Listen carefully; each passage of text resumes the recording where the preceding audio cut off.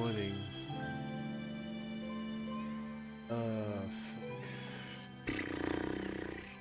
I just woke up. I got the edit out.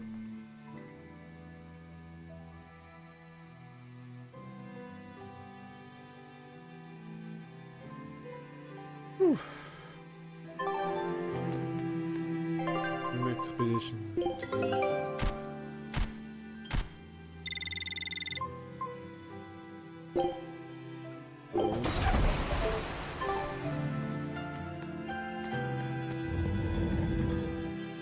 I told everyone I could find the Therians, but I've only sent us to the wrong places. Aizen, is there any way to boost Amalok's powers? I guess it's okay for me to tell you this. The majority of Malakim today have their consciousnesses sealed away to be used as mere tools for the exorcists. But originally, Malakim were beings who received prayers from people, and in return bestowed their blessings upon nature and mankind. So you're saying that when humans pray to a Malak, the Malak receives great strength? Yes, in general at least. Some Malakim, like me, buck the system and bring about misfortune rather than divine grace. Oh, that's unfortunate. But who would ever pray to me? Maybe you didn't lead us to any Therians, V, but it's not like we came back empty-handed. We found Orichalcum to use against Shigure, and we also learned we can hold our own against a dragon. Velvet. So where should we go next, V? Northgand! There's a big Earth Pulse point north of Helivis! Works for me. Aizen? We can leave whenever you want. Doesn't matter to me. And I'm all set. Let's make our way to the harbor. When I say prayers, I don't mean outright worshipping. All I'm talking about are earnest thoughts and feelings directed at you. I see. So I'm already receiving prayers then.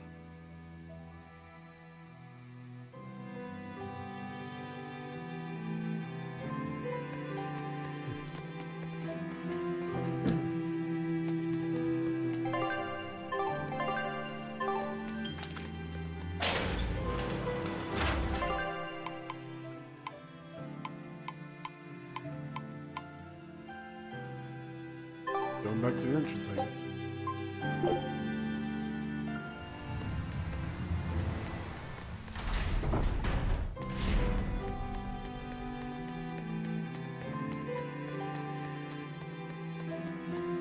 Really tired of this prison already.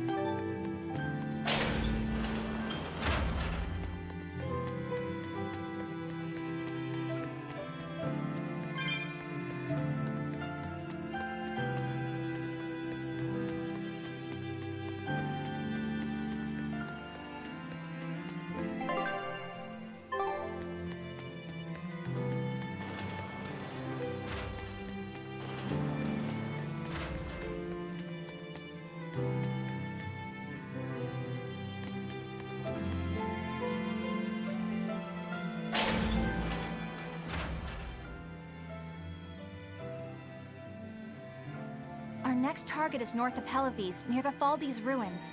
In light of everything we know, I'd say it's highly likely we'll find a Therian there. Let's hope! Then we should make our first stop, Port Helivis. With the, mischief we got into last time, getting into the city might prove difficult. Benwick, how are things in Helivis right now? That shipping guild that used to handle our mooring is pretty much toast. But for some reason, the Abbey isn't watching the port as much as they once were. Unfamiliar ships have been hauling in relief supplies, so if we pose as one of the transport ships, I think we can slip in. And if we divert some supplies to an unofficial channel, we might be able to secure a new mooring partner. Smuggling in relief supplies for our own disaster. Cheeky bastards, aren't we? It's what'll get us in. That much is true. It's a plan. Roger. I'll get right on it. Hey, Eleanor. Abbey exorcists don't pray to their tethered Malakim, do they? You mean something besides our oaths? An oath is a magical formula that grants you power in exchange for binding you to a rule, right? Yes, though that is simplifying it a bit. When Malachim receive human prayers, they bestow their blessings upon people and nature. Eisen told me that we Malachim grow stronger when humans pray to us. Prayers and blessings? I've never heard of that. I used to think the same way as the other exorcists. Malachim are merely tools that allow us the use of arts. Yeah, that's what I figured. But Innominat is different. The exorcists all worship him. They have faith in his mighty power. And not only that, the people of this nation pray to the Empyrean for salvation, just as Artorias instructs them. Ah, I get it now. See the wheels turning, do you, kiddo? Huh? Artorias founded the Abbey within the existing Church of the Empyreans, so that he could direct the people's thoughts towards Innominat. So that even while they lionize Artorias as their savior, they are made aware of Innominat's presence behind him. Everyone starts believing in Innominat. The prayers of the entire world go to him, becoming his power. After the centuries-long decline of Empyrean worship, he becomes strong. The pieces do fit. Oaths, prayers, blessings, the demon blight. So much in this world is affected by matters of the heart. They hold magical power, both effective and meddlesome. We are truly going up against the rest of the entire world, aren't we? Don't look so troubled, Eleanor. I'm gonna do my best to get stronger, so believe in me. I am a Malak, after all. Oh, Laphicet, you've become so brave so quickly. Have I? But you're still cute when you get embarrassed. Hey, why's your face so red? Huh? My face isn't red. Huh?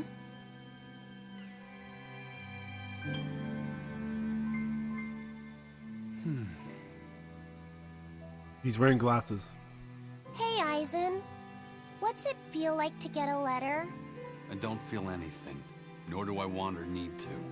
There's no joy in receiving these things. Huh? Why not? Don't be so shocked. Look, it's just an invoice from the Turtles. What's the big deal anyway? Do you wish you get letters too? Yeah. But I don't have anyone to send letters to. Let alone anyone who would send me any. Laphicet, I've got a letter for you. What? Really? Who could it be from? The sender is... Bienfu? Yup. You got a letter from yours truly. I figured you'd be wanting someone to send you a letter right about now, so I wrote one up for you. What do you think? You're happy, right? Oh, yeah. Thanks, Bienfu. I'll even read it for you. Dear Malak Laphicet, I hope that this letter finds you in good health and high spirits. Thankfully, I'm doing well myself, with no major changes to report. Bienfu's taking all this so seriously. It's so rare to actually see him like this.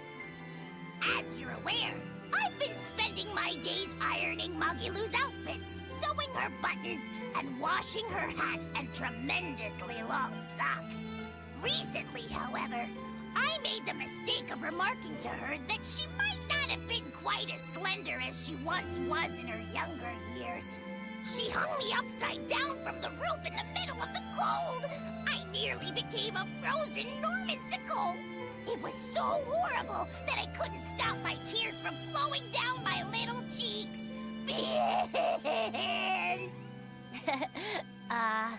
There's the Bienfu we know and love. But all you wrote about in that letter was yourself. And you even read it out loud yourself. That's okay. Thanks, Bienfu. It feels nice to get a letter. That's so kind of you to say. I think I might cry again.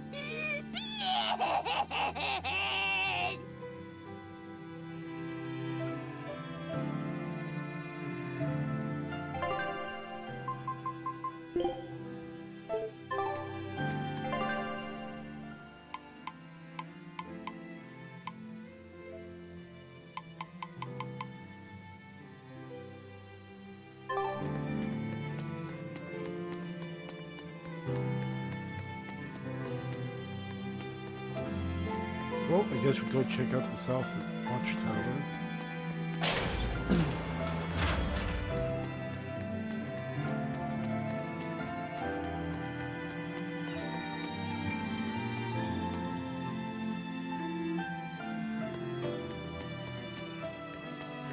It's all thanks to you the construction of our hideout is proceeding so smoothly. About that retractable ventilation shutter. Please, let me make a new one. What? Why? We already installed it, and it works just fine. It's the hinges. When they move, it makes this unbearable squeak. I can hear it every time the wind blows. Oh, come on, that's nothing. Besides, anything we install is going to rust up once the sea breeze gets to it. More importantly, I'd love it if you made us a nice big pot, and a frying pan, too. Not happening. I can't focus with that incessant squeaking. I can't work under these conditions. Fine. You can make a new shutter. But make us a pot and pan while you're at it. Can I also fix that autonomous hunter-killer anti-personnel spinning blade engine I made the other day? That too? But you said you were satisfied with how it turned out. I was at first, but when I thought about it, I realized I forgot to install an off switch. So, can I fix it? God, yes! Fix it before it kills us all! Great. Okay. Shutter first, then... Spinning death machine first!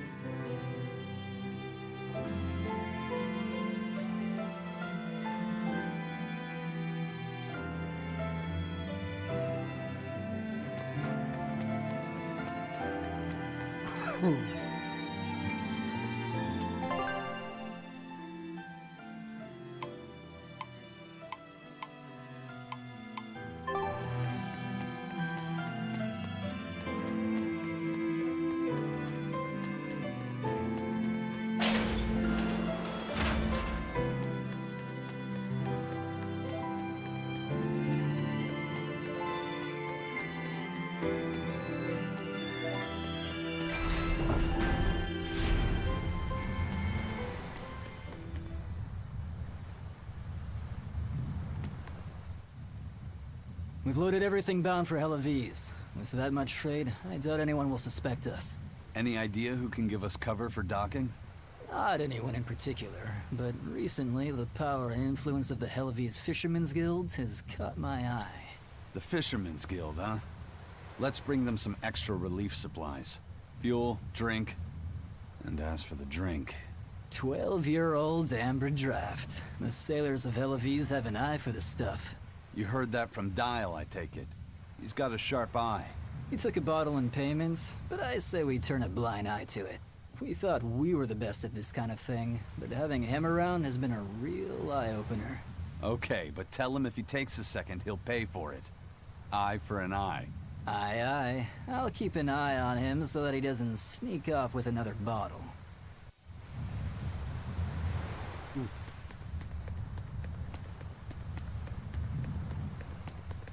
The supplies are loaded.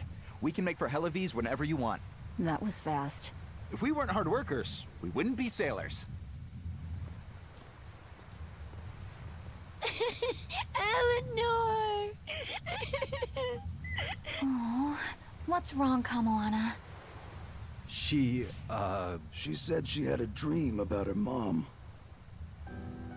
When Mommy saw me, she said I looked scary. That she didn't want a scary little girl like me. Your mother would never say that, sweetheart. But how can you be sure? Well, how do I put it? I know because I know. You're just lying to make me feel better.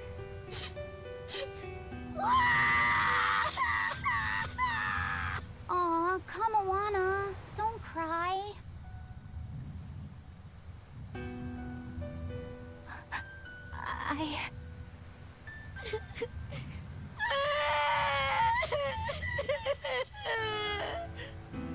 Oh, This is the part I hate about little kids. I'm not a little kid! I hate you, Velvet! I hate you! That's right, let it all out. Stop it! Stop it! Mommy! I saw my mommy! She didn't want me!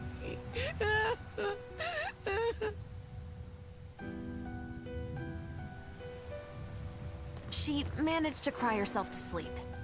They're not rational creatures. Sometimes you just gotta let them cry it out. You seem used to it. I guess you could say that. Laffy usually kept himself together when he was younger. But when he was really little, he had times like this every now and then. And on that note, let's take off all we can. My liege, Dial, I leave Kamoana in your care. I'll do what I can, but kids as sweet and honest as her are harder to deal with than corrupt bureaucrats. An outlaw prince and a talking lizard are no replacement for a mother.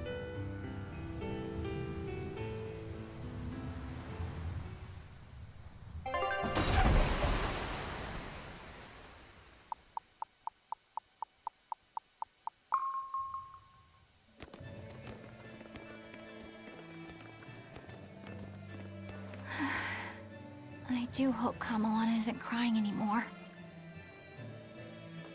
Yeah. Shush. How long is it going to be before you send in another exorcist to replace Lady Teresa? With these demons clamoring at our gates, none of us feel safe anymore. You have our deepest sympathies, but we were sent here on a different mission. That's what the last exorcist who came here said before leaving for the north. What could be up there that's worth all that attention?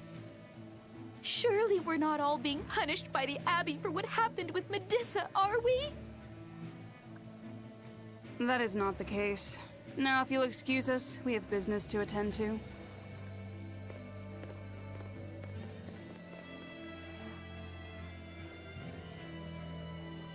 So the exorcists are just passing through town and heading straight north. Odd.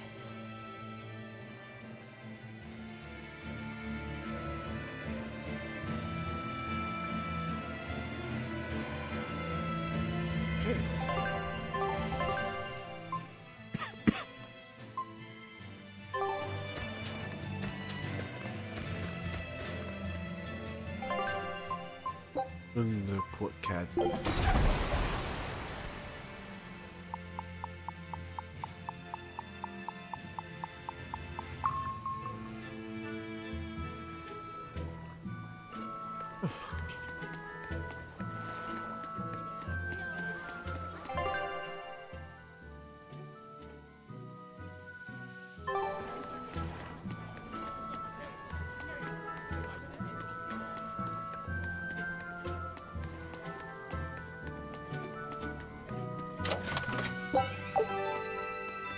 This Nordal. It looks a lot like Grimoire and Bienfu, but there's something different about it that I can't quite put my finger on. I agree. Those two are positively gloomy, but this doll seems calming, yet glamorous too. Like I said, a quiet radiance. Yeah. You think so? I think it's more lethargic or absent-minded. Like it can't tell what's going on in its head. Either way, I'm 1,000 times cuter than that thing. What's cute about you? People who keep their faces covered are creepy. I don't know. There's definitely something off about it. It's charming, but a little ominous. Like I can never entirely be at ease around it, if that makes sense. You think so? Actually, I think it's cute. It reminds me of a little baby. You think this looks like a baby? I remember when my sister was about as small as that doll. She had the tiniest little hands, and she tried to grip my pinky as best she could. Really? I'd take my pinky with her fingers wrapped around it and poke her cheek, and she'd just be all smiles. I swore to myself I'd always do whatever I could to protect her. Once she got a little older and started fixing meals, lots of weird things began to happen around us. Wherever we went, she was in danger. Demons attacked us. A dragon tried to kidnap her. That's when I first realized what it was that I carried. That the cause of all my sister's pain was my blessing, my Reaper's curse.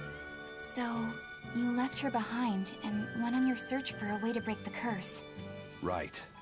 And that's when I met Eifried. It was from him that I first heard about the Nordals. He thought the stories about them were all just baseless rumors. I guess we'll never know for sure unless we gather them all. But What is it? I think something good will happen once they're all together. Why do you say that? Well, because we found this doll, you shared some of your past with us. That makes me kinda happy.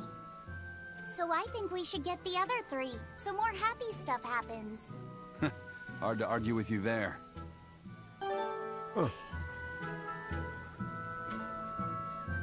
So, we got the Black Noir doll. Now we just gotta go look for the dust.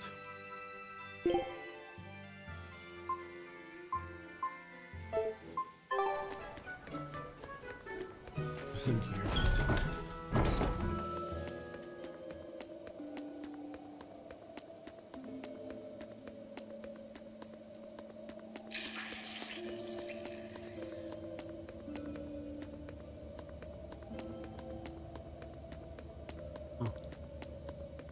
I guess that's for the geoboard.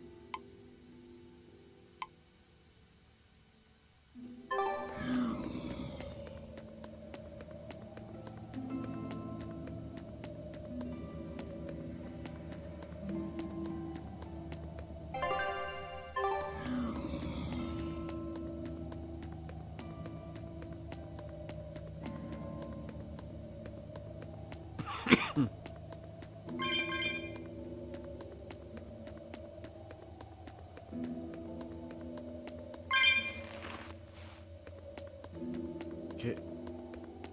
I'm not touching that chest. That chest is not being touched or opened at all.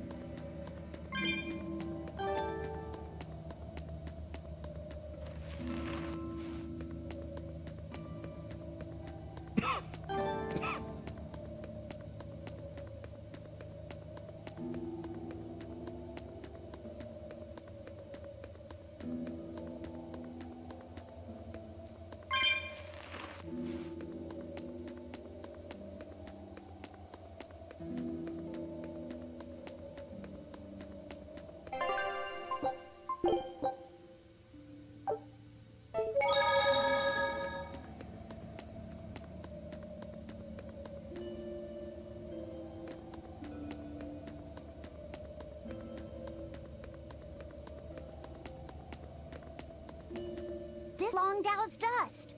The ingredient Videl's Omega Elixir recipe calls for. I can't believe you actually found it. We have to go tell Videl. Maybe he's been able to translate the rest of the list. Yeah.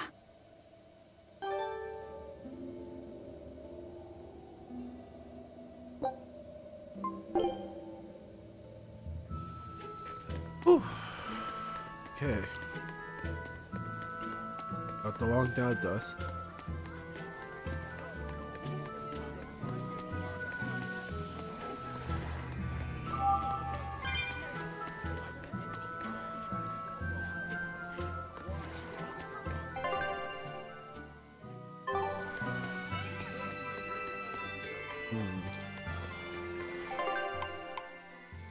Oh, in.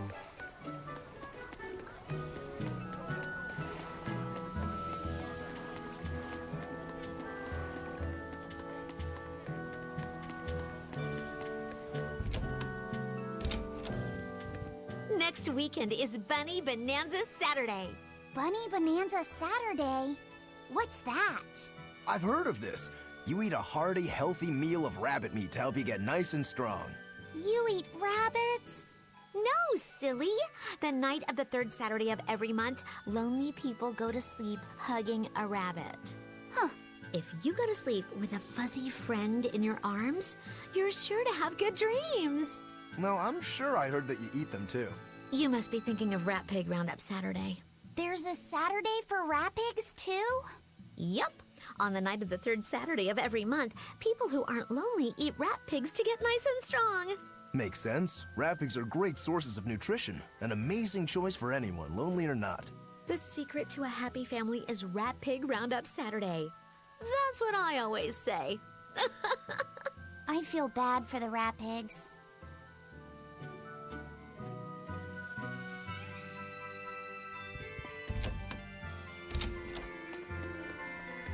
Well, let's head on to... Let's head on to a need. Give Del this.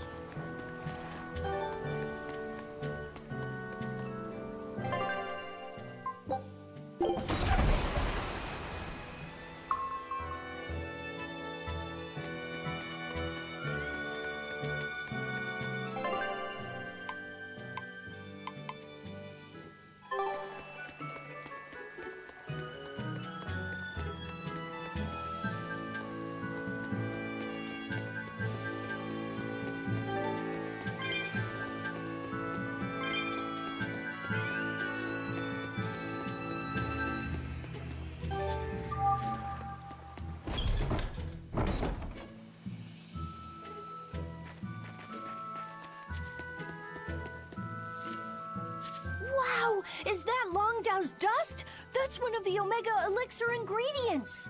You found it! You really found it!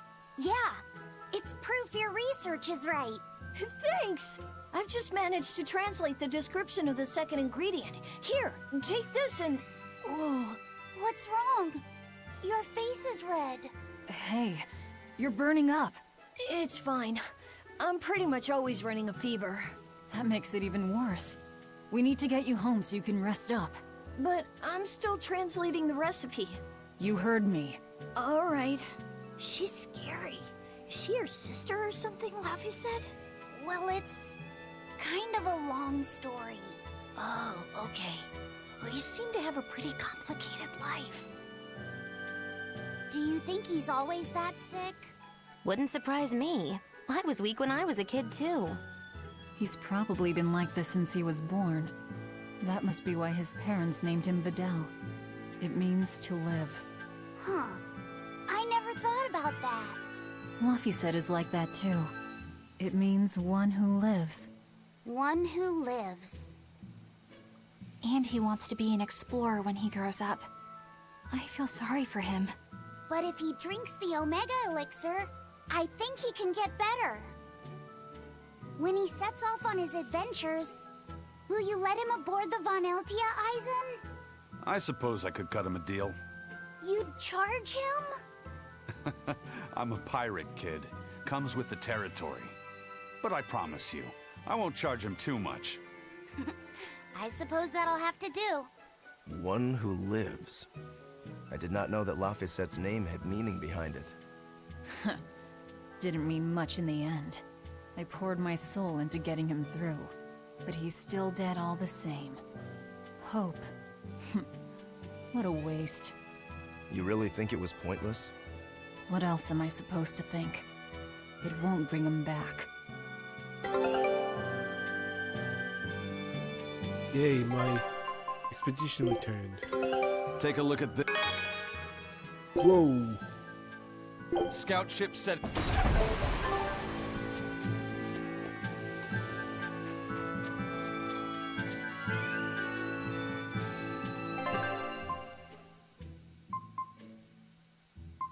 Oh, ice caps.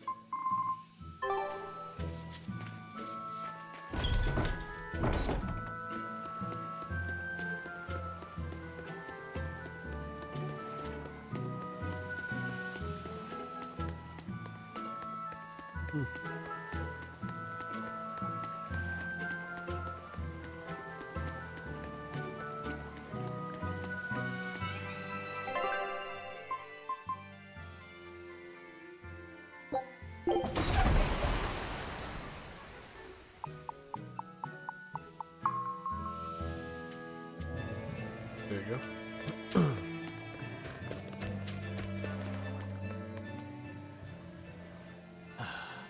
Ever since the Calamity showed up, everything's just gone to pot, I say. Calamity? What do you mean? I mean the demon who barged in and made a mess of our fair city. She's a nasty creature of pure evil, with an arm that eats anything that gets in her way. Haven't you heard of her? The Calamity's been rampaging across the whole kingdom, not just here. Scant few have seen her and survived. Huh. You don't say. After the Calamity raised our ships and our port, the shipping guild fell apart, and our trade routes got poached by other ports. It's bad. The town relies on trade to make ends meet. People are abandoning the city, and our streets are no longer safe. Not to mention the demon blight spreading again. Just the other day, a little kid turned into a demon. Just like that. What a world! Well, welcome in. What a world! What have the Exorcists been doing during all of this? Well, Lady Teresa was in charge of this region, but she came up short against the Calamity, and got a fat demotion for her troubles. Several new exorcists have been reassigned here, but once they arrive, they all traipse right off to the ruins up north. This has to be Medissa's fault. If she hadn't gone and done something so stupid... Medissa? That's enough. This isn't something for outsiders to know. You're right. Sorry. I'm really worried about what's going to come of this town. It sounds like Hellafeast isn't what it used to be these days. We need to ask around and find out more about what's going on here. Agreed. Especially regarding the Abbey and those ruins. I'm also curious about this Medissa woman. The ruins part makes sense, since the Earth Pulse point might be there. But why do you care who Medissa is? Just a hunch. Something tells me she's worth looking into. You're not gonna look into this Calamity chick? She sounds like a real terror. Yeah, I think I'll pass. I already know plenty about what makes her tick. Damn. The demon attacks have ground trade to a halt. But people are slowly starting to fish again. Are you a fisherman too? Aye. This town got swept up in the recent trade boom. But back when I was a young lad, this was a fishing port through and through. Ever since the shipping guild took over the docks, all of us fishermen got muscled out. Making this a commercial port has helped the town grow. But a lot of people weren't so happy with the guild. It's too bad everyone couldn't just work together. Once money gets involved, people change. That's true no matter what age you live in. The people know it's the ones making the money who lead the charge. But we follow anyway. It's human nature. I hope everyone changes their minds once we start rebuilding. But who knows what will happen.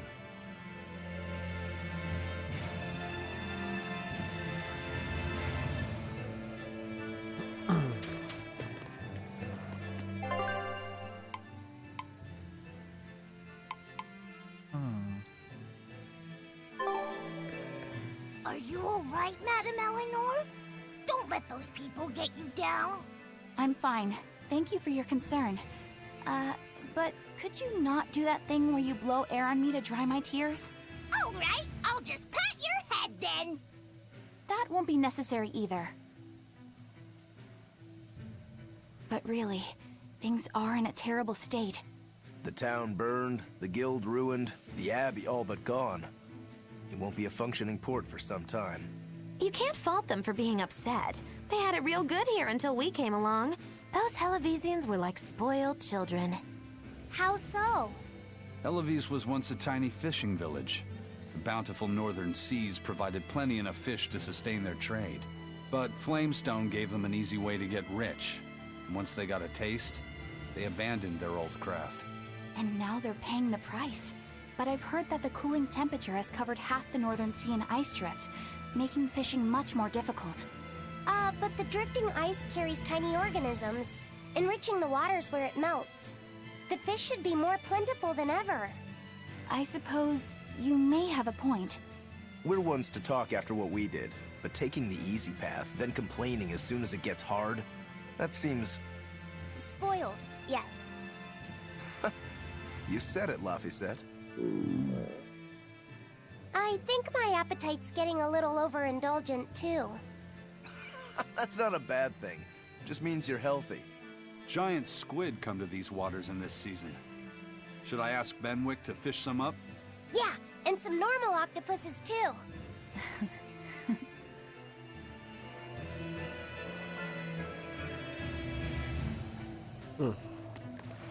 This calamity is... us, isn't it? Well, we've been waging war with the Abbey everywhere we go, and now we're about to take it to a new level. If we pull the next Therian off of the Earth Pulse point, it'll likely be Kamoana's village all over again. The same devastation? Ooh. I wonder if there's something worse than calamity that they can call us. This is no laughing matter. People turn into demons in part due to their own malevolence. It's not like they're entirely innocent. But if there's someone out there who's being forced to act as Inominat's mouth, like Kamoana was, isn't saving them the right thing to do? I cannot argue with that, but... You don't have to worry. I'm the one who will devour the barrier. And I'm the one who will do what needs to be done. Okay. Well, it's so good to talk.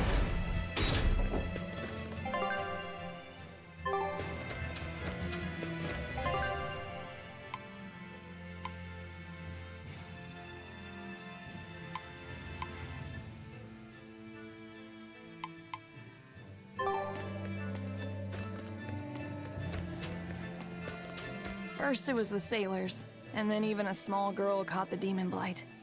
I was sure it was going to start spreading through this town as well, but then, after that incident, it just went poof and disappeared. I guess I was expecting a little more after hearing how contagious it was. I wonder what really causes it. Who knows? I heard of this one village in Eastgand where everyone caught it at once. It wiped out the entire town. I hope the Abbey develops a cure quickly. I can't wait for the day where we can live without fear. Yeah.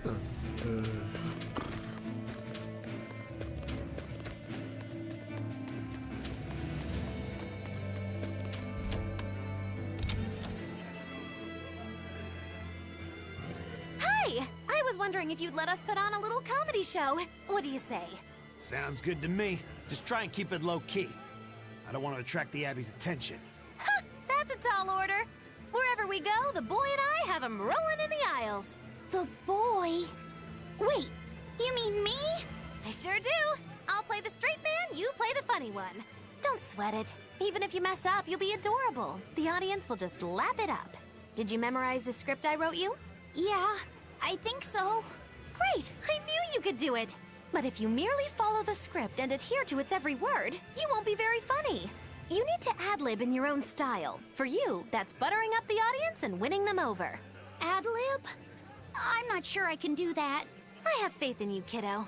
You're gonna discover a part of you that you never knew existed.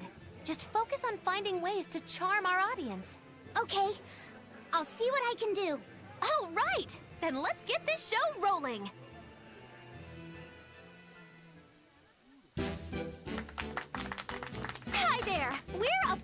his witch, your partners in comedy today! Magicazam! We're still new to the comedy business, but we'll do our best to give you a memorable show. I'm Fee, the cute one, and this blustering witch is... Magilou! Wait, who are you calling blustering? Meow! Sorry, I just suddenly felt like doing an imitation. An imitation? Like, of a cat? Not just any cat, a nearby cat. Meow! You're losing them. Time to go on our charm offensive. Roll with it, kiddo. Every slip-up is just a new opportunity in disguise. See? It's supposed to be a pun on how cats sound and how near is pronounced. I didn't actually hear a nearby cat meow like that or anything. He's explaining the joke? Are you going crazy, Laphicet? What good does explaining a bad joke do?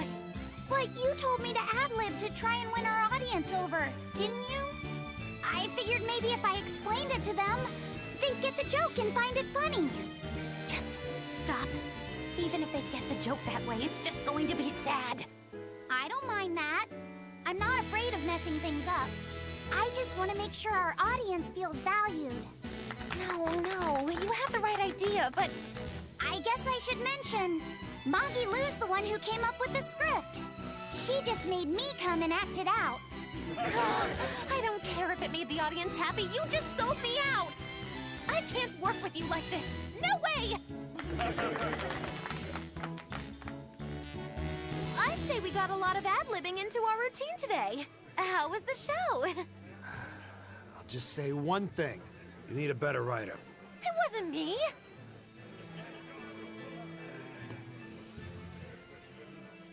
Now we have demons rampaging through our towns. Northgan's really had a string of bad luck. The weather's gotten even colder. Mercio's port is blocked by an ice drift, and hardly anyone sails the North Seas anymore. But relief supplies have made it up here, right? It may fill our bellies, but not our hearts. Huh? If the Abbey truly wants to save this town, there's something we need more than food or gold. Lady Teresa! If only I could be pierced once more by those fierce, ice-cold eyes. Oh, punish me, Teresa, my love! Wow. Can we make it so that he doesn't get any more supplies? Lady Teresa, my life is for you. Wow.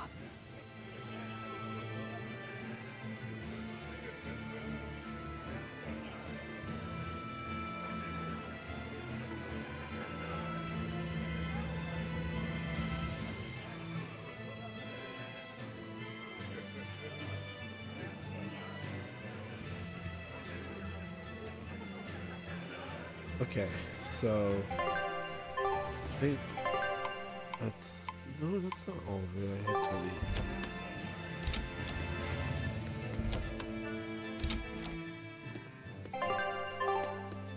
It's a book titled Words and Deeds of the Hero King.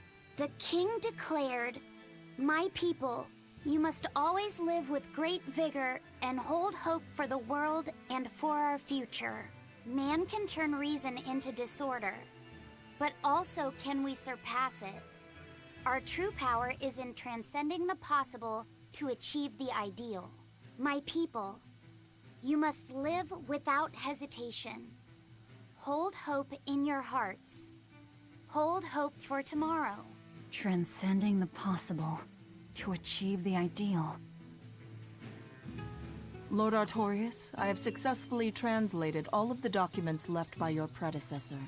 However, I have concluded that, for the time being, it is impossible to form pacts with all 4 Empyreans. As I feared. Not even my predecessor could achieve more than 2. I suppose using the 5th Empyrean is my only option. Is that even acceptable? Doing so would require... I will do whatever needs to be done. I betrayed my teacher. I betrayed the mission he gave his life for, that he entrusted in my hands. For a time, I thought I could bear the weight of my sins and go on living, with Celica by my side. But now, she's gone. Yes. Man can turn reason into disorder, but also can we surpass it? Our true power is in transcending the possible to achieve the ideal. I must bring about the ideal world. I couldn't protect the people I loved, but this, at least, I will accomplish. Arthur? Huh? What is it, Velvet? Were you just talking to someone? No, I was just thinking out loud. Oh, okay. I finished making dinner.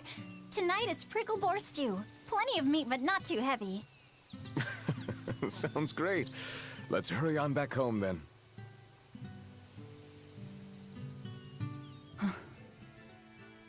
I don't know exactly what all that means, but it kinda sounds nice. I suppose. Actually, it doesn't make much sense to me either. It's too dense for me.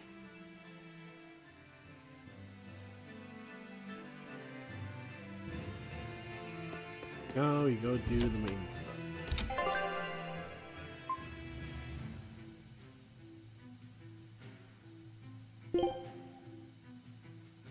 Mythical ice caps. Oh, let's just set you on. I can't believe the demon blight has spread into the city now. Scary times. Well, the one who caught it was a little girl, so they were able to deal with her before anything bad happened. But the problem was that the demon girl's mother tried to hide her. That's only human nature. These are dangerous times. We dare not let our emotions control us. One person's selfishness could endanger the entire community. Oh, right. Thankfully, an upstanding citizen noticed something suspicious and reported the child to the Abbey, but the mother went mad and killed him in retribution. And what makes it all the more lurid is, I heard the man she killed was a fellow she was actually thinking about marrying. The daughter had been dead set against her mother remarrying. You can taste the irony. That's horrible. She had it coming. If there's anything worse than demons, it's people who can't control themselves.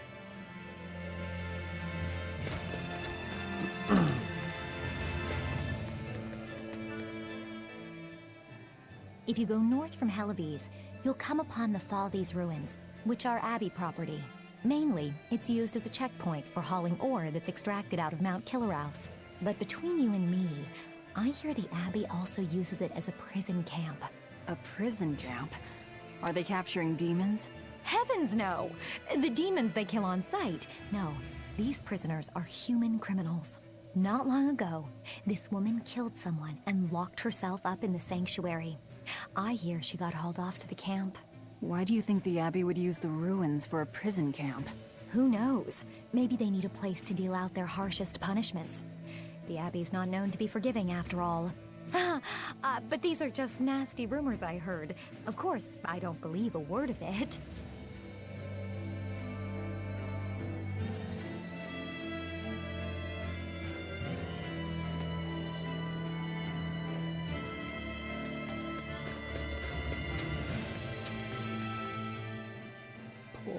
Poor Medusa. Are you a friend of hers? Yeah, she used to live just down the road from me. Medusa raised her daughter Diana all on her own. And then they up and murdered the girl. Murdered? By whom? The exorcists. Once Diana caught the demon blight, the damned Abbey exterminated her like a rat. How cruel. I felt just terrible, but I suppose there wasn't much else to be done with her. But Medusa, she hated the Abbey for what they'd done, so she barricaded herself inside the sanctuary. She just kept on screaming, all like, demons have feelings too. What happened after that? I wouldn't have been surprised to see her executed, but luckily, she was spared that much. An exorcist stopped the guard who was about to cut her down, said, "Don't kill her, she's receptive." Receptive, huh? I think that's their way of referring to her deep faith. Before all this, she was a real devout lady. That was certainly kind of them. Medusa really cherished her daughter. Can't much blame her for blowing up like that. But the Abbey, they don't care so much about feelings. Reason is all that matters to them. They don't take kindly to people disrupting their order.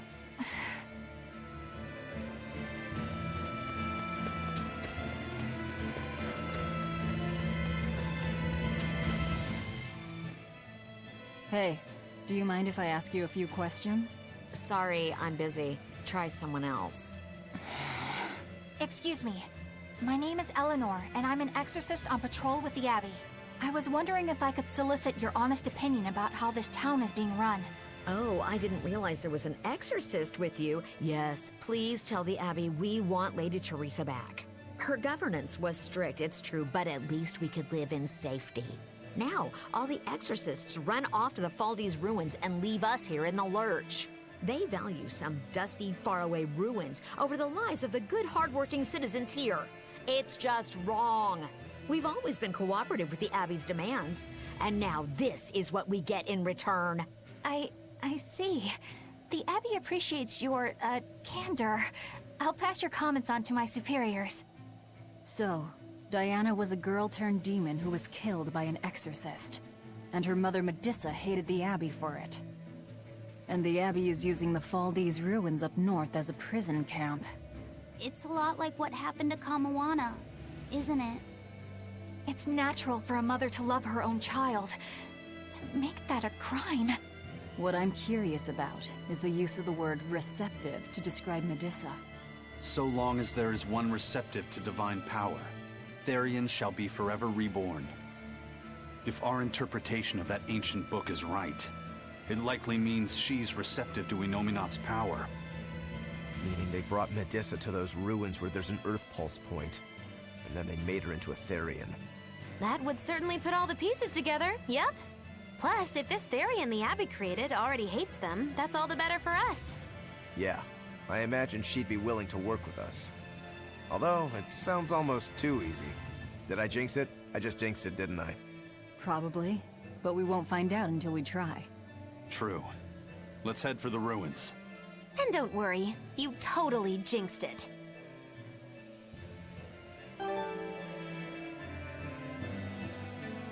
Well then, the Fagal Ice Capstan.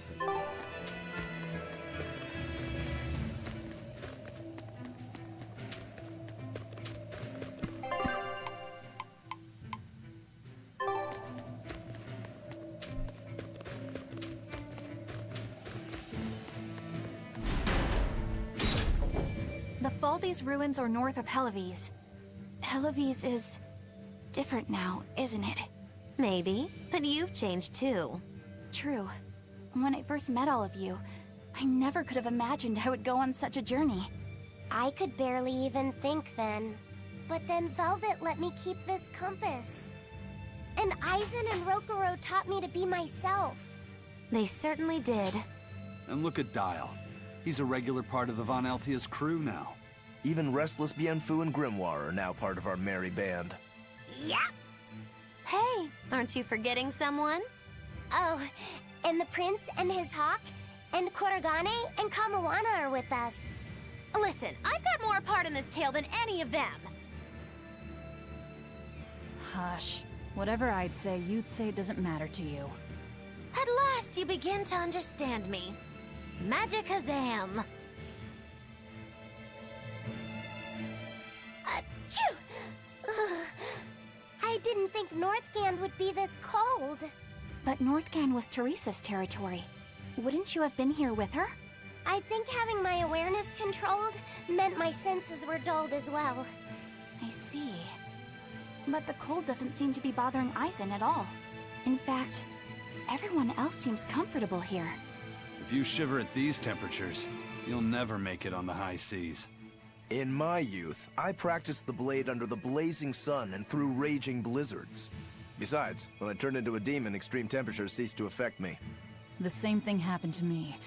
I used to hate winter, so that's some good luck. But what of yourself? You seem to be handling it just fine. I'm freezing, actually. I don't know how you stand it. I loathe the cold more than anything. That's why I've armed myself with a secret weapon. I've stuck thin, yet powerful, Cuckoo brand hand warmers all over myself. I even packed them in my shoes. Really? That sounds amazing. I'm willing to share, if you act like a dove. What? Go cuckoo, like a dove. Please share your cuckoo warmers with me. Cuckoo. You're no velvet, that's for sure.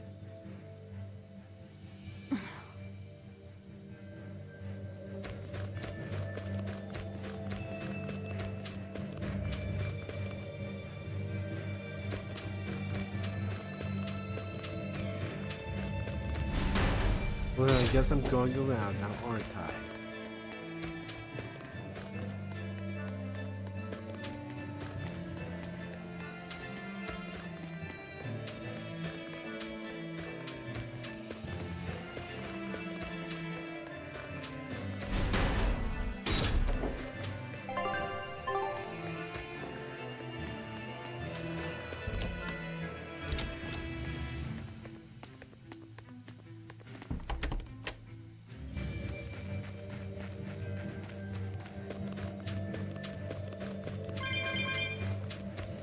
There it is. Look! It's another ingredient for the Omega Elixir. A unicorn horn, huh? Hey! Whoa! Careful with that! If anyone other than a maiden of pure heart touches a unicorn horn, it loses all its powers. A maiden pure of heart. That's a pity. Nobody here fits that description. I beg your pardon. Just what kind of woman do you think I am? Well, when I think of a pure maiden, I think of a princess who's never lifted anything heavier than a pair of chopsticks her whole life. Your view of women is completely messed up. Is it? Well, personally, I'd liken myself to a maiden who's maxed out her purity stat by her third playthrough. But I'll defer to Velvet. Hey, Fee. Why don't you carry it? Me? Are you sure that's okay? Honestly, I don't know. But you're the one who wants to make this Omega Elixir. If you can't get the ingredients yourself, I don't see much point in keeping this up. Yeah, you're right. Don't worry about it, kid. Magilou's just quoting some old wives' tale. Unicorn horns are actually just tusks from a kind of whale called a narwhal. Why didn't you say that sooner? Eisen, you spoil sport! I totally had them on the hook! At least we've established that Magilou wouldn't be able to hold a real unicorn's horn. Well, for now, let's report our success to Vidal.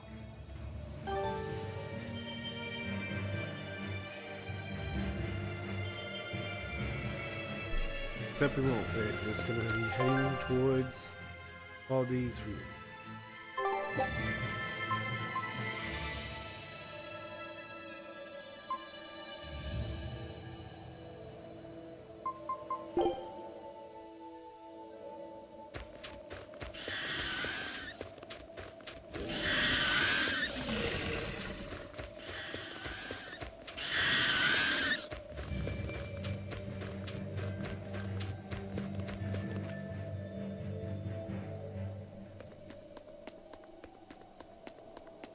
Look, no guards.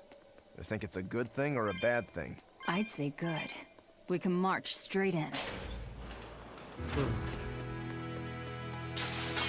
And that's probably why there was no guards at the gate. They'll probably turn into demons. There sure are a lot of Malakim posted here. They're probably here to protect the Therian, right? One would assume. The exorcist controlling them can't be far then. Be careful.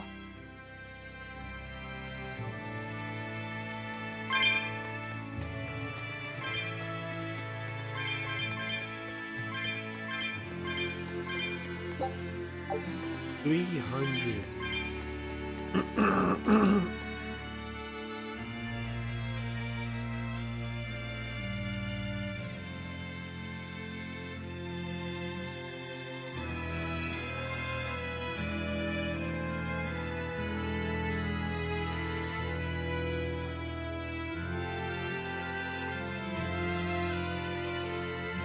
So, around 300 ID for that chest.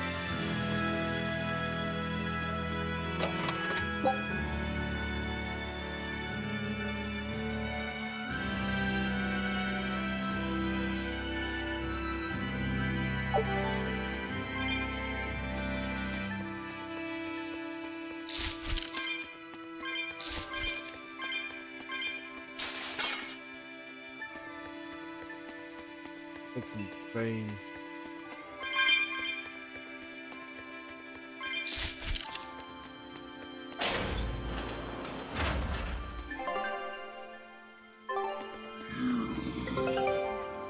Oh, my expedition's back.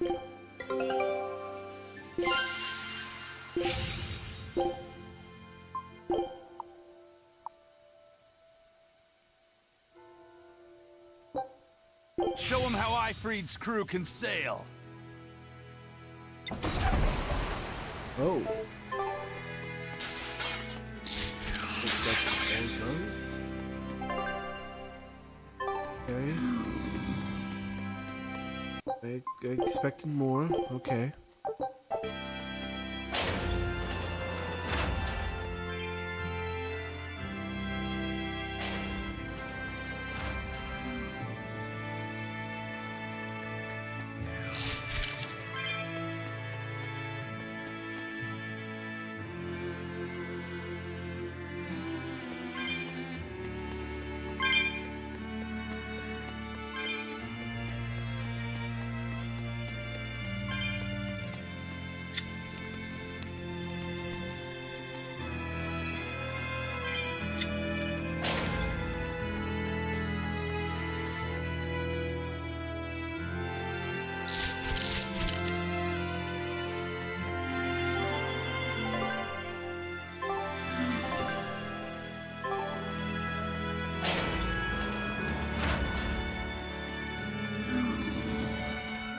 These ruins.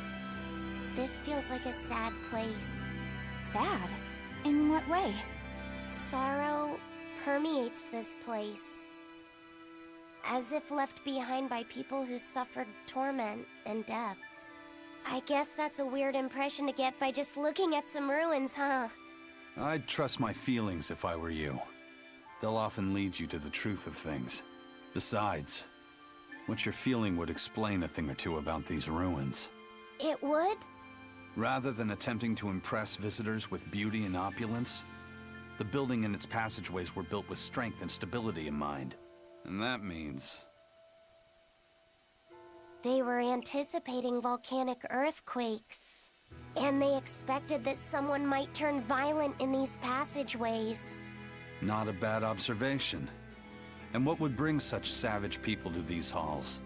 Surely they weren't just passing through. Then this passage must have led to somewhere. Some room or structure deeper within. A prison for the worst criminals. Or maybe a battle arena. And that's what gave you a sense of sadness. If it was an arena, then treasure for the victors might be hidden away somewhere. Why would it be hidden? Well, those fighter types might not have been all that nice. And the people who built this place seem to have been the cautious type. Hidden treasure, huh? Where do you think... Save your speculation for another day, you two. We have a Therian to find. Right. Sorry. So, about that treasure. Eisen! Ugh. We'll talk about this later, Laphicet. All right. Not worth my time. No escape! Hold up! Fight another day!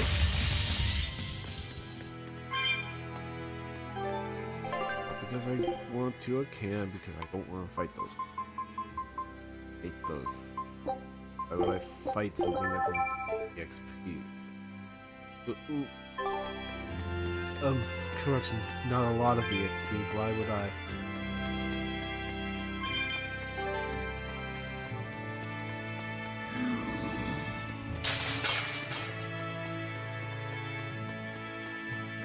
Oh, he's already on the doll. Turtles! Turtles! Boil oysters in the cloisters! Oh, got another letter for you, Eisen. Okay. Maybe it's from your sister this time. You want to read it? Me? Please allow me. Now then. Your cruelty knows no bounds. You bring deep sadness to a fair maiden's heart with each passing day. Repent or else I'll be forced to intervene. This is your final warning. And that's it. Wow, this person sounds really mad. Aizen, what did you go and do to make the fair maiden cry? I don't know, but I could try a couple things on you. Ooh, excuse me if I forget to be scared. The letter mentions a fair maiden. Do you think it refers to your sister?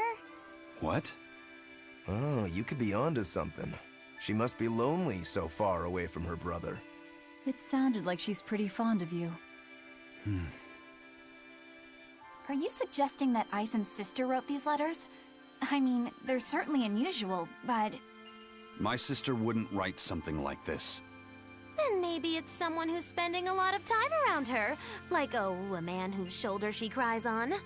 Damnation, Magilu! My sister doesn't have any guy clinging onto her! Do you know something I don't?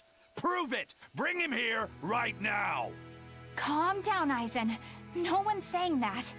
But if you're really that worried, why don't you go see her? Have you not done that since you left? I did go back once, a long time ago. But as soon as I showed up, a crowd started to gather. Overcome by malevolence, they turned into demons and attacked my sister then and there. Do you think it's your fault that happened? What do you think? I'd moved us to a safe place, low in malevolence and high up a rugged mountainside. So much for coincidence. I haven't gone back to see her since. Changing topics. I know I said these Nordals were a little off, but I think I'm starting to see that as part of their appeal. Huh? My point is, no matter how odd it might be, any gift could make a girl happy if it's given from the heart. Huh. Sorry, you can't have one.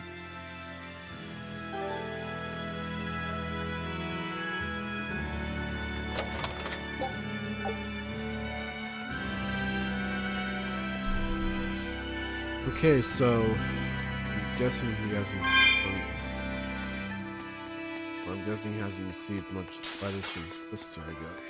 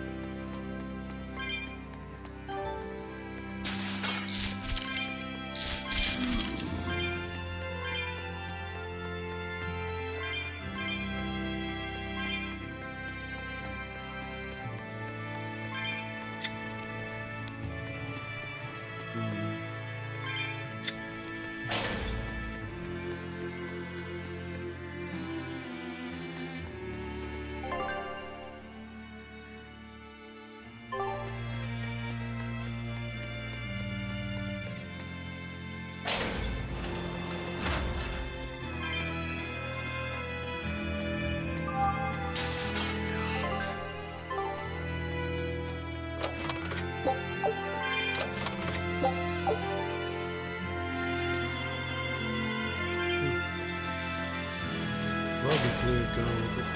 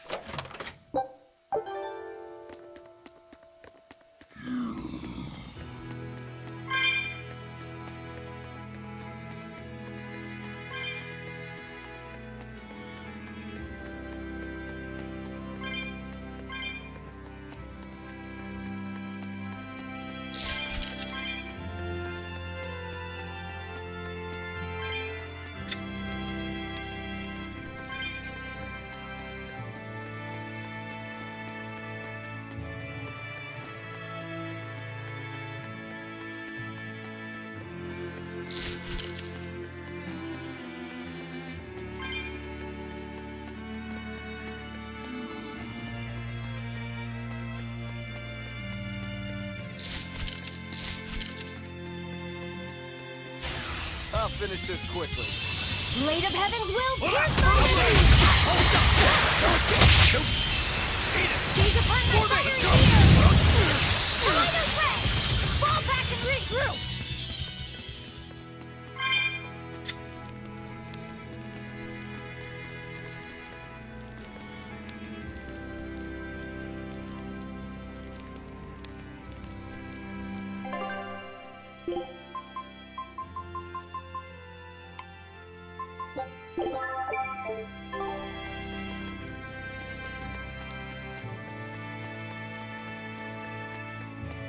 That's weird.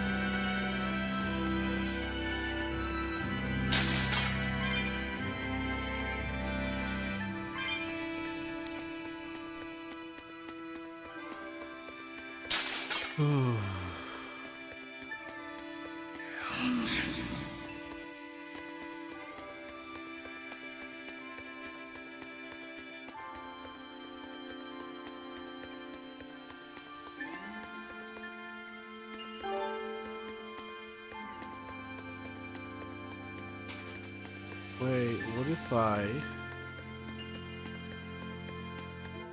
The question.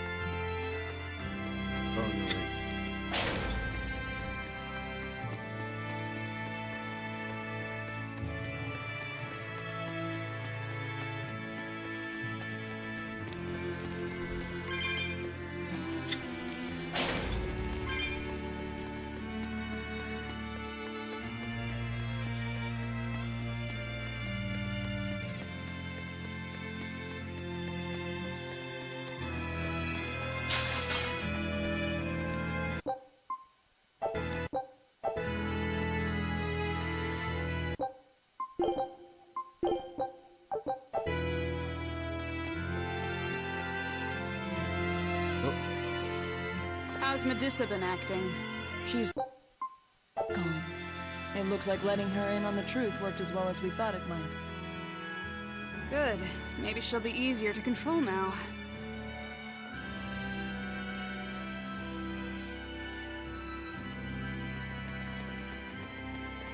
Halt!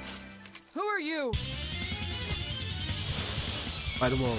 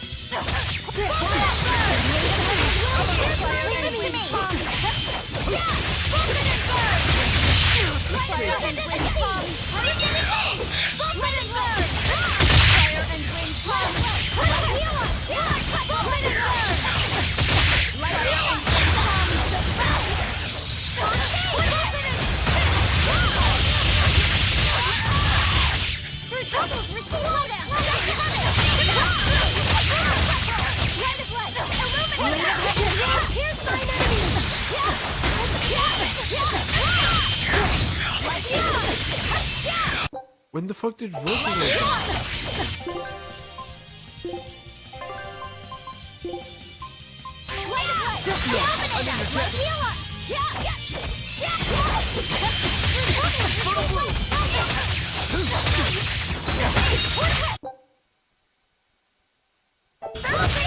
Glasses.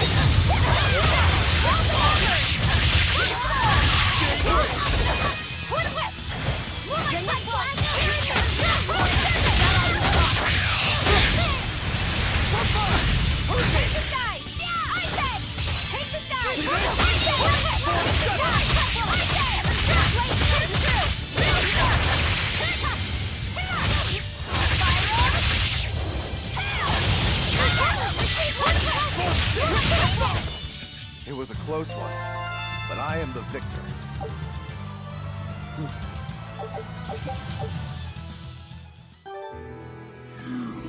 So, Medusa really is here.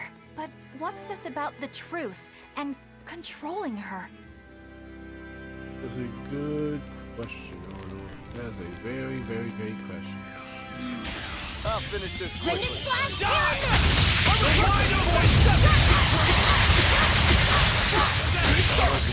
Fight another day.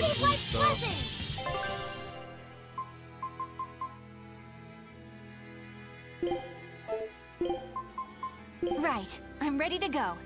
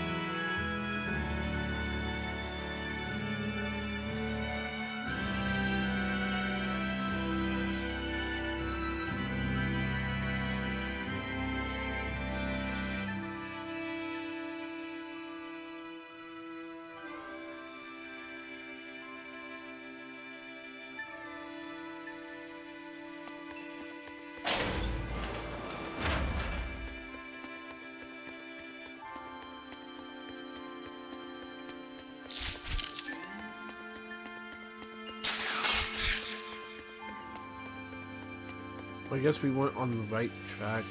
Nothing.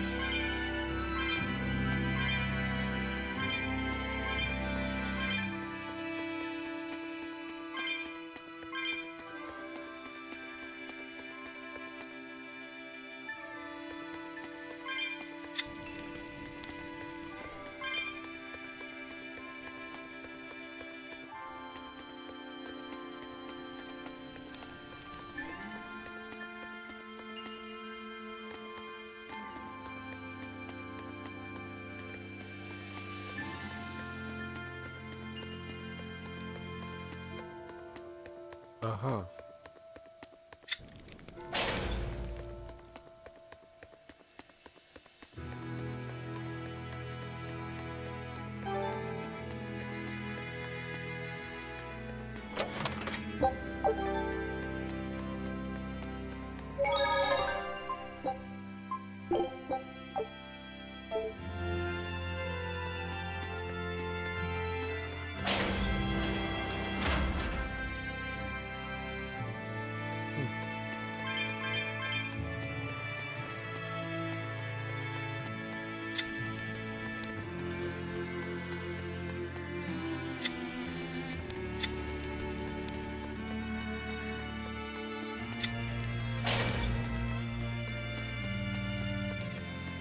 So that leads inside to a cell, but I'm gonna go check over here real quick.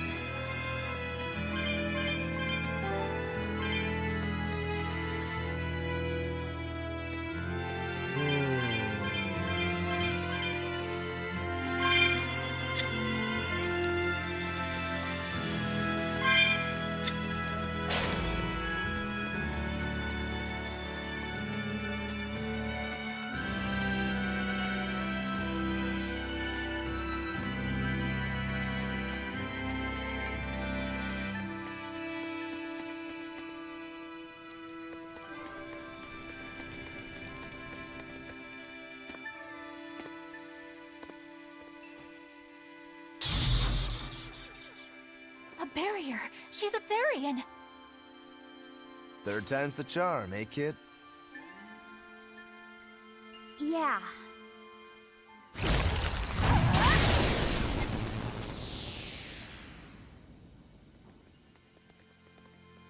You're Medissa? I am. And who might you be? We're like you. We carry grudges against the Abbey. And Shepherd Artorias. It's gonna be okay. We came to get you out of here, Medissa. There's no escape. What? Please, don't give up. I can— No, you don't understand. There's no escape for you. If you dare sully Shepherd Artorias' ideals and the light the Abbey shines upon the world, I will kill you all! Why are you doing this? She's the Abbey's lucky now. Way to jinx it, Rokuro.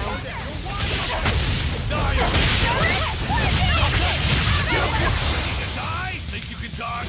Just try. Perfect mayhem! Who wants some neck? Frost! Double haste! Double haste! 1, 2!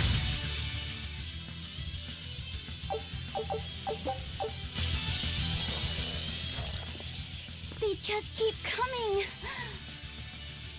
That snake woman keeps summoning them. If we don't go after her directly, there'll be no end to it. Your left hand. Don't tell me you're the Calamity. Why are you doing this, Medissa? Why fight for the Abbey after they forced you to become a Therian? They didn't. I became one of my own free will. But your daughter, slain at an exorcist's hands! You must hate the Abbey for that, don't you? Oh, I feel hate. Toward a world where demons spawn from the people's malevolence. You know about malevolence? The exorcist told me the truth. Diana turned into a demon because of the malevolence she radiated. I knew what I had to do. Become a Therian, and devour malevolence so that such a tragedy would never repeat itself. It matters not what dreadful form my body may take. I will revive Inominat and change this wretched world! If that's how it is, Medusa. fine. We'll take you by force.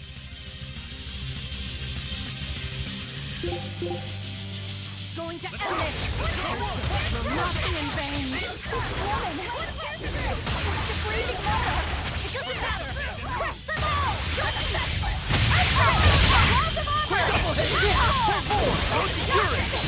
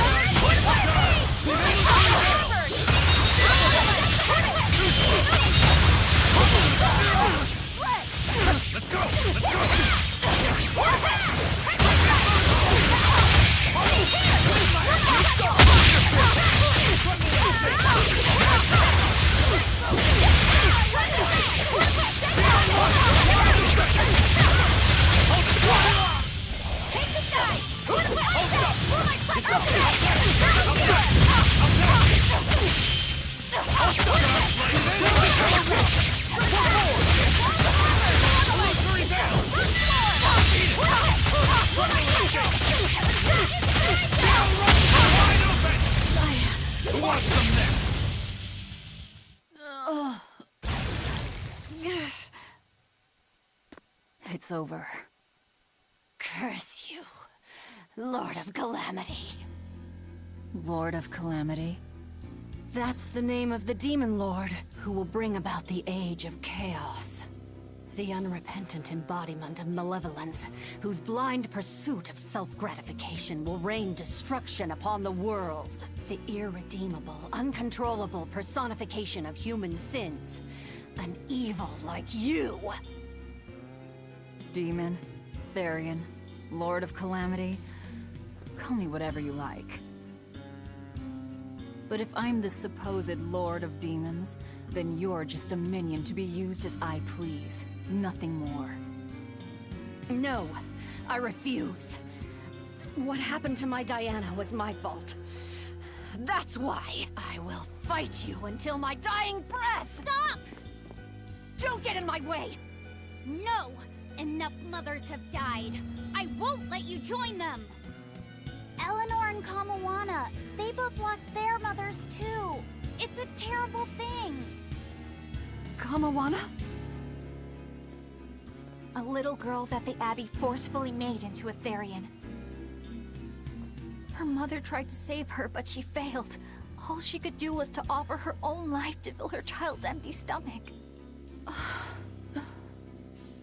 Kamawana's been crying ever since.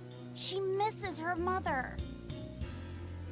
If you die here, I can only imagine how sad that would make your Diana. Diana! You don't need me anymore, Mom. I get it. You love this new dad more than your own daughter! No, honey. I did it for you. But you really thought I stopped loving you. And the malevolence made you into a demon. It's all my fault. I'm so sorry. Forgive me, Diana. Medissa. She'll be all right. She's just unconscious. Let's grab her and haul her back. I'll place her under a binding art, just in case. Gotta hand it to the Abbey. Very resourceful, taking advantage of Medissa's regrets like that. Making her into a Therian who would do their bidding. It's just so cruel. Who cares? Reason above all, no? It's true. The way I feel goes against all reason. There's no telling what'll happen to Heliphys once we take Medissa out of here. yet I'm doing exactly that. All on account of my own hang-ups. Even crushing Medissa's honest resolve. According to reason, malevolence is the fault of the individual.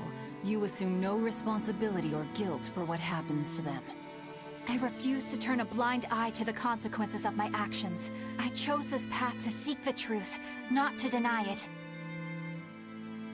If I'm to betray reason, then that is the very least I should do. You're too much, you know that? You and Medissa both. Quit overthinking things. Just blame all the suffering on the Lord of Calamity. Makes life easier. Velvet, I'm not trying to cheer you up. I'm just saying it doesn't bother me. Whatever's coming, I can handle it.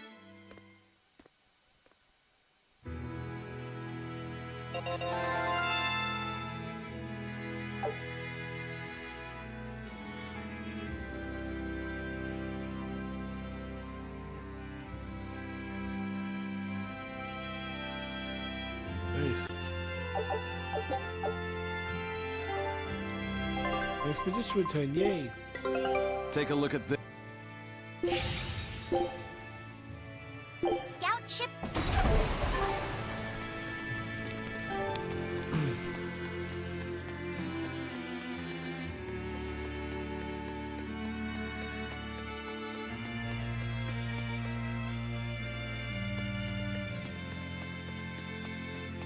You can now return to Titania.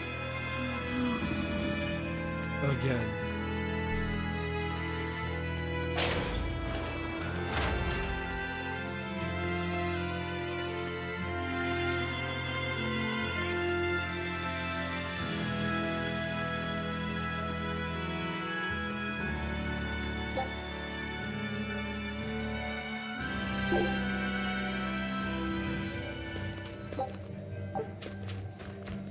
Continue.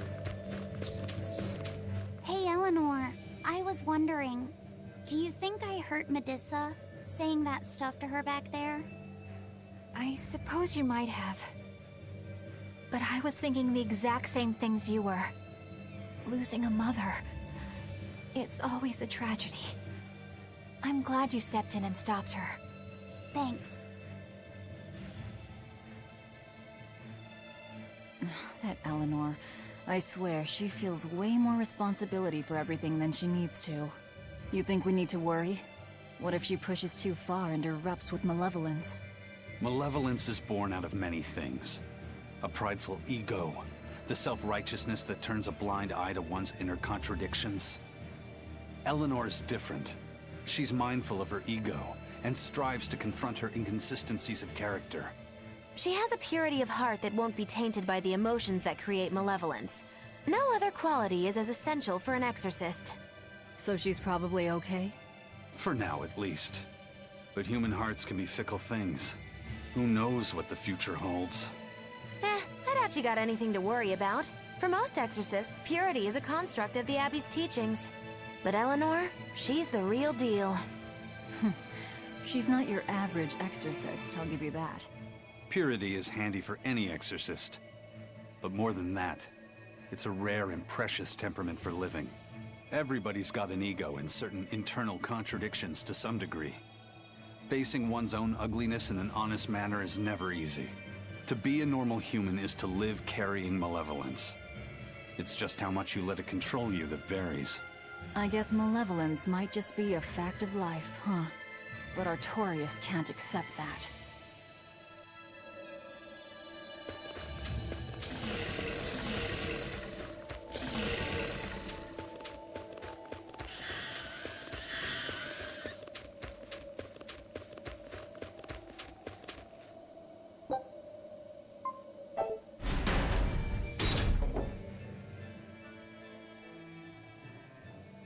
Well, I don't see anything out of the ordinary.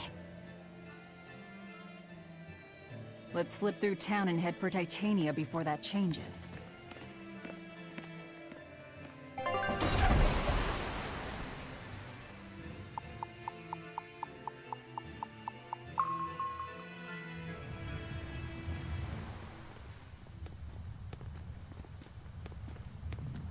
So this is your secret hideout. Once I get free, he won't stand a chance. You all had better sleep with one eye open. Look how worried I am. Welcome back! That's Kamoana. She's the same age as Diana. Did the Abbey really turn someone so young into a Therian?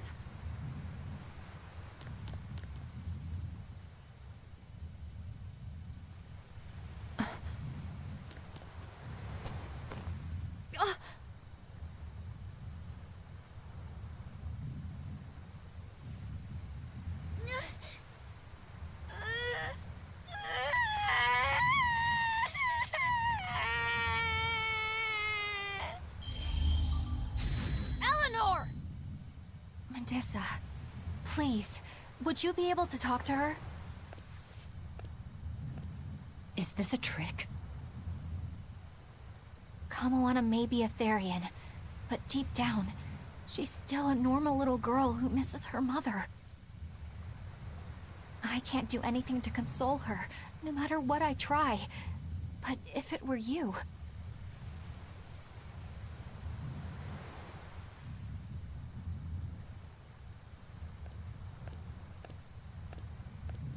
You okay? You can call me Medissa, all right? Do I scare you, honey? A little, but not as much as Velvet and Dial. But don't you think I'm scary? I had a bad dream earlier. My mommy said I looked scary and that she didn't want me anymore.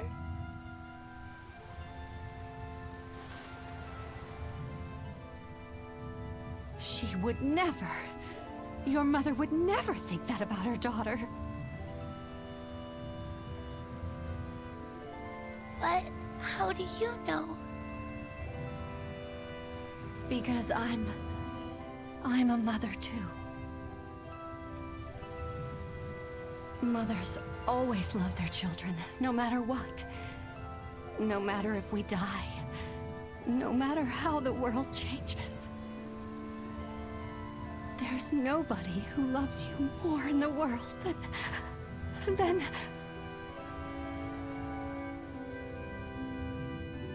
It's okay. You don't have to cry.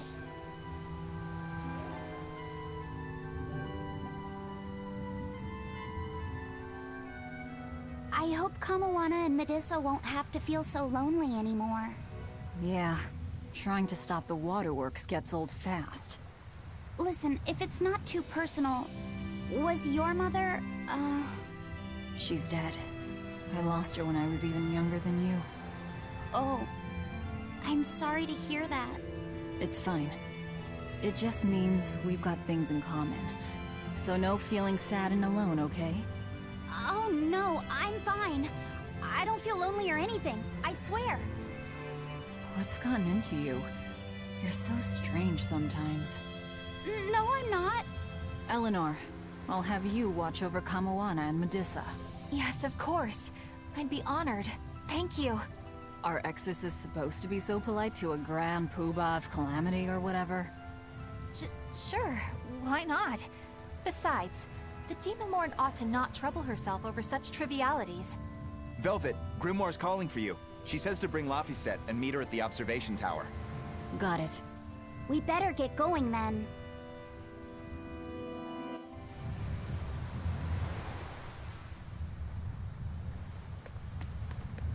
No, I can't leave.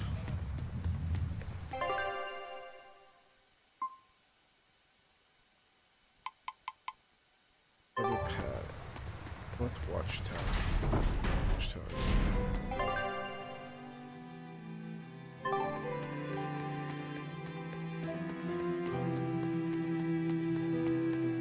Hey, do you all have mothers? Where'd that question come from? Well, After hearing that Velvet, Kamawana, and Eleanor all lost their parents, I just got curious. My mother was a strict, frightening woman, but she died a long time ago. I see. I have no parents either. But the wicked witch who took me in said I was born from a peach that floated down the river. Coming from you, I'd almost believe that. And you, Eisen? We Malakim are formed from untainted mana. Sometimes humans are reborn as Malakim, but they retain no memory of their previous lives. In other words, we don't have blood relations like humans do. I see. By the time I was aware of anything around me, I was already tethered and being called number 2. I suppose having no mother means I don't have any memories before that. I told Medusa that losing a mother is painful, but I can't know how painful it is. Go easy on him, Eisen. He's just a kid. I'm just telling it like it is. But listen to me, Laphicet. You can share deep connections with other people, even if you don't have a biological family. Malakim too can form precious bonds, true friendships, even family. That's right. Your words wouldn't have stopped Medusa if they weren't true in your heart. You really think so? I'm sure of it. It's far better than being a witch born from a peach. Nonsense! There's no nobler way to be born! I have an everlasting friendship with a dog, a monkey, a pheasant, and Bienfu. I hope he's right.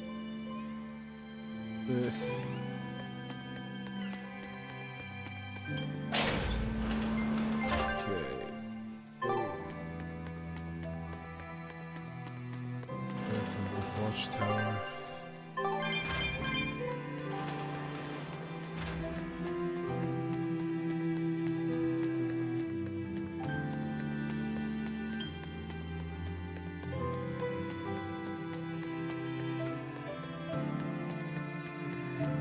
You said that Malakim can have familial ties, but what makes you and your sister siblings if you're not related by blood?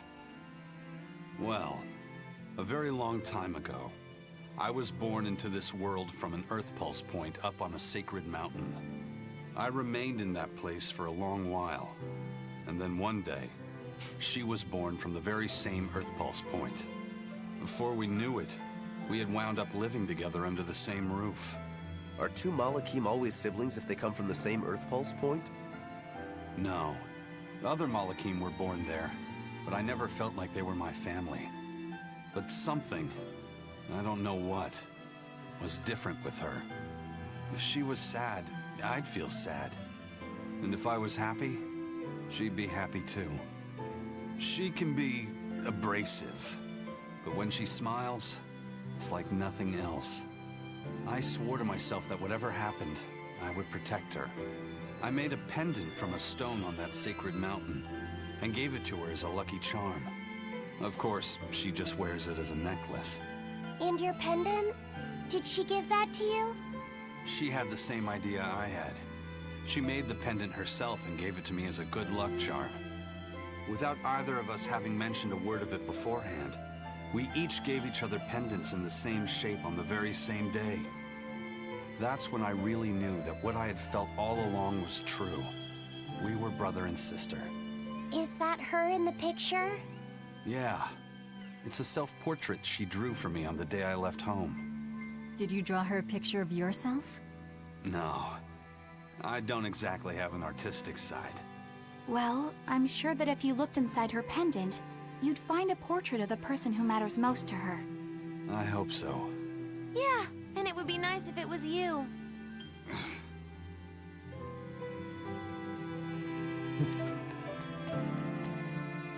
So then how the fuck is Edna and Eisen brother and sister? That's confusing. Did they actually used to be brother and sister in a previous life? And then was born as Malakim at the same time? Malakim don't age. Ah, there you two are. Hi, teacher. Have you made progress deciphering the book? I have indeed. It turns out there was a second counting song. I've already transcribed it.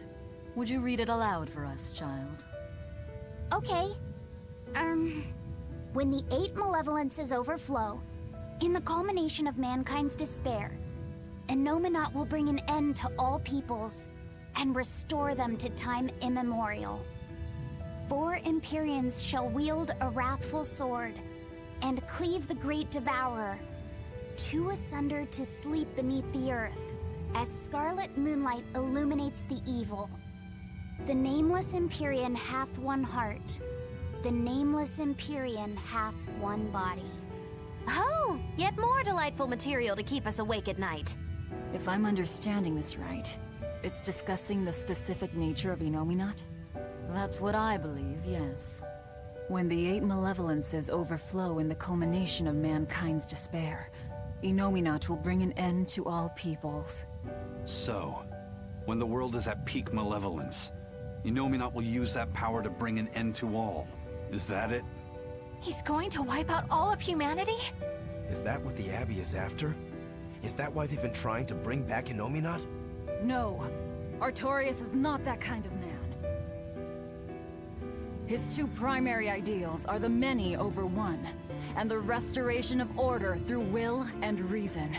He sacrificed Laufey to protect this world, not to eradicate it. You mean that's who he is as far as you know, yeah? People change, Velvet. Perhaps the shepherd gave up hope. Maybe he lost faith in mankind. Fools prone to sin, endlessly generating malevolence. He's not like that. If that's all true, then what point was there in Laufey's death? Is there anything else in that book? Yes and no. This copy itself is incomplete.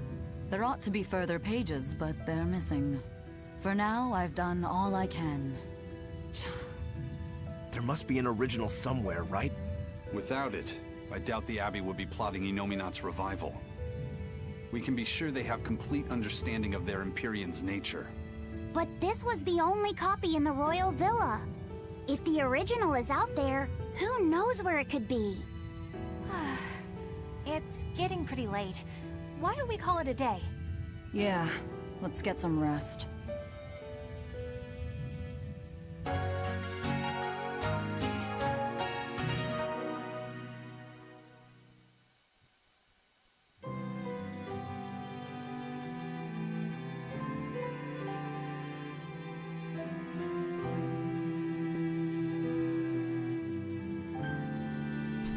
That. Go upstairs.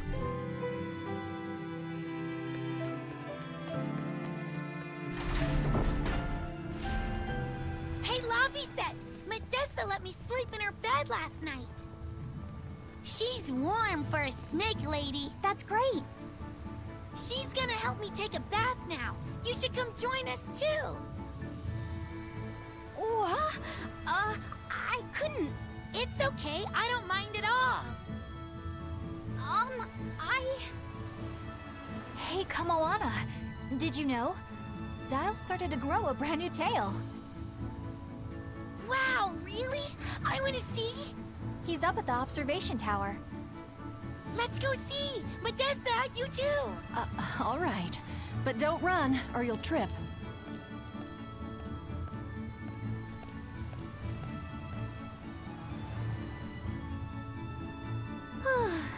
Thanks, Eleanor. I appreciate it. Having some girl trouble, my little Malik? I'm just glad Kamoana and Medissa are starting to feel better. Yeah, they both still have a long way to go, but it's such a relief to see them smiling. We've got bigger things to worry about. Hurry up and locate the next Earth Pulse point. Right. Okay. Must you always be so blunt, Velvet? I must, in fact. We're up against the Abbey here, and sooner or later they'll find this place. That's true, but still. Do we go find another hideout? No, we'll keep on the offensive. We'll capture the remaining Therians before the Abbey finds us. As a swordsman, I can respect that mindset. I'm not so sure we could hold this place anyway. We've got no obligation to. I found another Earth Pulse point. It's in the eastern part of Eastgand, I think. But that's...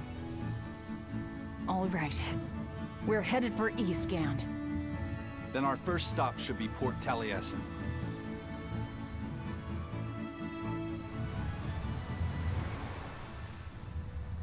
When mankind's despair reaches its pinnacle, Innominat shall reach out and bring an end to all.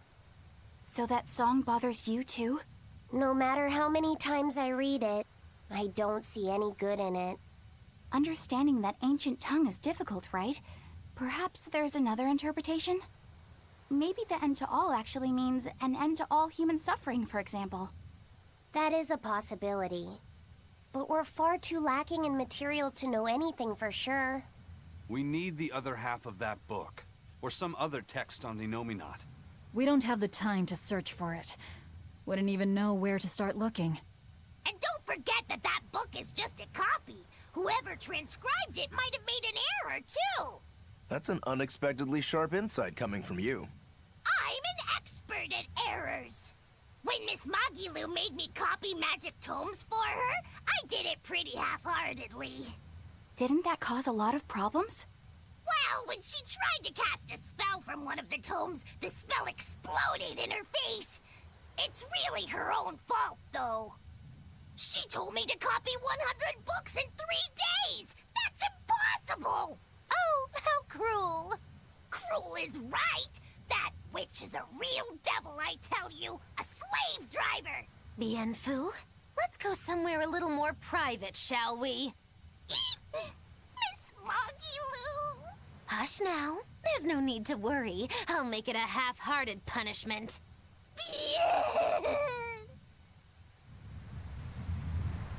Grimoire always looks like she never wants to do any work, but despite all her grumbling, when she starts a job, she gets it done, and quickly too. She's frank, but she still takes care not to say anything to hurt anyone's feelings. I have to say, I like that in a woman. It's charming. Well, sorry if I'm inconsiderate and charmless then. I didn't mean it like that. You're all still so young and have led different lives. Can't fault you for being you. Well, if you're saying we lack a certain air of maturity, I might not disagree. That's for sure. It's true Lord Artorius has scolded my lack of composure at times. Although I do get the impression that Grimoire has been dependable like that since she was young. And it's a good impression at that. Old Grim's been that way since the day she was born. I hate to admit it, but her combination of insightful words and deadpan expression has charmed the hearts of many a Moloch. At her peak, she had a fan club 8,848 members strong, and her dinner shows would sell out the day the tickets went on sale. Molochim came by the droves to doze off listening to her live readings of ancient books. Wow! I had no idea she was so popular. Yeah, she's even a regular feature in Who's Who Among Norman. Now that I think about it, I could see how a person could interpret her lethargy as patience, and her vague dispassion as maturity and poise. Compared to her, I'm just... Were you just trying to imitate her? No, I didn't mean to. Whether you meant to or not, that kind of felt like her just now. I can see it in you, waiting to be awakened. That sophisticated charm. Me? Sophisticated and charming? I don't know. Try talking like her. You know how she lets her sentences trail off. This is your make-or-break moment here. All right. I think I know what you mean. Here goes nothing. Oh. What do you think, Laphicet? Do I sound like her?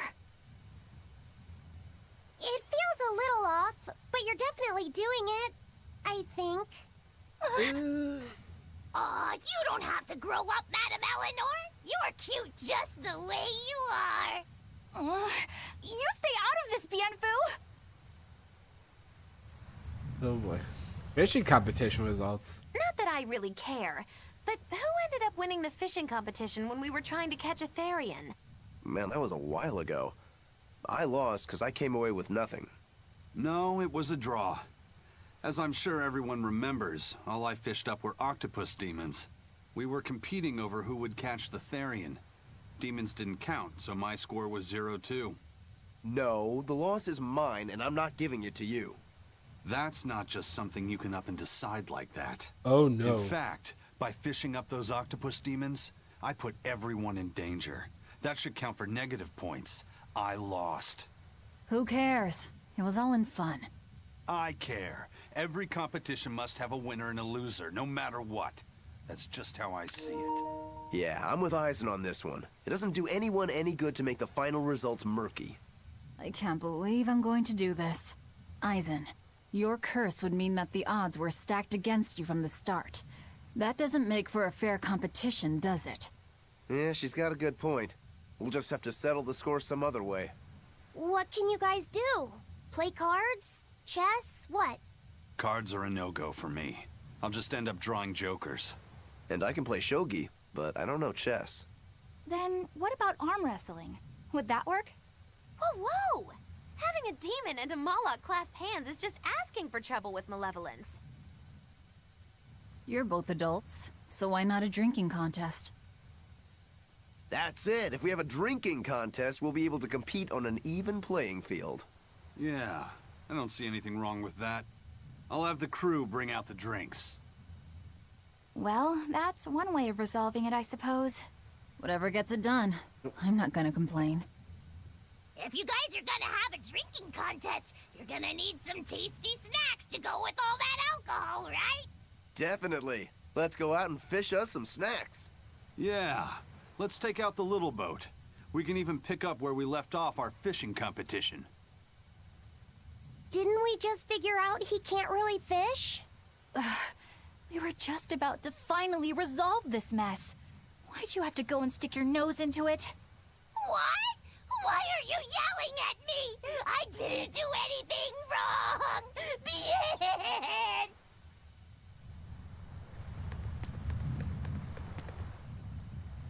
Hey, get this! I was out fishing the other day, when before I knew it, I'd wound up near a Class 4 island. Once I realized what was happening, I tried to turn the ship around, but then it got dark all around me. Was it a sudden storm? I wish! It was this great monstrous bird! Damn thing had wings big enough to cover up the whole blasted sky! That sounds like a bit of a stretch to me. You think I'm lying? Then check it out for yourself. You just might not make it back alive. A huge bird.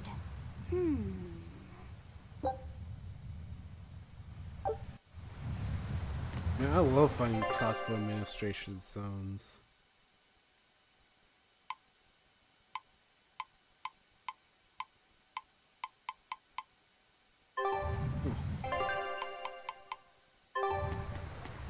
Herb reappeared.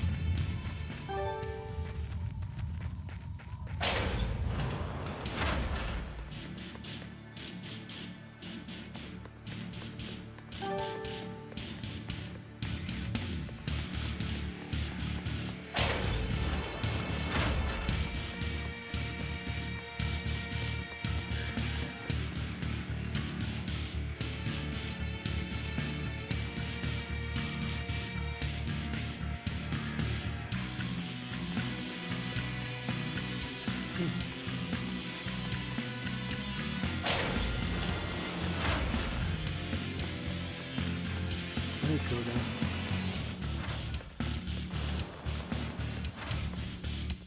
But I guess we're just gonna use this fucking prison as a base. Hey, do you think Dial sheds his skin like other reptiles? I don't know. On the outside, he looks like an Emir monitor lizard, but he used to be a human and is a demon now, so I kind of doubt it. Ow! My ears are burning red hot right now. Were you guys talking about me? Yeah, we were. So, Dial, do you ever shed your skin? I'm really curious. Tell me, tell me. That's a little rude to just ask someone, don't you think? You do, don't you? I mean, you are a lizard. No, I don't. Aww. I think you'd be way cooler if you did. Well, he's regrown his tail before. Oh yeah, that's right! Lizards can regrow their tails. That must mean you really do shed, right? No, those are two totally different things. Although, I did get a bad enough sunburn yesterday that my skin started to peel. Maybe that counts.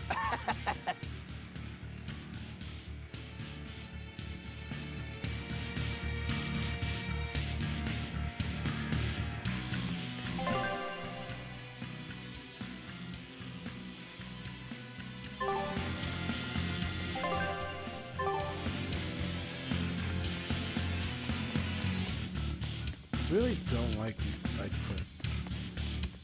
Because they don't feel like side quests at all. Just feel like, oh, it's just another skit. It's just another thing of talking to someone. Yada yada. I really don't care.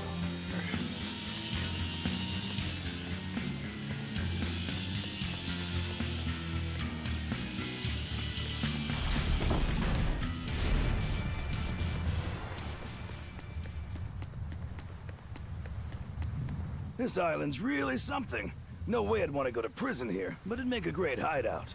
If I'm gonna be left in charge of this place, I'll turn it into the best hideout ever. You're in charge? Someone has to look after this place while you're all running around, maintaining the ships in the base, watching the Prince and Medusa, keeping Kamoana company. I'll keep this place running ship-shape, so that you all can focus on looking for the Therians. But those are just odd jobs anyone can do. You're a navigator. Isn't that a waste of your talents? You dolt! These are important tasks! Someone's gotta do it! We've got another navigator.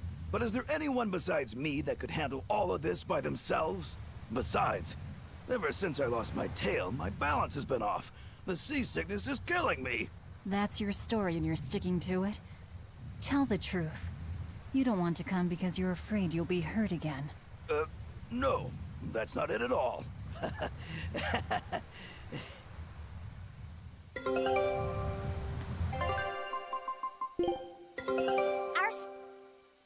knew this would be big. What a treasure! Yeah.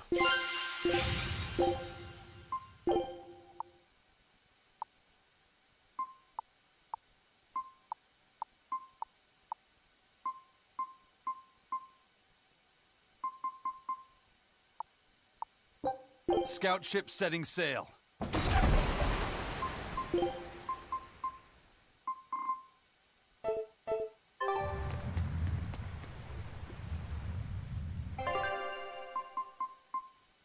I had to leave with the Yukon Horn to Fidel.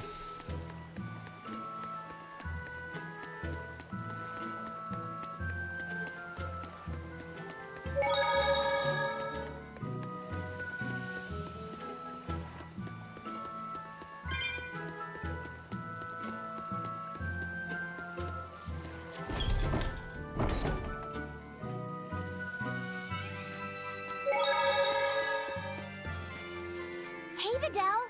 We found another one of the ingredients! Thanks. Have you figured out any of the remaining ones? Yeah, but only one of them. Are you okay? Are you feeling sick again or something? I found something else in the book. The Omega Elixir was originally concocted as a way to cure the 12-year sickness. The 12-year sickness? An incurable disease. Every 12 days, you break out in a fever. Each fever is just a bit worse than the one before it. And when you turn 12, you die. That's just like what Laufey had. Videl, you're not saying... My symptoms are an exact match. And well, my 12th birthday is coming up. Videl, don't worry. I'll get you the other ingredients. We can make the Omega Elixir together. It's no use. There's no way you can get them all in time. And even if you did, I'm not sure I could actually make the Omega Elixir. We can do it. When there's a will, there's a way. Easy for you to say. You're not the one who's sick here. You get to travel across the world. You get to see all kinds of incredible things. Videl... Just go. Leave me alone. I don't want to talk to anybody right now. Laffy said you don't have to feel so bad. It's okay. Thanks, Eleanor. But Vidal's right. I hadn't even considered his point of view. But you were just trying to be nice. Well, even if he doesn't want me to interfere with him, I still want to make that Omega Elixir. He's a friend, and he's in pain. I want to help him. Yeah, you're right. I'll help you out too.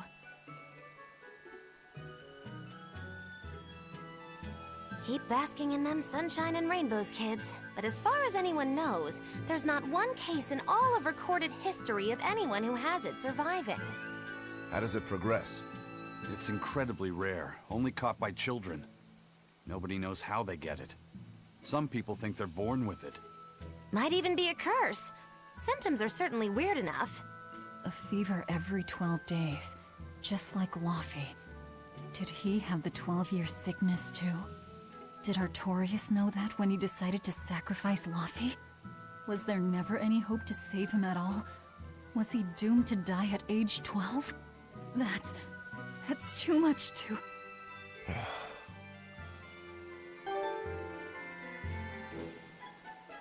Nice.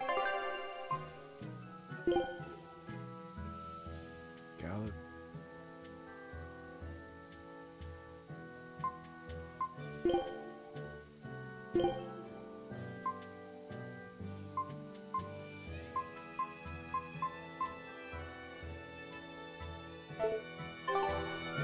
I head for Gannon Highway.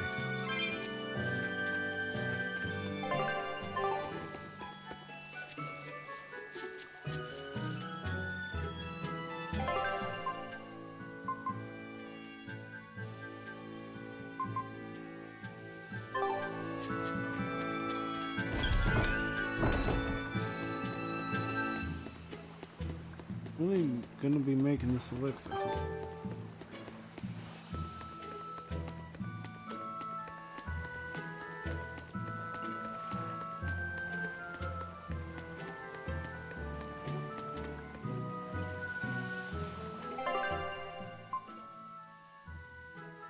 Oh, never mind, I can't.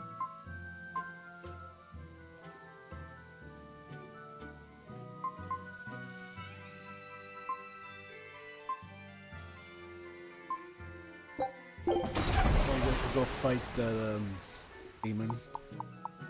Be defeated.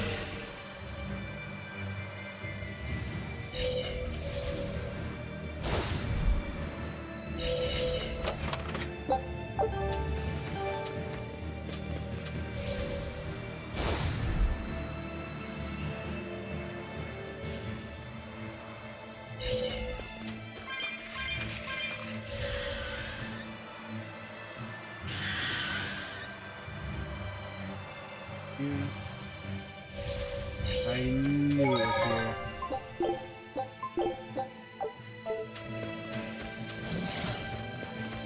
You're strong. You're not stronger.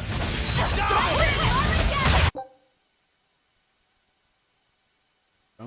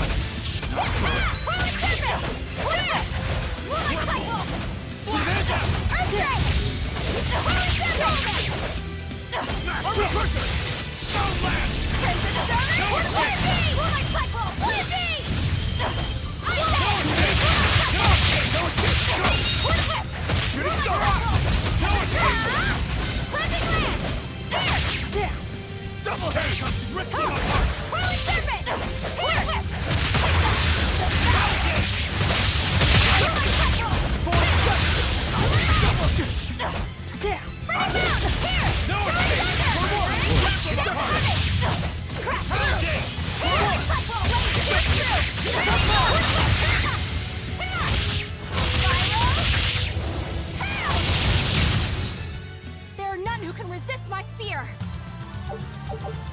Killing yourself for that.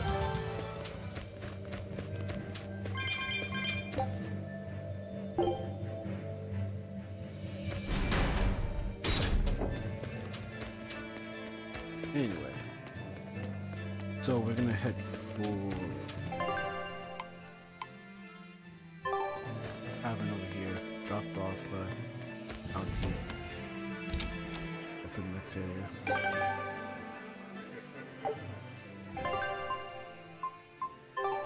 Didn't really go to that place.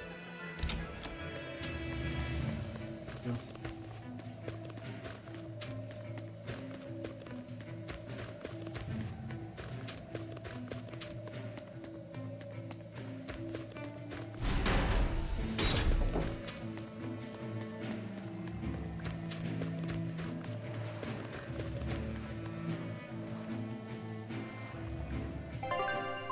And now we go to Talisian Dock.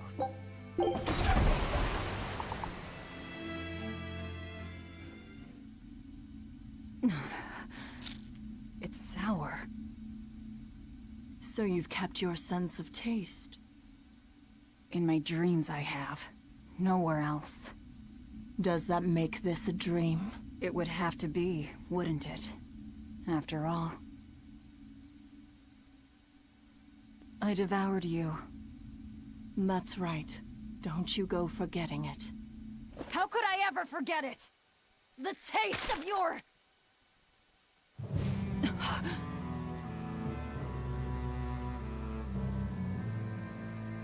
How could I ever...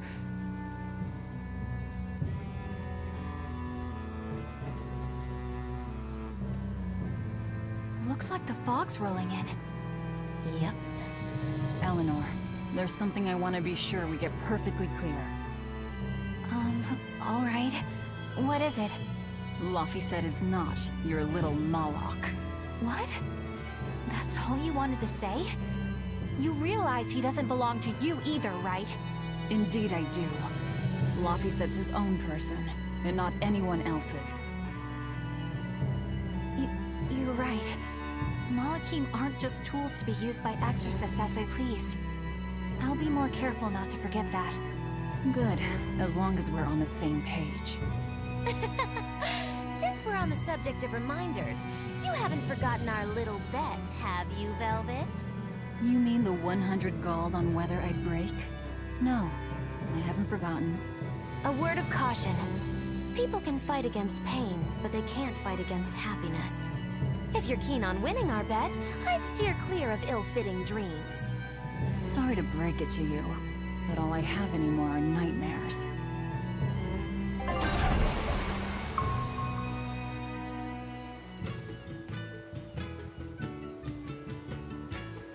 The fog's cleared.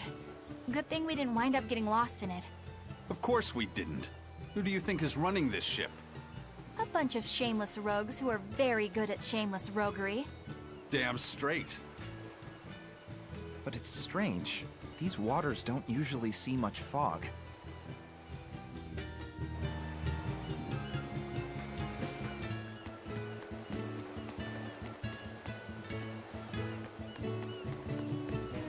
Wait, we can't leave. I actually forgot about that. We can't actually leave.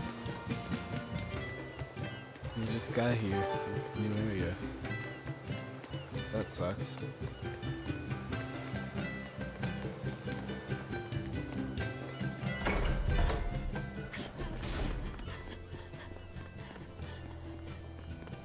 Whoa! It's like a castle. This used to be the base of operations for a rich trading family. When trouble came knocking, they were ready for it, to say the least. Wow! They must have had a lot of enemies. But that was a long time ago. Nowadays, it's just another town in the middle of nowhere. But even so, to us, it was the big city of our dreams. You know this area well. I grew up near here. Keep on going, and you'll run into a ball. My home village. Then, the Therian is... Yeah, somewhere in my village. Is that okay? No one will know me there. Everyone I knew, I already devoured.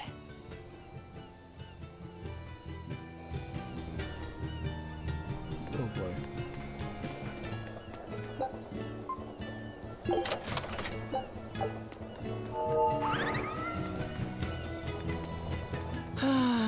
I just love the feel of the sun on my face.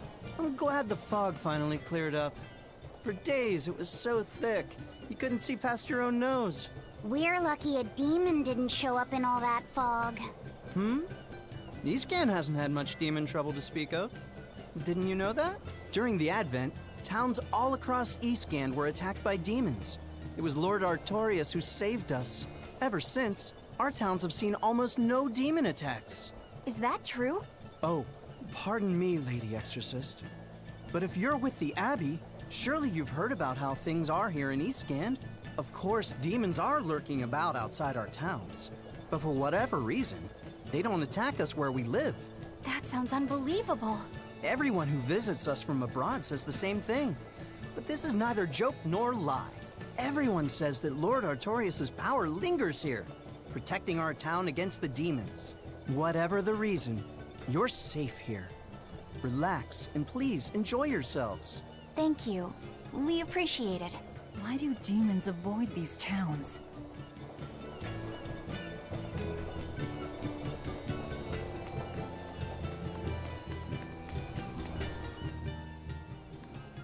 You're travelers, right? How are other towns doing? Is the demon blight as bad as they say? Demons are attacking cities all the world over, and the demon blight is spreading like wildfire! It's nuts! That's terrible. Living in this town, I almost forgot about the demons. There hasn't been a case of demon blight here since the Advent. Nothing much has changed over the past 3 years. Yeah, this town's the same as it's always been. You've been here before? Many times. Really now? Wait, there is something that changed. The prickle boar meat. The prickle boar meat? Yep, it's gotten much easier to get your hands on high-quality, tasty meat. The hunters are probably able to do so well because they don't have to worry about demon attacks. Well, I hope you enjoy your return to Taliesin. Have fun! A town without demons. Could be there's a Therian at the Earth Pulse Point in Eastgan that's devouring the malevolence. What do you think? That would certainly explain things.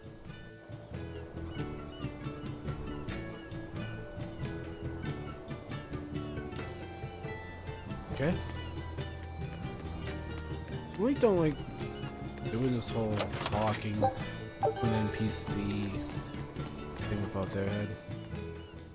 Good day. How are you liking Taliesin? I bet you're surprised not to see any exorcists. Yeah, I'm like this. The exorcists stationed in Eastgand often leave to help deal with problems in other parts of the world. Then again, few are stationed here to begin with. Are they on another of those expeditions now? That's right. They're currently in Northgand, helping put down a group of dangerous demons. Even though they're gone, we still have regular exorcist patrols stop by. We feel safe enough with them. Maybe they should just move the capital to Eastgand. Of course, I know there's no way that would happen.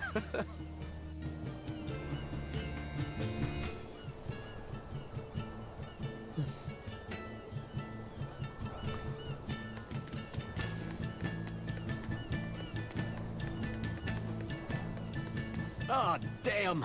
I forgot today was the day Nico was coming. I missed out on buying that special quiche. Nico. That's too bad. I wish she'd just open up a shop here. You'd think it would be easier than always having to make the long trek from a ball. I heard she doesn't want to leave the village because she's waiting for her missing friend to return. What are you talking about? A ball's nothing but a ruin. What? Well, you're a morbid young woman. Sure, the place was hit pretty bad by a demon a few years ago, but it's not like it's abandoned. Many of the villagers were hurt, but thanks to Lord Artorias, nearly all of them survived in the end. That can't be. It certainly is. In fact, there's a girl from there, Nico, who comes here once a week to sell things. Just yesterday, my husband sent medicine to the general store there and got some juicy prickle boar meat in return. That can't be right. With my own hand, Velvet? What's going on? That's what I'd like to know.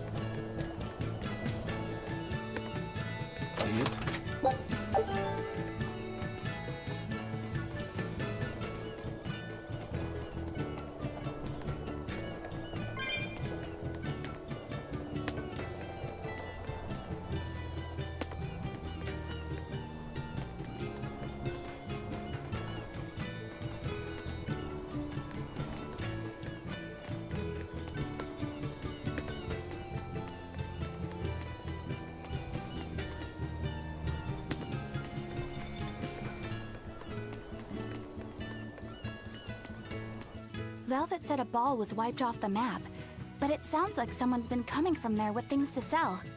Do you think a new group of settlers moved in? Apparently that merchant Nico is someone Velvet knows. She said something about Artorias having saved the village. Do you think it had something to do with the Earth Pulse point? I can't say. We've heard too many conflicting things. This feels wrong to me. Really, really wrong. We won't find the truth by wandering blindly in the dark. The path forward is our only way. Right. It's not like we can turn back. But Miss Mogulu, what if there's darkness ahead too? Then we'll take a nice nap together. Forever, probably. Oh.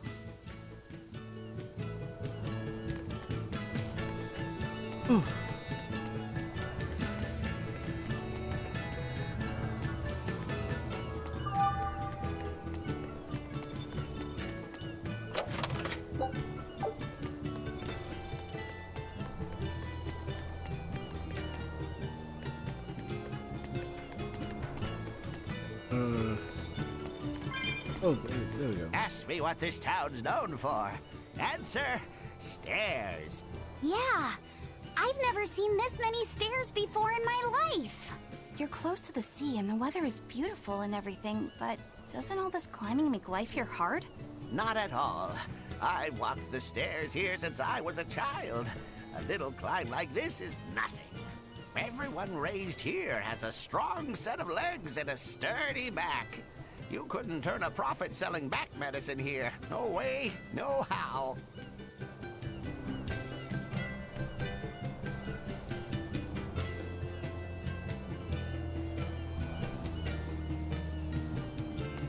I wonder, does this mean we're getting very, very close to the end of the game?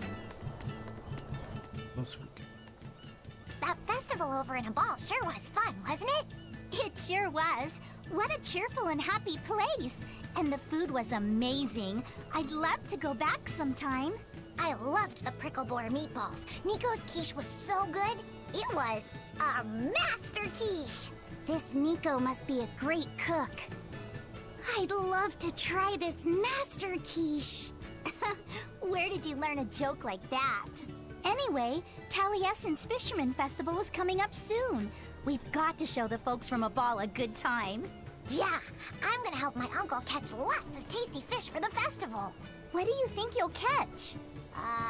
Pickled mackerel, tuna rolls, oh, and duck stew. Those are all the names of dishes, silly. And a duck isn't a fish, it's a bird. I swear, you don't think of anything but food. Nico's quiche.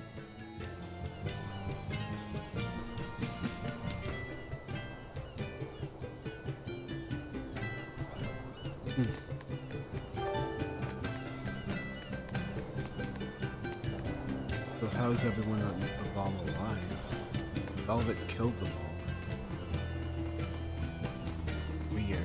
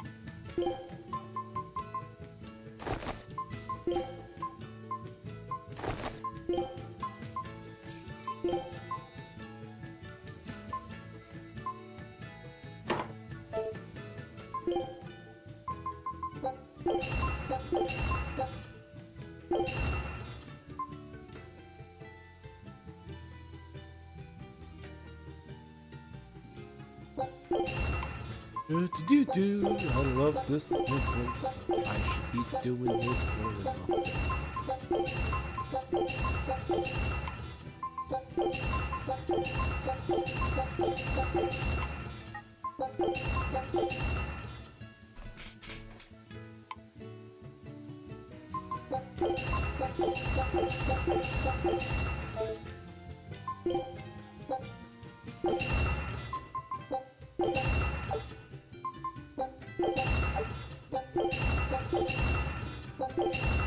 Boy.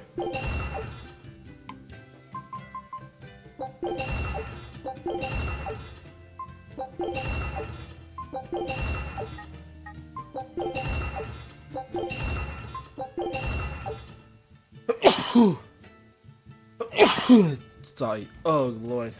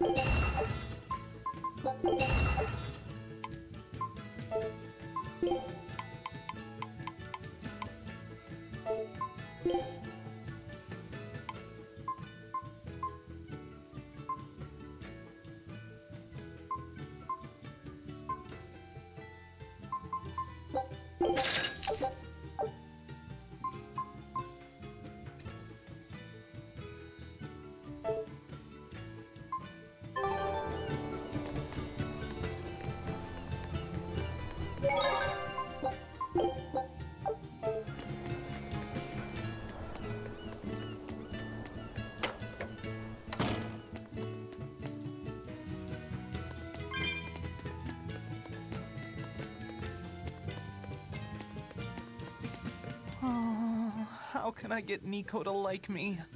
Oh, maybe I should start by winning over those 2 dogs of hers. Give it up. Those mutts are cute, but are total wimps. They'd book it long before you were in petting range. But their owner is so... no nonsense. Exactly. That's the best part about her. Het dogs. No nonsense. Named Nico. Yeah, well, she's already got a fiancé. Really? Give it up. Didn't she say she won't get married until her friend comes back? Oh, I wonder if she really means it. Maybe she just spread that rumor so that weirdos won't try to hit on her. Yeah, if I were her, I'd hate it if a weirdo like you got anywhere near me.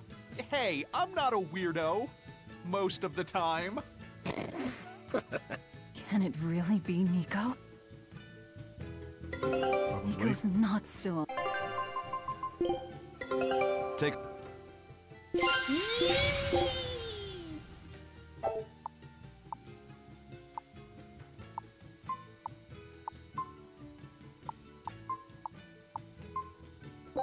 Scout ship. She can't be.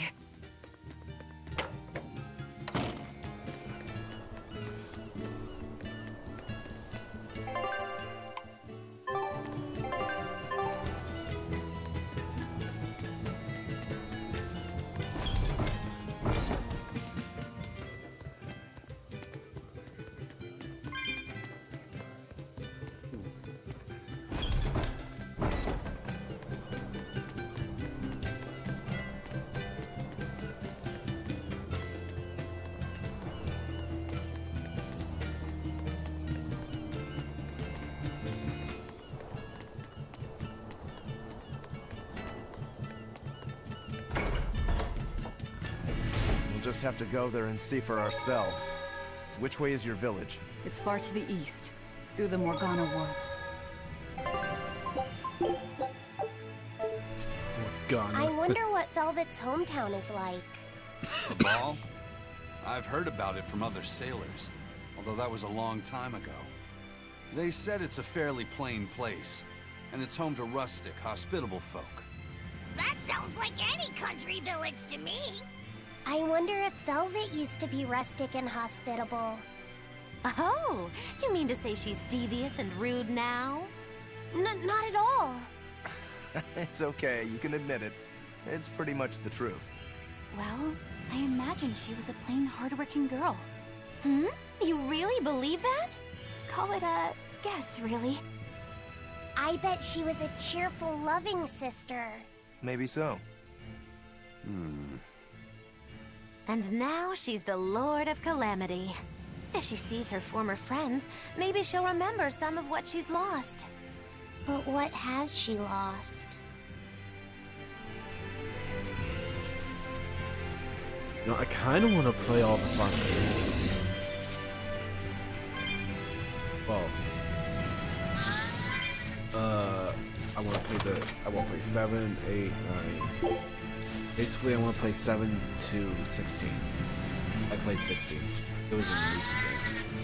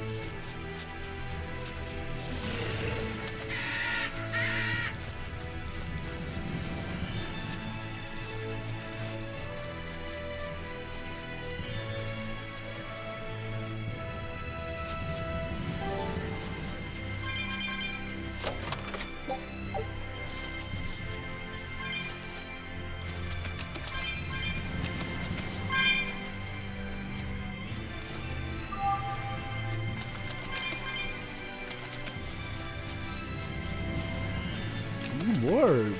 More herbs for me. I love herbs. Oh fuck. I mean, I hear. Say, do you know why Velvet was sent to that prison island in the first place? It had to be to funnel the other prisoners' malevolence to Innominat, right? There's an Earth Pulse point near a ball, right? Wouldn't it have been easier just to leave her there? Lack of food, probably. I heard she devoured the entire village. Could that rumor really be true? Who can say? Let's ask Eisen's coin. You know it doesn't work like that. All right, let's think. Why else would Artorias move Velvet to the island?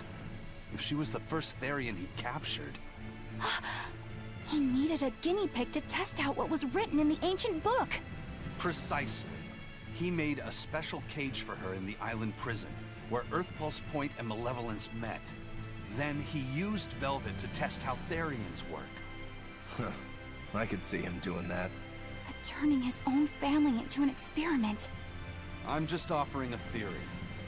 But a man willing to sacrifice his brother's life wouldn't likely show mercy to his sister either. How could he be capable of such things? Perhaps that's just how badly he wants to save this world. Or perhaps there's no other way it could be saved. Huh? Do you think there'll be ruins at this Earth Pulse Point, too? If you're expecting something like the undersea or underground temples we saw before, you might be setting yourself up for a disappointment. Have you been there before? No. But if there's any such kind of grand structure here, it wasn't recorded in the Abbey's archives. Eastgand has long been a frontier, and civilization here was never really developed. Plus, the land to the east is said to be unstable, making it hard to build anything too large there. Even if a temple had been built there, the shifting earth would likely have swallowed it without a trace. The worship of Innominat may be widespread now, but just a few years ago, Empyrean faith was all but dead. Right. Still, if you actually searched for the ruins, I bet you could come up with something incredible. We've seen underwater and underground temples, so why not a temple in the sky? A temple in the sky? It's a romantic thought, and the ancients were certainly advanced, but... Flying temples are a bit far-fetched, eh? Hey, that's the beauty of magic. Anything could happen. A flying temple, a beautiful woman being sawed in half. The border between dream and reality is as fine as a frog's hair. Maybe you just spend too much time daydreaming. Maybe.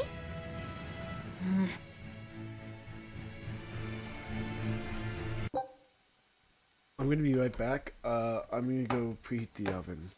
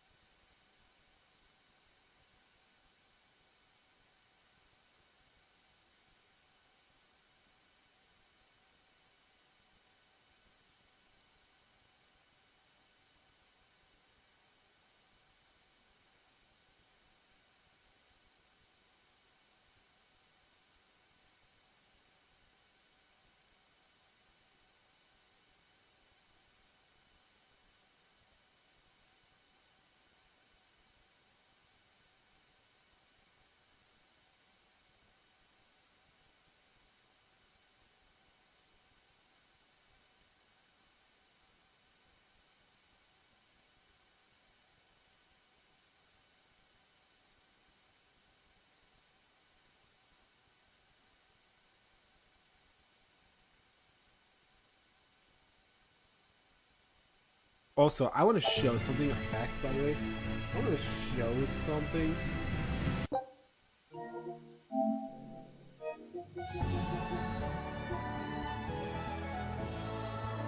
That wasn't there before.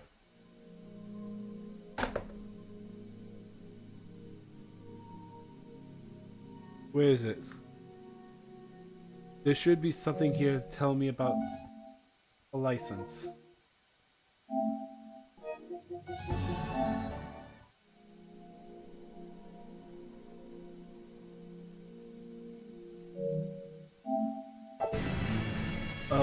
Apparently PlayStation put DRM in the fucking game. A forward kill.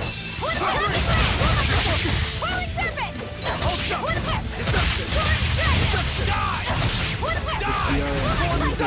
On the console. So that's going to be playing PlayStation games, PS5, PS3,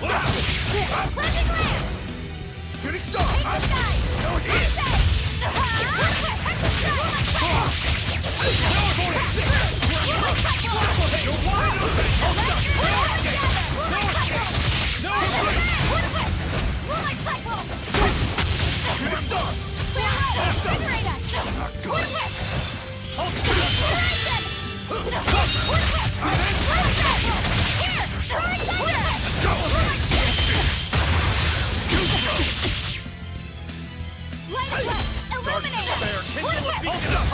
No, I can't die here.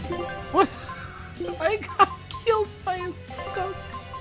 I refuse to die to a skunk.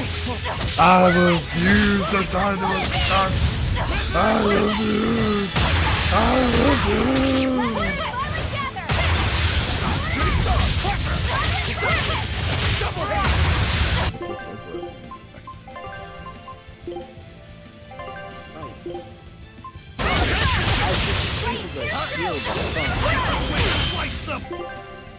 Other days they learned I should be allowed to heal. What the fuck?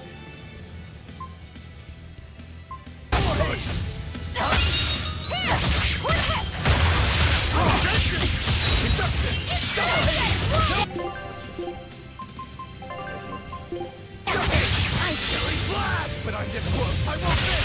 Form zero. Clear way! Shooting star!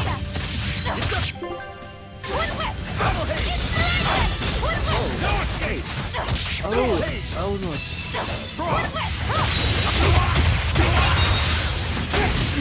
Holy! Yeah, what the fuck? I can't die here. Disgraceful.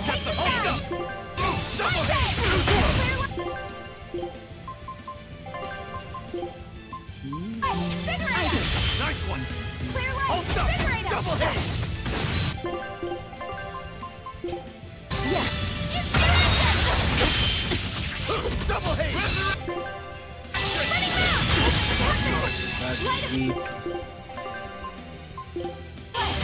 Dark despair! Yes. Kindle a beacon of hope! Deception!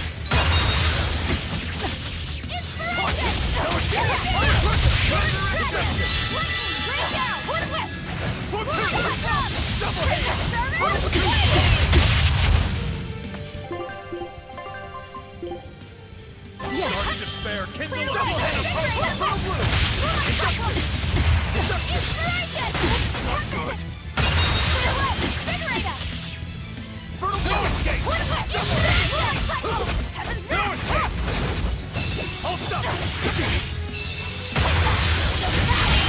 Let's go. I refuse to fall here. 12, the other.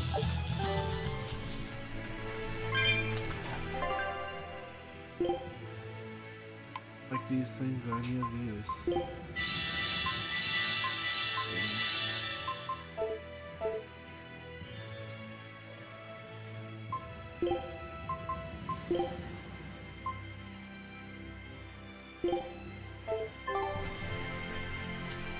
Does that affect how much gray I'm mixing? Is this so I'll turn it back to... I'll show you the beauty of my power!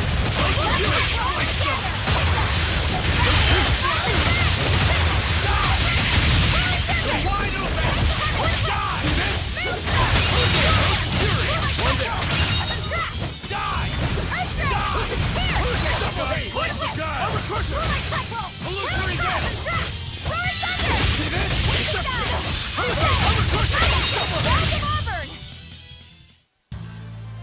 Your style is really unique. Just wait until I pull out the good stuff.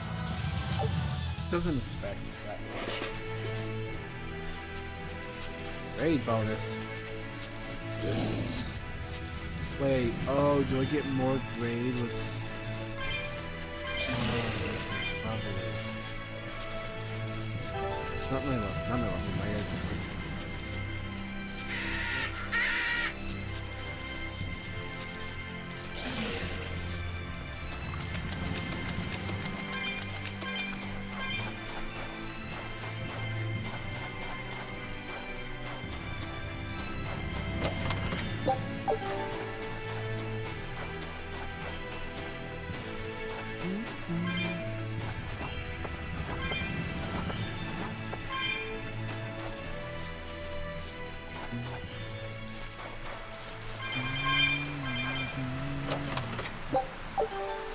You know, at least Sony makes a good console, but at least fucking Sony does it. They've been doing this so much stupid lately. I'm fucking tired of it. I'm tired of it. At this point, I might as well just switch to PC. I mean, hell, I'm only going to be switching to PC for Tales of Berseria, so...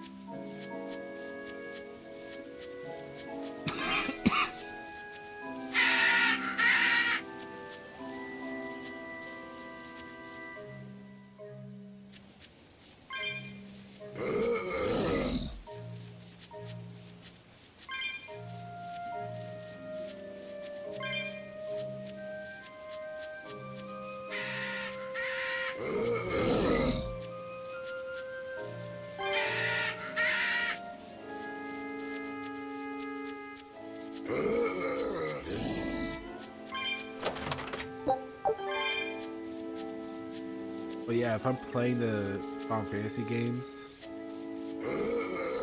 I'm playing them on PC.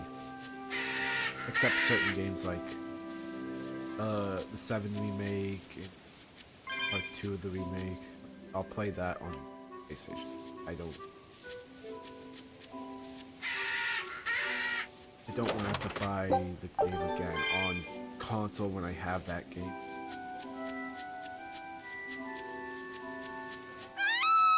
That voice! It's Nico. Nico, Nico, Nico. Oh, hey. Nico!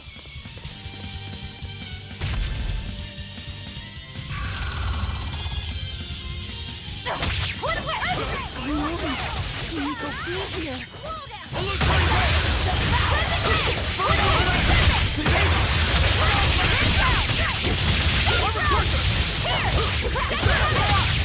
Go!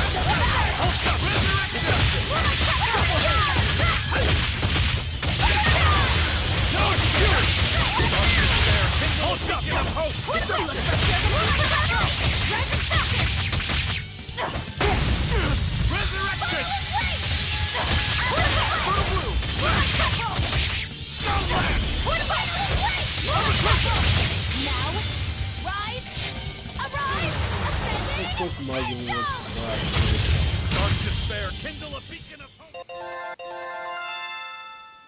That's a lot of levels. We'll see. I can't believe it. Is it really you?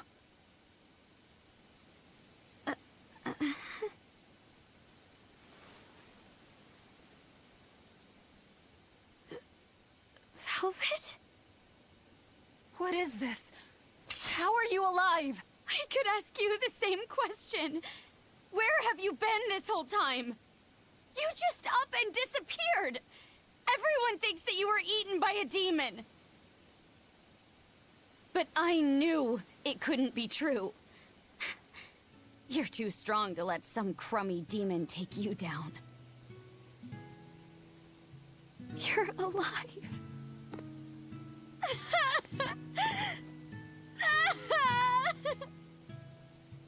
Oh.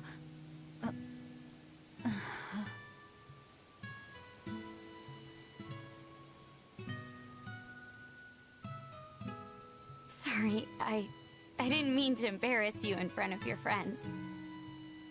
I have to let everyone know the good news. You finally come back to us. Nico's alive. She's alive. Don't let your guard down. I've got a bad feeling about this. Well, naturally, we've got a Reaper with us. Let's head for a ball.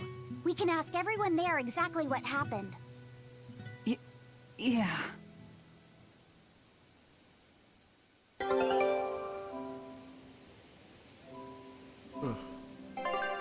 But hey, expedition returns. Probably with oh my god, that's a lot of stuff. Scout ship departing. Scout ship departing. Velvet, I have to ask.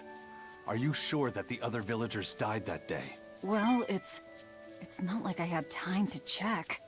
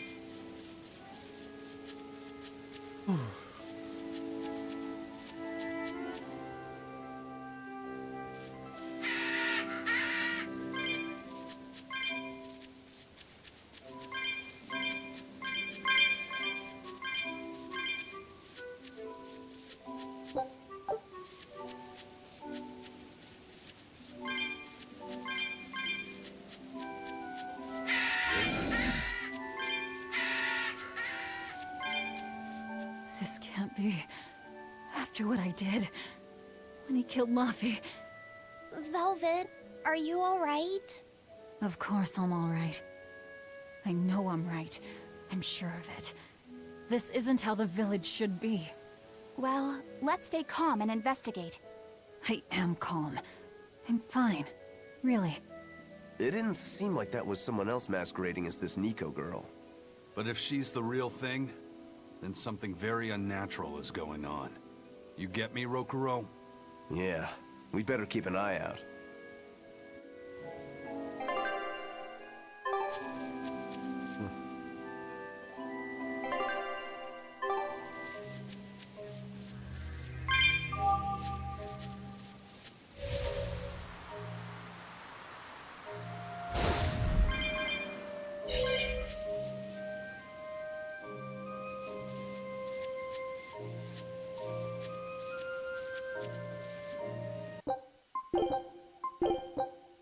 Okay.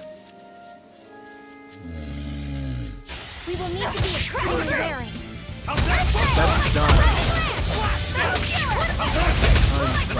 That season. Blades of wind, slice them, shooting star!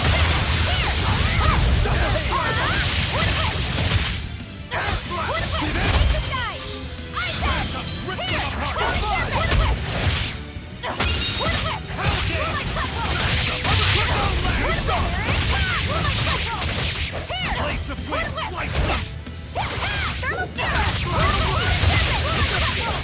No escape!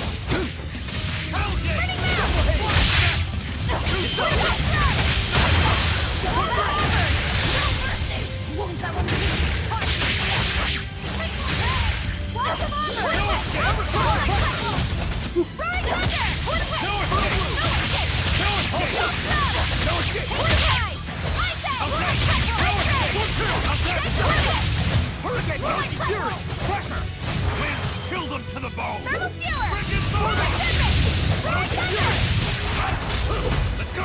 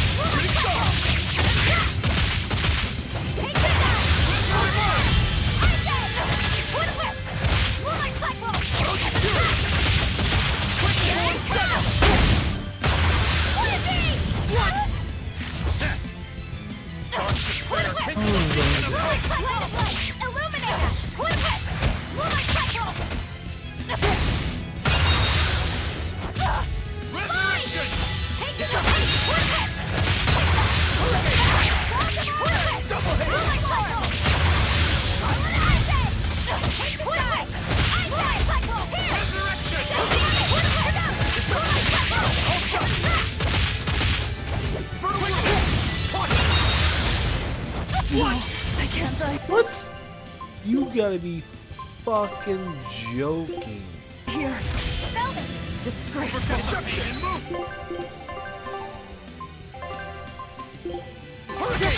I'm in the deck! I'm a quick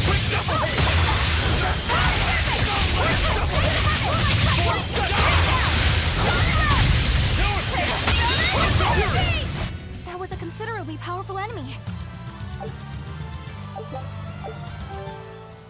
Was considered powerful.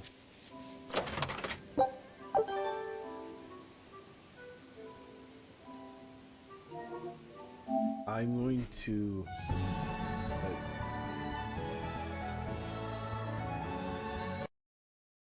I gotta fix stuff real quick.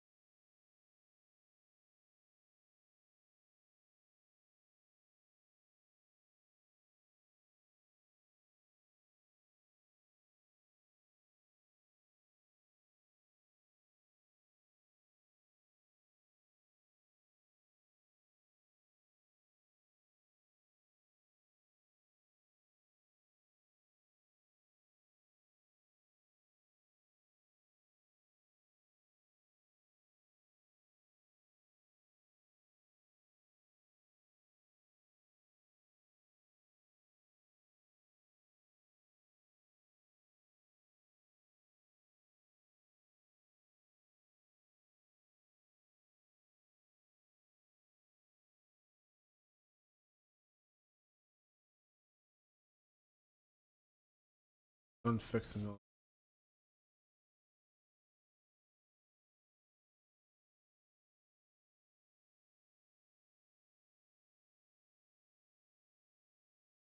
And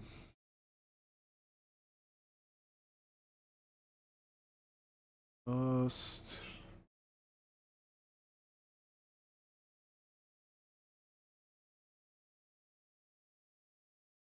Oh fuck. I fucked something up. No.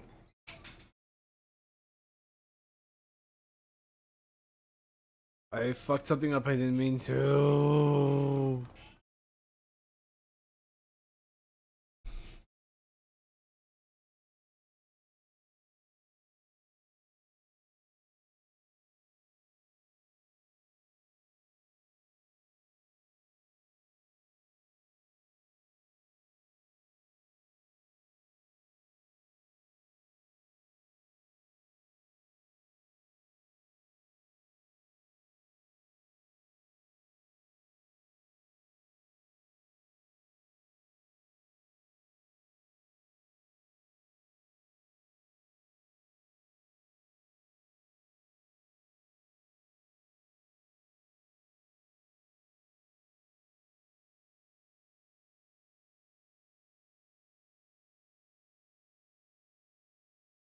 And there we go. Fixed. I also bought some. I wasn't gonna allow anyone to see my credit card information.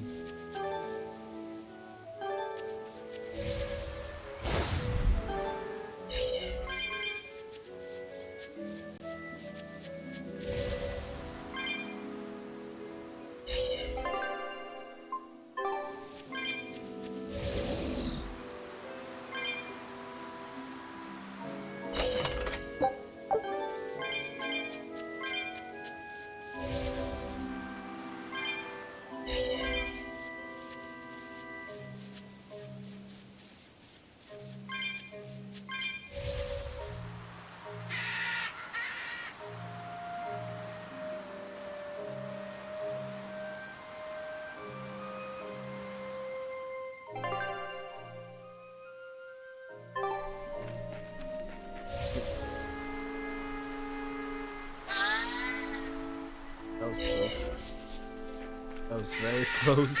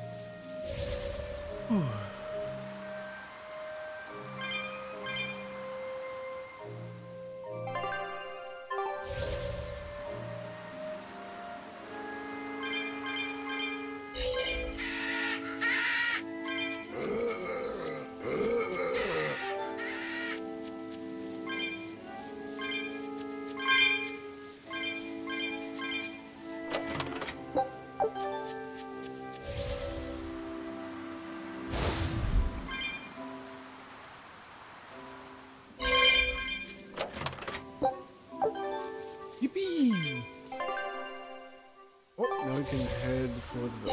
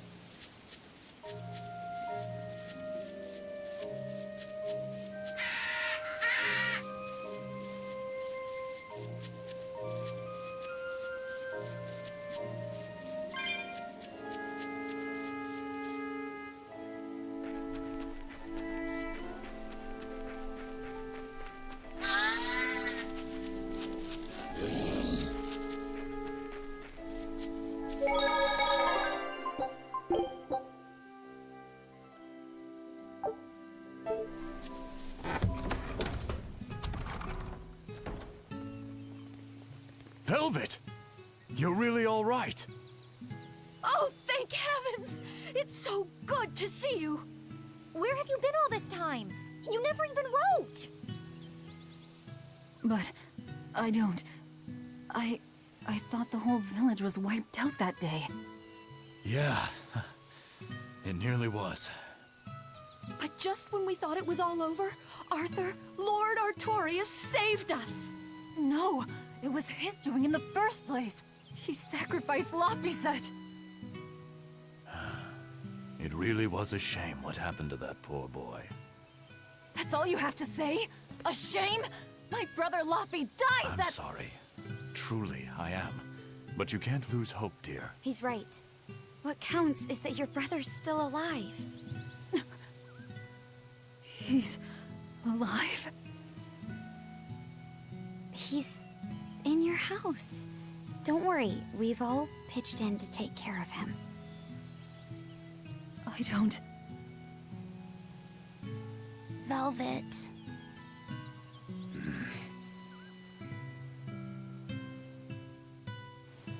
Velvet, let's go to your house and see. Yeah, okay.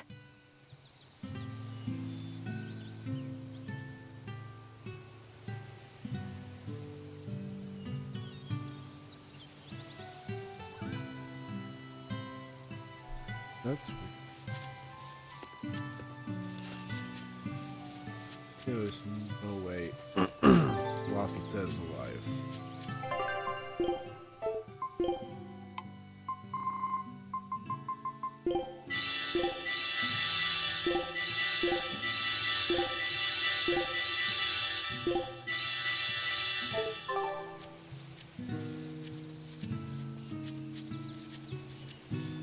You wanna know what I really want to play? I want to play Enchanted Ark. Laphie's alive? What's wrong? Well, that didn't break it. Next time you suspect an illusory art, test out your theory on yourself. You think we're all seeing an illusion? It's possible. It wouldn't be the first time. But an entire village? That shouldn't be possible. Shouldn't be, no. How do we approach this? Try to break it apart at the seams somehow? No. For now, we and our enemies share the same goal. Come on. Help me look for the Therian. Sure. I think I'll stick with Velvet. I won't stop you. Keep a close eye on her. I don't think she's entirely right in the head at the moment. Yeah.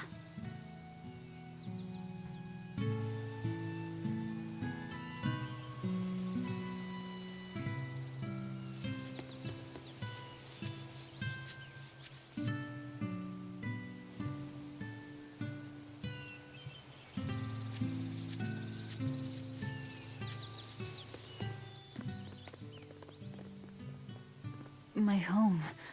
It hasn't changed a bit. We need to be careful, Velvet.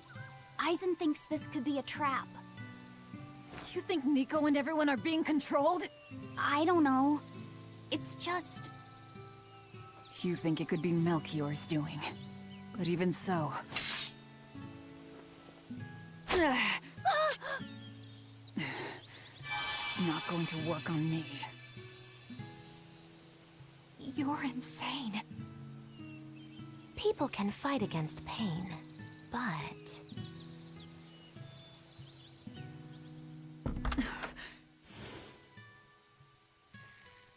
I won't be deceived by this. You'll open your wound!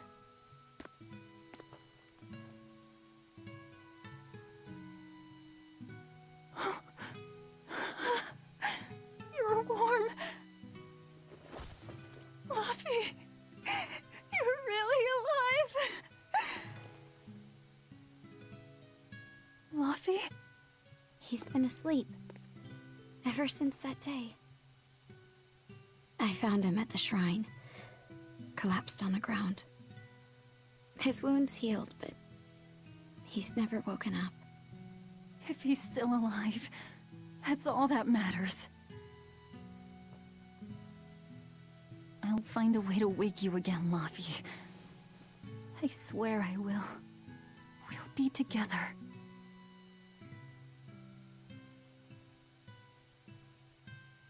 I still have to thank you for this comb after all. So that's where Velvet's comb came from.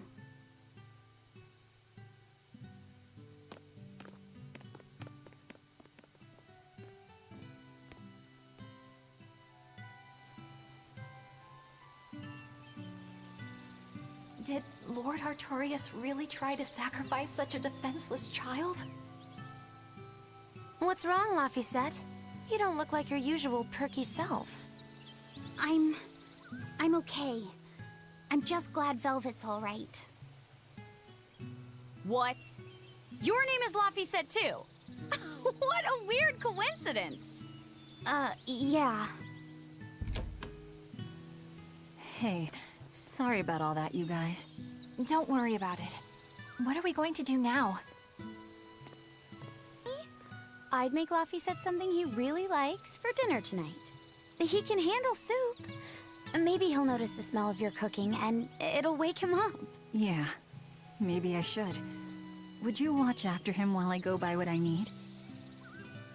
Of course. I am at your beck and call. Is there anything I can do to help too?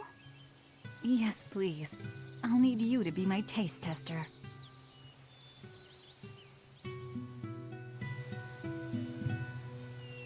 All right, first I'm going to whip up my special quiche. And then I'll throw in tomato and egg soup, and some pudding. I didn't even know your face had smile muscles. There's no such thing as a smile muscle. I wonder if they've located the Therian. Let's just leave that to them. You're not curious? Of course I am, but for right now, I want to stay close to Velvet. I've got a really bad feeling about this. Something more important than finding the Therian? Yeah. My stomach is twisted, and I've got a chill up my spine. I'm really scared. Very well. I trust your feelings. We'll leave the Therian to Rokuro and Eisen, and stay with Velvet then. Thanks, Eleanor. Magilu, what will you do? Whatever I feel like. I shouldn't have asked. Thanks anyway, Magilu. Are you sure you're doing the right thing? In the end, whatever happens, happens. Wiser words never spoken, right?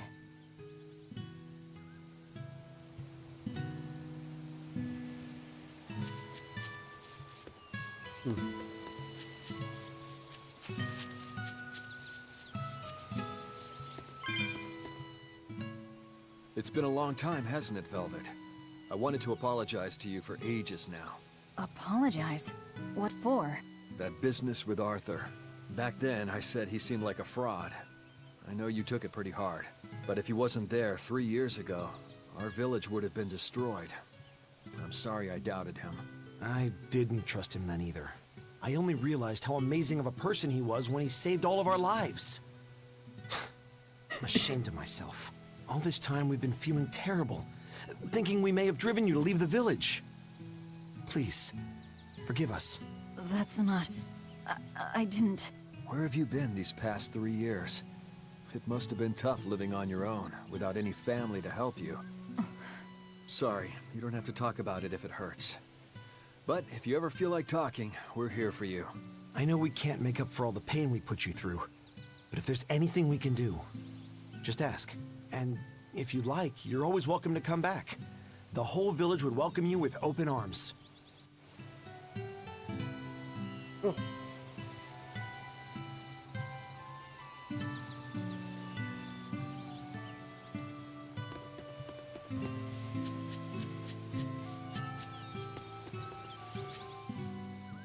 Between the cold, the famine, and the demon blight, there were times I thought the world was done for. But over the past 3 years, I've stopped worrying. I know we're overly reliant on Arthur and the Exorcists, but this village has changed. The Exorcists taught us that there are things the demons hate. We can't defeat them, but we can keep them away. It's peaceful now.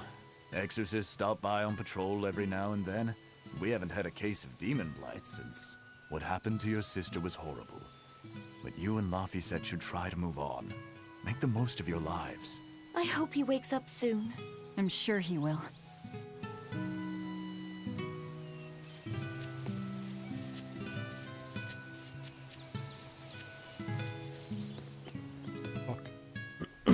Are you hype on Bush? It's been forever! Great to see you. You haven't changed a whit. What do you mean by that?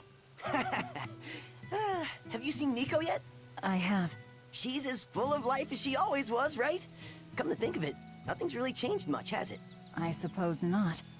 By the way, how are Orthy and Russ doing? Those pups haven't changed a whit either.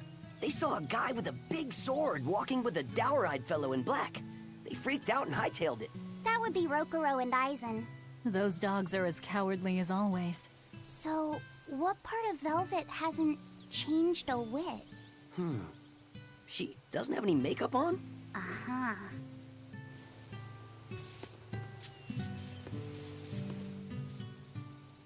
The coming of the Malachim are a gift from the Empyreans, a reward for our repentance and our renewed prayers. The Malachim are our blades against the demons, and the Exorcists the hands that wield them. Humanity's hope. You never change. Want me to take you home this time? No! Don't treat me like I'm senile! Okay. Oh! It's you, Velvet. Be careful when fighting prickle boars. If they charge you, punch them in the nose, right? No! Throw sand in their eyes! Sand in the eyes. Got it. You finally started listening to me. You're 16. You've really grown. Yeah. 16? But aren't you 19? Leave her be. Yeah.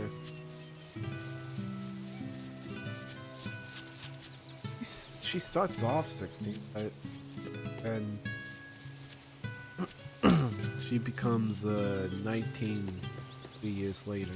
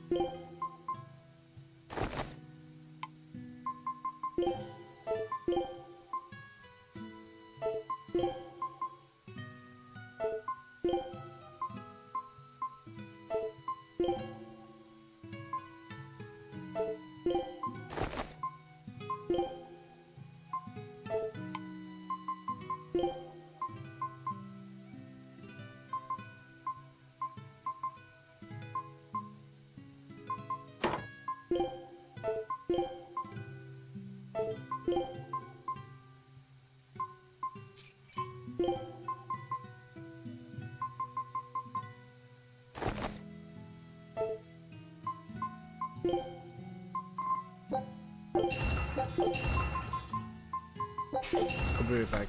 My thing's almost done.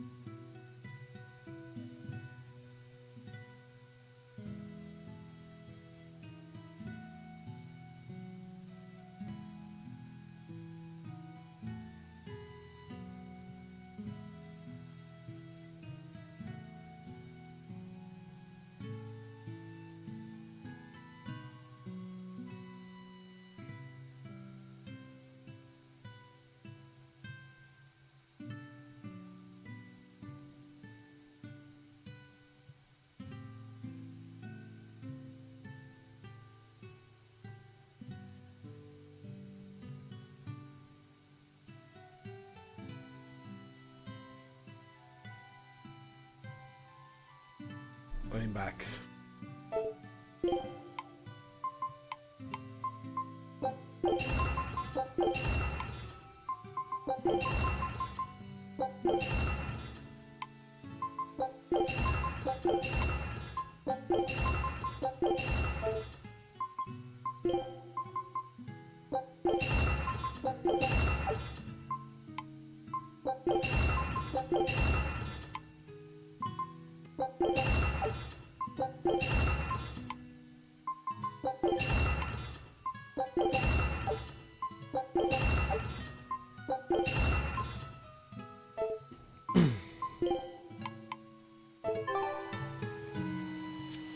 Expedition's back.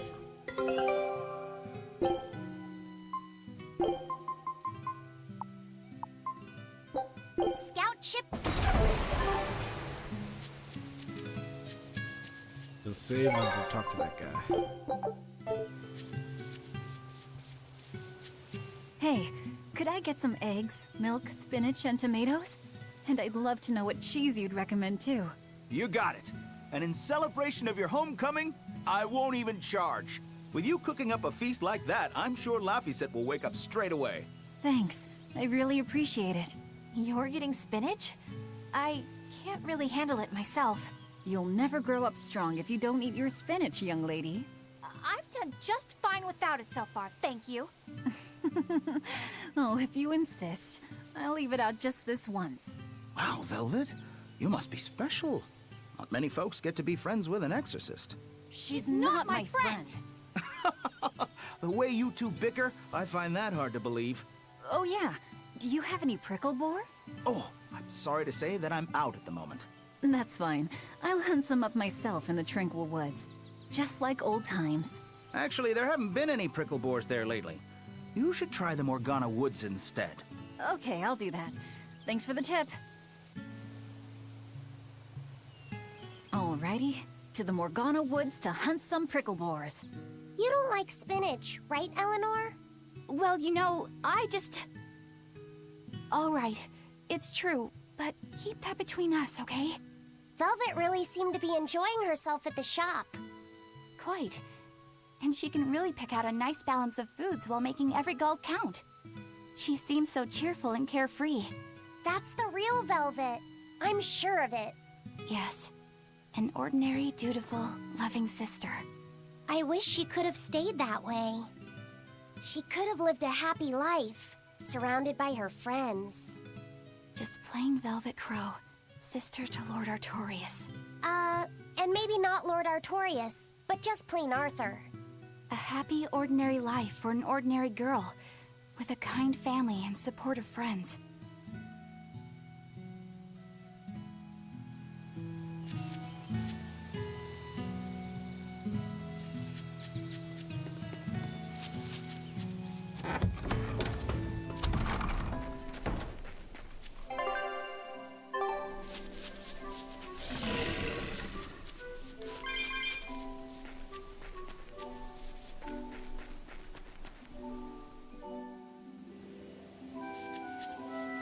We're looking for prickle boars.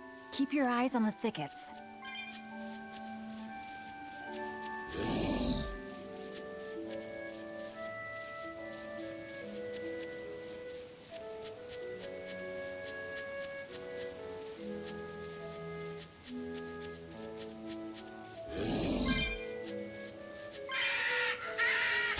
I'm extra good at beating up the weak I'm not one to go easy. This is hunting? We keep this up and who knows how many we'll bring home.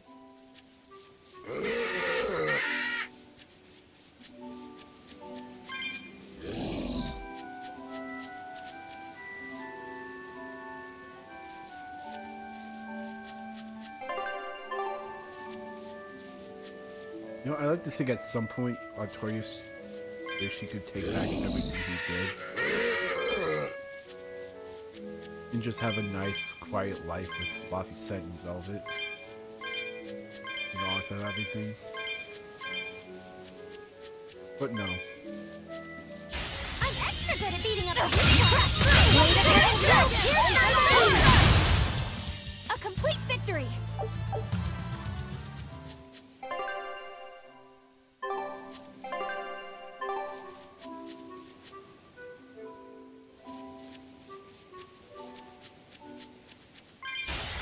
show you the beauty of my press. Not even worth my time. Okay, this should be enough. Oh, Huh? What's wrong? nothing. I just feel a little sorry for them is all. I hear you. These prickle boars might have all been family. People can be so heartless. Yeah, I'd forgotten this feeling. But what can you do? At the end of the day, we have to eat just as much as they do. Yes, what can you do in this situation indeed? Luffy's waiting for us. We should run on home now. Luffy.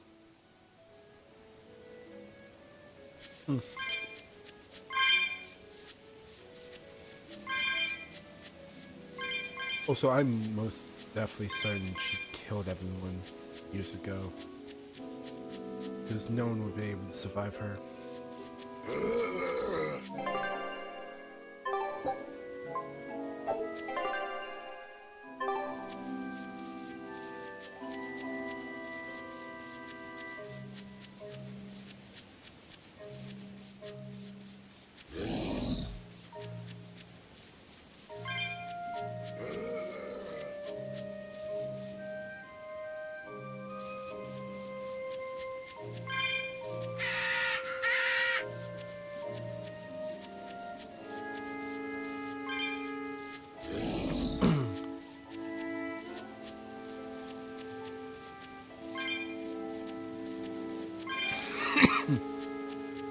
Shopping, hunting, laughing with friends. That was how her life used to be, wasn't it? Yes, it reminds me of my own past. Huh? But wasn't your village... I'm sorry. It's not your fault. The happy times I shared with my family, I still treasure those memories. And even after the attack, I've still been able to find happiness. Eating a good meal, making new friends. And falling in love? Yes, falling in... Love? Look what you made me say, Bienfu! There's nothing to be ashamed of. Most every girl's happiest memories are of her first love, after all. Don't you think there was someone special out there Velvet had feelings for? A first love. Do you really think so? That's enough of that talk, Bienfu. You sound like an old man. No! I'm only 150 years old and already being treated like an old man! Then you are an old man. But still, I would like to meet the guy Velvet first fell for. I wouldn't. I see. You're a guy.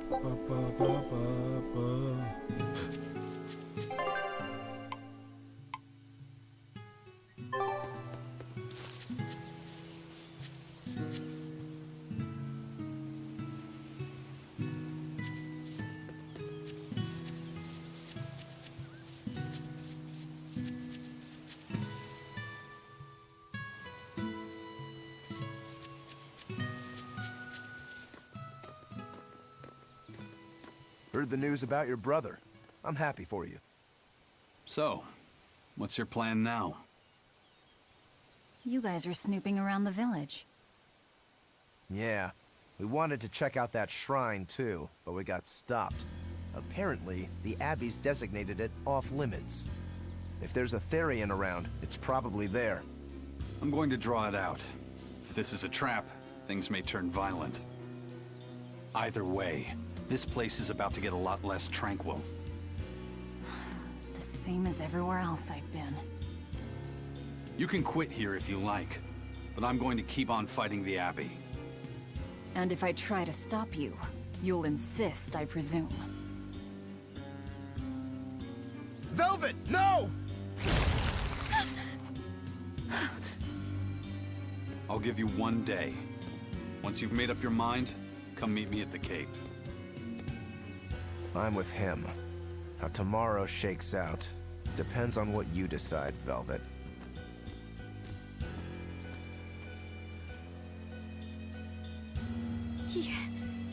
Your hand... It's... As you can see, I'm a demon. 3 years ago, I was the one who attacked this village and... I don't want to hear it! Demon, or no demon, you're still you! Okay, so you're scary! I'll get used to it.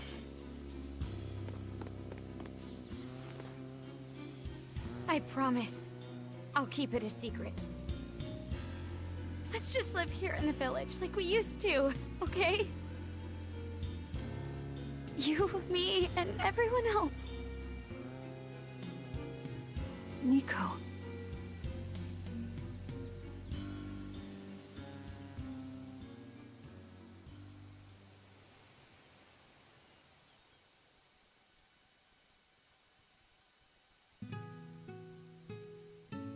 That was rather good, Velvet. Yeah. Laphicet gets a gold star for being such a good taste tester, too! Tomorrow, I'll fix you up a nice stew.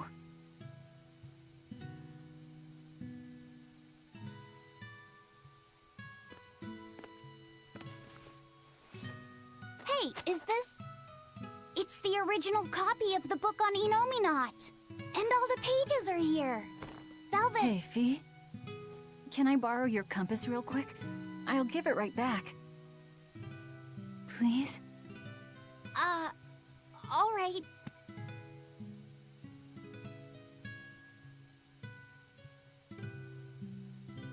He really wanted a compass, more than anything else.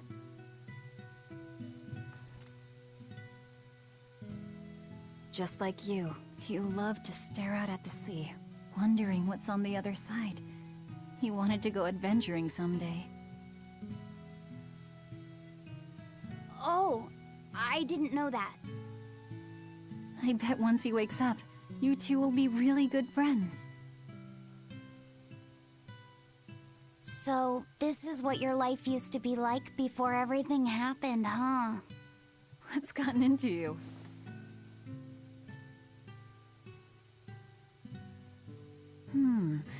Maybe I made the pudding a little too sweet. Velvet, how do you know what it tastes like?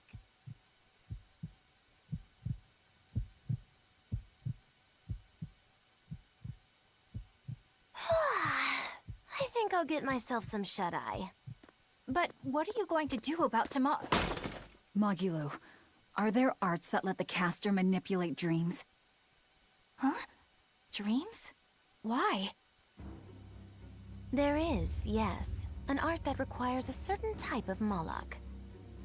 It envelops you in a fog and reads your regrets, then traps you in a happy dream. An art that reads your regrets and shows you happiness. I'm going to the Cape. Now? What on earth's gotten into you? Velvet... Velvet! Don't go. Stay here. Stay with me. This is Fee's compass.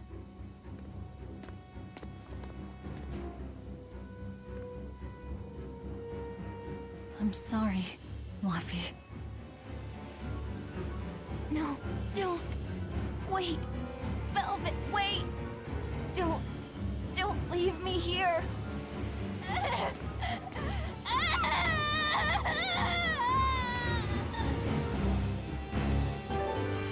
Fog. Is this what Magilu was talking about? We're going to the Cape Shrine. It's time to drag out the Therian. Damn.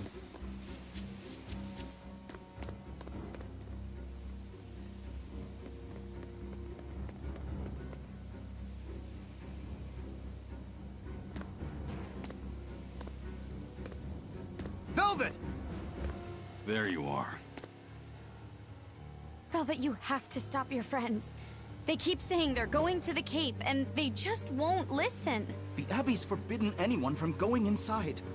We'll all be punished if anyone breaks the rules. I hate to say it, Nico, but I think I'm a terrible person. I really thought I could have my old life back again, and I could forget everything else. I tried to act like I was doing it for Laffy, but it was all for myself. But I can't forget. I shouldn't forget. Laffy is dead. He was murdered without even knowing why. I will never forgive that. Ever! So get out of my way. If you don't, I'll devour you again! Velvet. Why?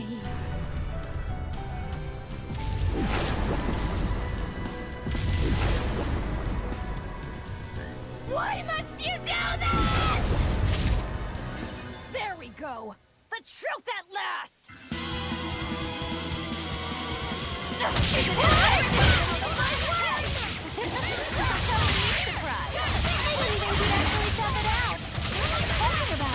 Focus on the monsters, sweetie pie.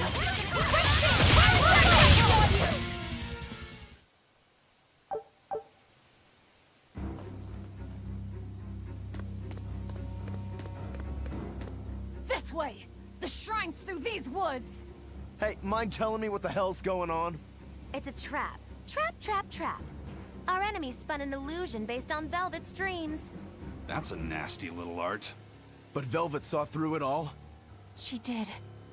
But even if it's all a dream, such brutality on her part. Velvet's always been our brutal poodle. But to shake off the dream by herself, now that's something.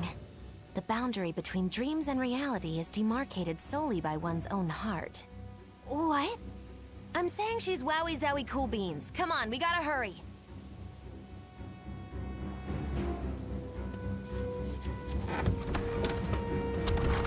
It was all a dream. Hell, even if it wasn't, I won't turn back!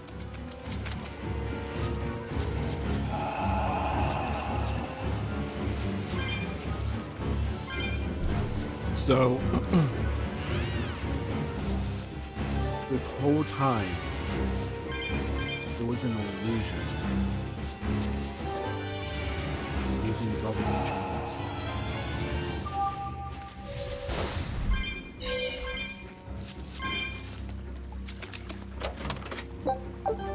That's fucked up, man.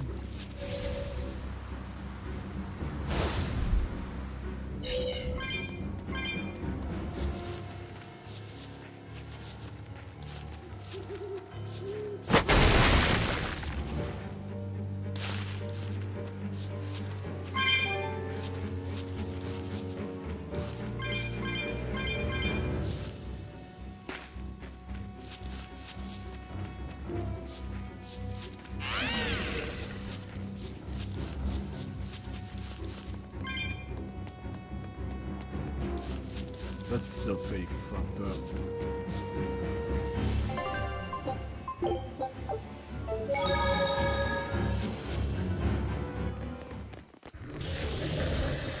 There it is! The Therian!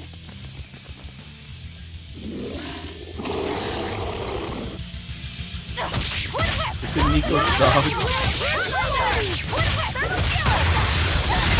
It's in Nico's dog's the Therian. I know you. You're Nico's dog! I have got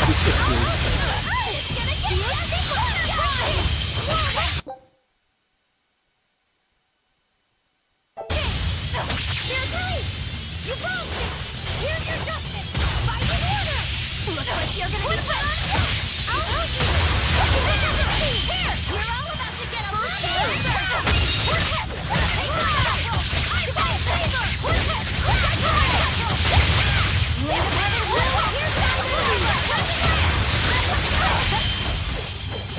Divine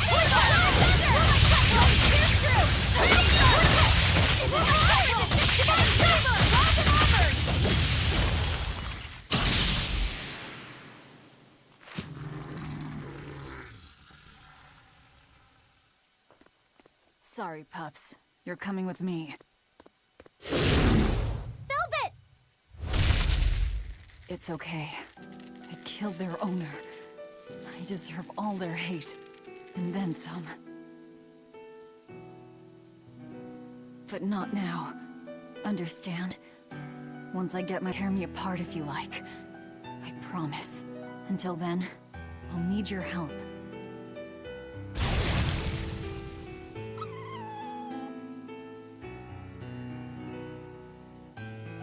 Guess the art finally evaporated. The book! It disappeared! What book?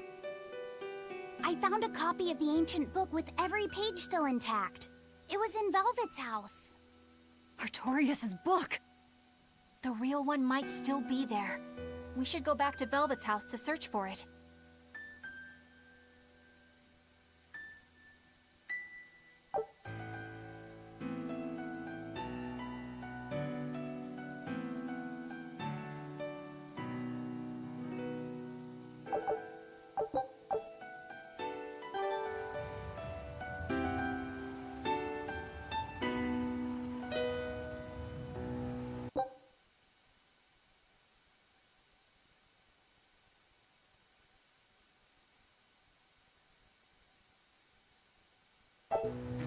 That was one hell of an illusion. I have to admire the skill that went into its construction. The caster probably has a tethered Moloch with a unique power on the same level as my Reaper's curse. I can think of one person who would lay such a wicked trap. Still, we may have a new clue to the nature of Innominat. You found Innominat's book, right, Laphicet? Yeah, in Velvet's house. Then let's hurry to Velvet's house.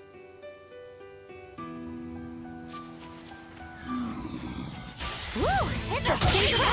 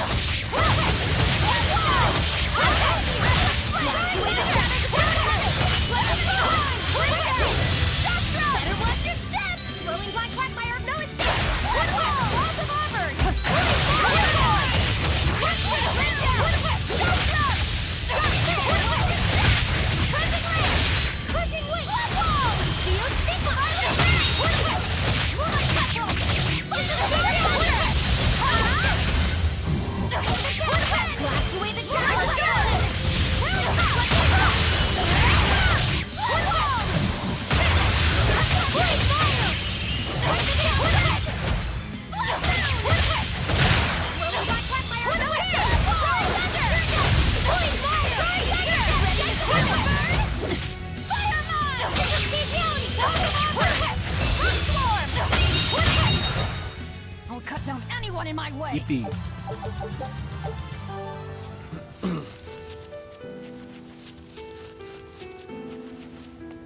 Over here.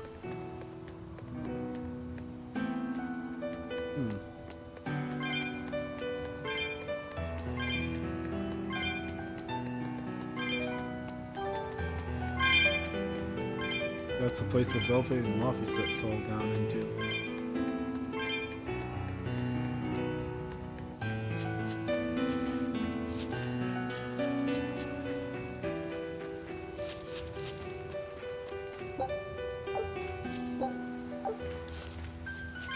Armor should turn more.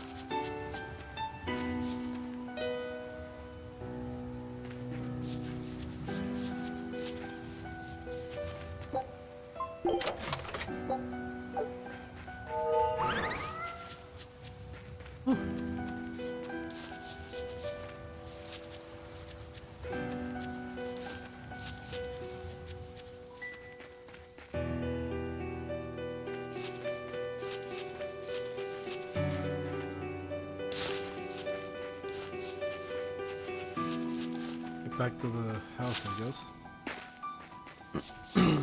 I bet when we get there, the village is gonna be, like, destroyed.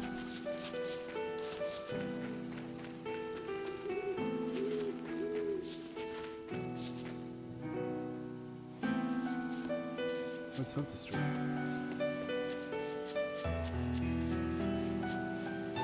There's nobody here. This is reality.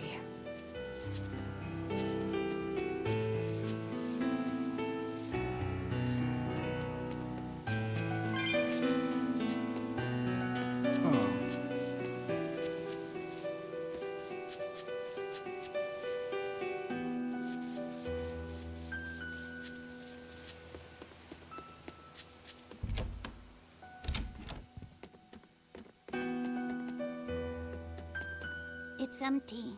No surprise there. Artorias is too thorough to overlook something like that.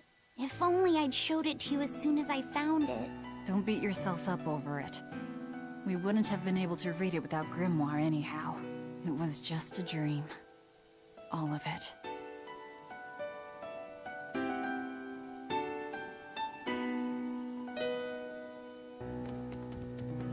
Check out all these complicated-looking books. A hand-drawn map!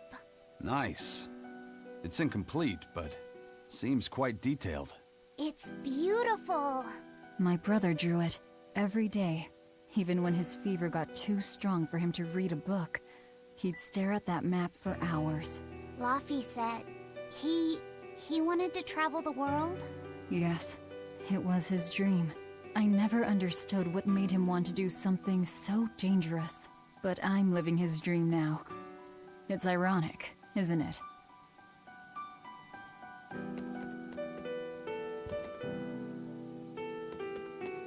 This was your room, wasn't it? You can knit? I was trying to learn. Nico said she'd teach me how as a thank you for giving her my quiche recipe. We wanted to finish a set of scarves for the winter. Velvet. Forget about it. I don't need to knit anymore. I mean, you could knit. No, like, makes your outfit.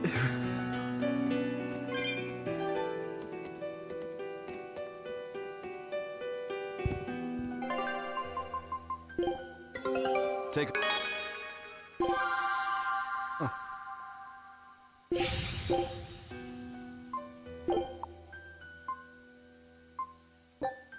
Scout ship setting sail.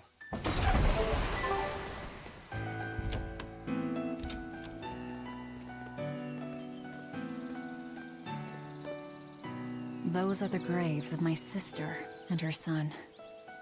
He died before he was even born. They're in rough shape. We should lay some flowers. Don't bother. There's no point. A keen insight. Eating one would be cruel enough, but plucking an innocent flower just to offer it as decoration for some memorial. That's not even a sacrifice, just a cruelty devoid of all purpose. Melchior! As obtuse as ever. I take it you're the one behind the dream fog? I must say, you did well to break such resolve. If you weren't a Therian, I'd be tempted to take you under my wing. Did you come here to flatter me? Indeed. Although I was already in the neighborhood to retrieve this book. I'll be taking that. This book was compiled by my dear friend, who was also Artorias' mentor and predecessor as head of the Exorcists.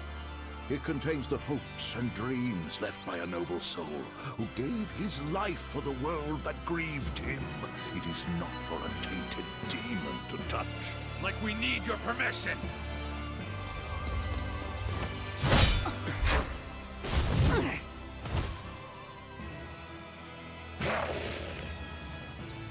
Is that I for you? Look who obeyed me for once. Is that... You didn't! Be patient. You'll know everything before long. What we seek is the realization of a perfect order, as tranquil and beautiful as a wildflower in bloom. A perfect order? Let's go. There's nothing left for us here.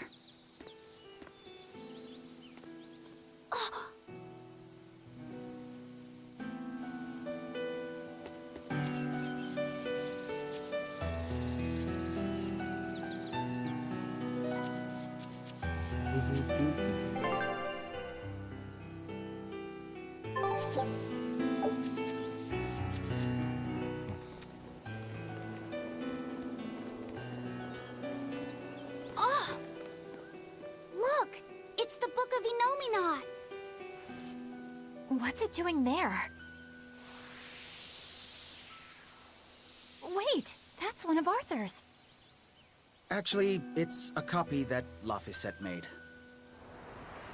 Laffy made a copy of the book.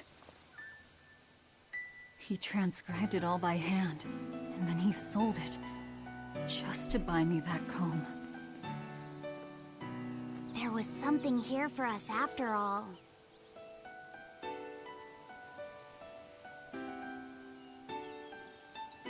Laffy. If that's the complete manuscript, we might be able to unravel Enominat's secrets. We'll have to show it to Grimoire.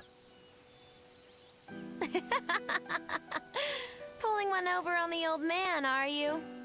Never a dull moment with Lady Calamity around.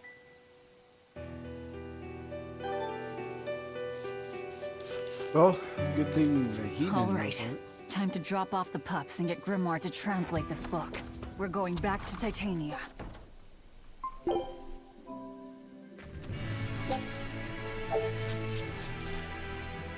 horned monster. He was with Melchior. There was something different about him. He wasn't a Moloch, though, right? Yeah, I'm pretty sure he's a demon. But why would the Abbey be working with a demon? He could be a Therian, maybe. I mean, there was Medusa and Kamoana. No, I don't think so. The Abbey keeps their Therians behind barriers and bound to Earth Pulse points. A Therian can't send malevolence to Enominat while walking freely. That's correct. And besides, Orthrus was already here. In any case, now we know Melchior has a mean-looking bodyguard in addition to his illusions. It'll take quite a lot to stop him. Aye. That's a fact.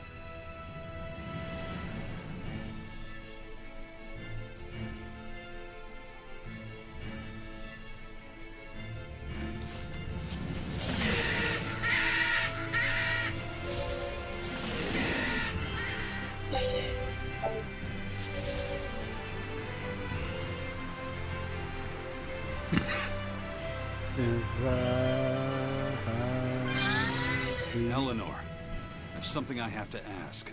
What is it? Did you leak our plans to the Abbey?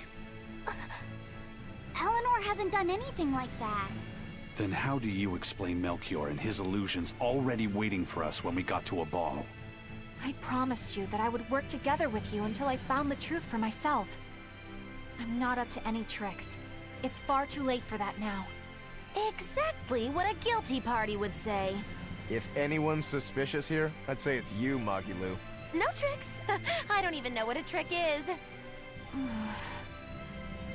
Enough. If Eleanor was leaking information, then Titania would surely be under attack by now. Right. I'm sure the Abbey would love to have those Therians back. But the enemy was in that village waiting in ambush. The Abbey isn't foolish. They figured out by now that we're rounding up the Therians. They'll have left traps for us with each remaining one. It's the obvious move. All right. If that's how you see it, I'll stand down. So you trust me then? No. I'm saying that anything the Abbey tries, I'll be ready for it. Oh, such a brave, determined soul.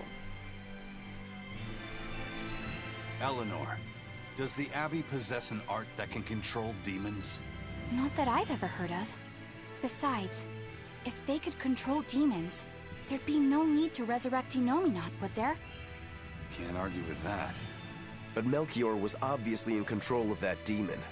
How did he manage that?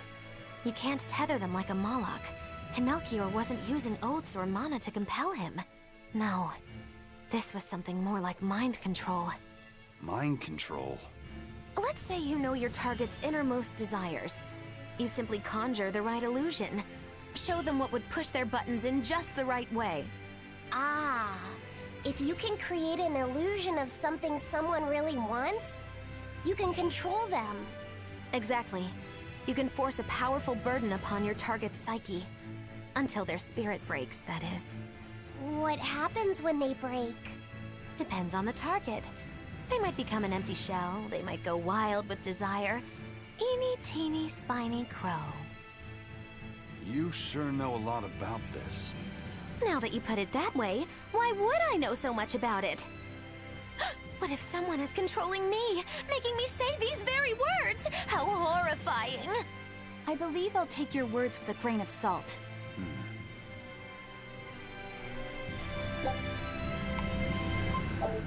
That's just fucked up, man. Yeah, but free bird.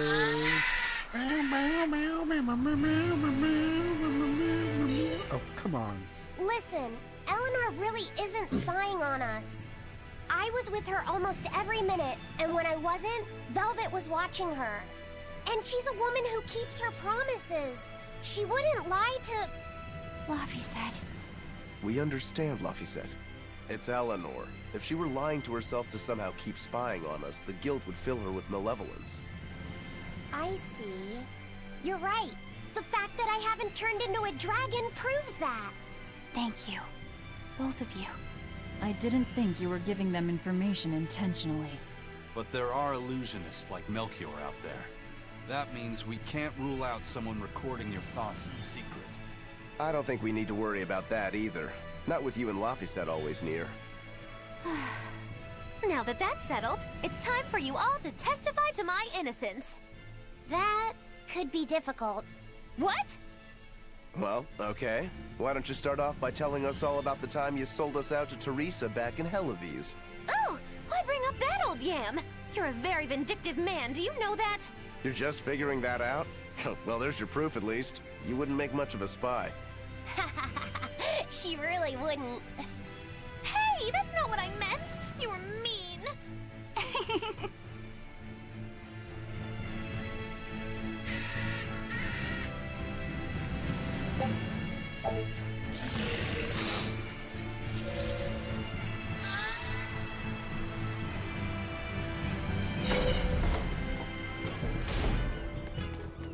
Woohoo! My sister's making us prickleboard meatballs for dinner tonight!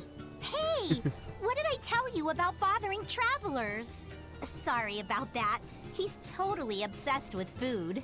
That's all right. Prickleboard meatballs, huh? Sounds delicious. They're really super tasty, but Sis says that they used to taste even better. Why's that? We used to get deliveries of fresh, delicious prickleboar meat from the nearby village of Abal. But in the Advent 3 years ago, demons attacked the village, and now it's gone. It's such a tragedy. If they only could have held out for just one more day, I'm sure Lord Artorius would have saved them. Artorius. Right. Man, fuck Artorius. I hate priests.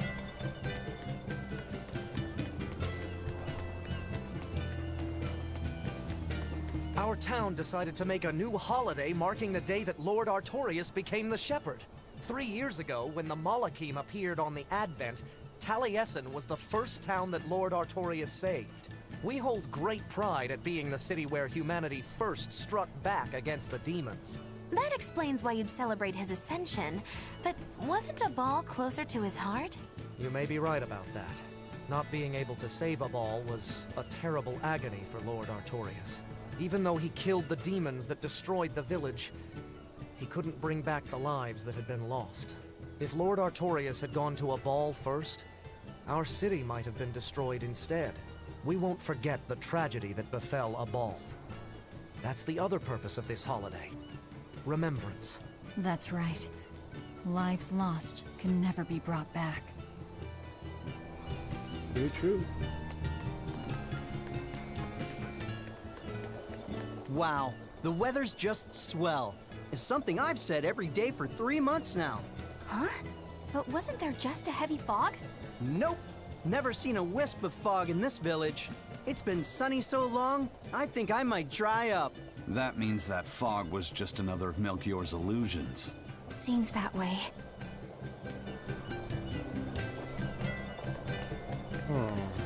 Excuse me. My partner and I here would like Hey, to where'd put that on a herb come comedy from? show if it's possible. Not often you run into someone with a real fire in their eyes. All right, show me what you got. Eleanor, I'm impressed. I didn't know you had this sort of initiative. You just have to do what you have to do, right? Besides, if we pull this off, it could be our chance to get closer to Modulu. Did you say Modulo? I haven't seen her recently, but she seems to be making a name for herself in Logris. Yeah, her dances are really beautiful. Do you know her? I do. Her and her teacher, Valta.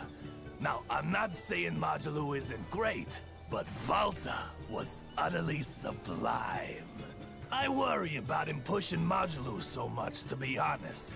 He's never been one to accept compromise in his art. Huh. I didn't know that.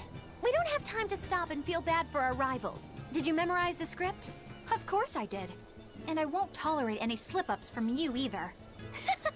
Hearing that just makes me more motivated. Well, let's get going. We've got a show to put on.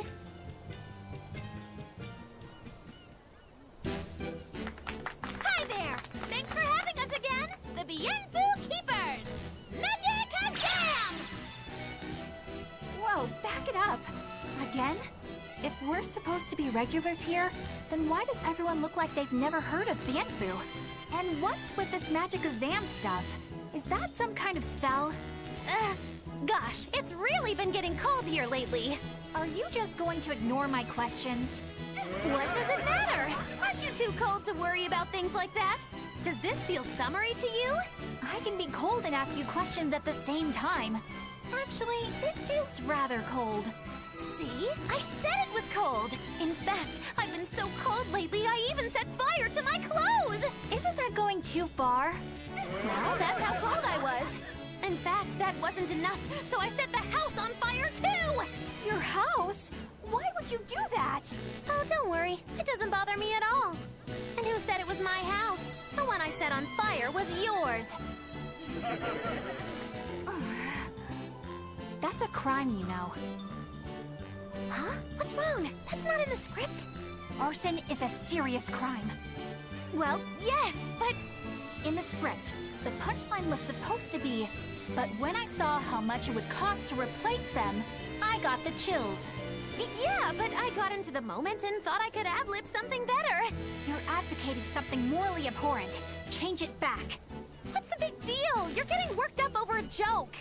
Crime is not a joke. Even speaking as a normal citizen, I can't condone speech that promotes such a horrifically antisocial act. Oh, now you've got me all mad. I give up. For good. No, it's bad.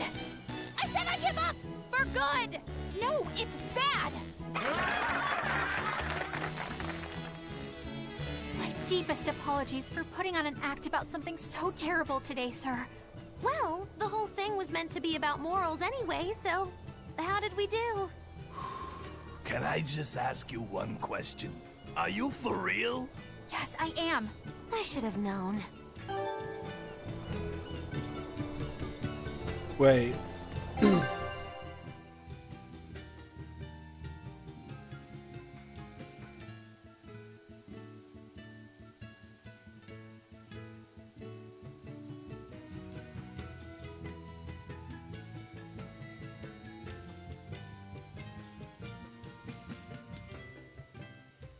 I have an idea. I'm going to change everyone's back.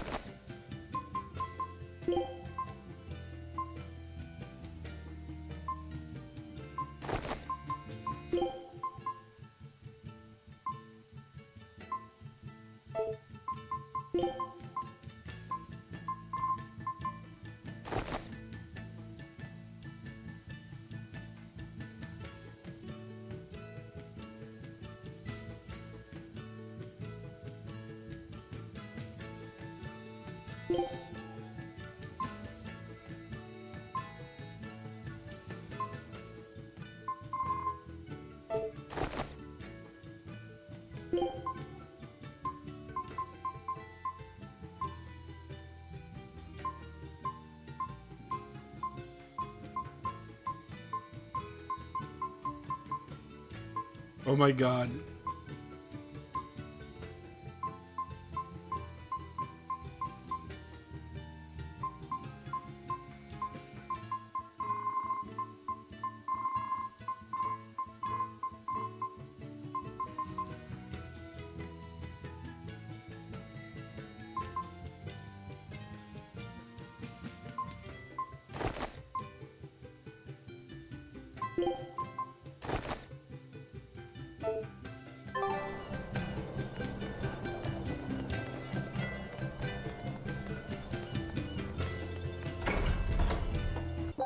Okay, I gotta check.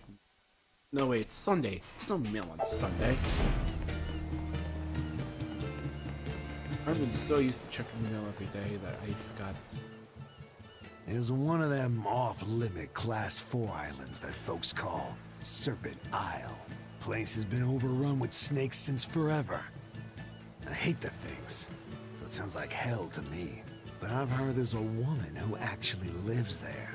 Whatever for? Why would anyone want to live in a place like that? I know. It's mighty strange. Place supposedly is crawling with demons, too. Last time I was in the area, I checked it out. Kept my distance, of course. Used me spyglass. And? Was she there? Aye, she was. Except she looked like a snake herself. I mean, she was human up top, but her face was a weird color, and her lower half was all slithery and wiggly. Ugh. Creep me out. A snake woman, huh?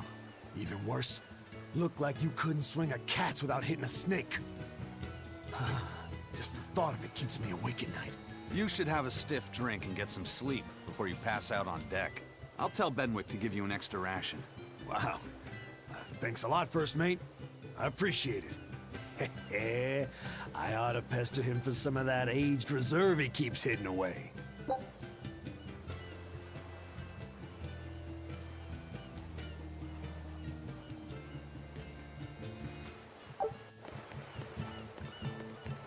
What's that even gonna do? Like, really, what's that even gonna do? Welcome back. Did you find the Therian? Yeah. We're bringing these two back to Titania. Dogs? Look, lizards, no problem. Walking hunks of armor I can deal with, but dogs on my ship? You're not a dog person. I was, bit by one when I was a kid. Then you've got nothing to worry about. If they're biting anyone on this ship, it'll be me. Are you okay, Velvet? Oh, sure. They're just dogs. No, I mean, in general.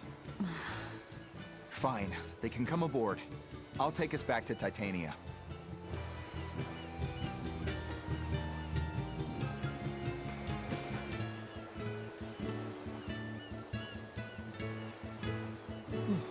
We have to take good care of Orthy and Russ. That's on you. They won't let me near. Yeah, well, what do you expect? You only killed their master. Don't worry. I'll take responsibility. You mustn't. They're quite vicious, you know. I just asked them if they wanted to be friends, and they suddenly bit me. I'm sure you said something to irritate them, like, I'll make you my minions. You had it coming. She knows. But you have Therians to find, Laphicet. You won't be able to look after them all the time. I suppose. What should I do? You could ask Kamoana and Medissa. Kamoana said she once had a dog. Even if they get a little rowdy, Medissa will be around to keep them safe. That's a good idea. I'll go ask them. Thanks. We can't be killing off Therians. Besides, they remind me of Nico. Velvet. You want a pet dog, Laphicet? You should go to the Abbey then. Why the Abbey? Because the place is full of the shepherd's lapdogs. Get it? Lapdogs! Yeah, I get it.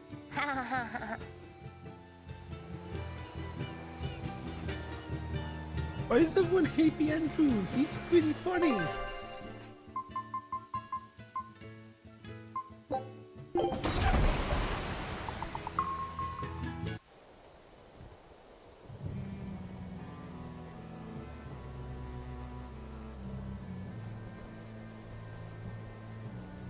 I devoured them again. No, don't.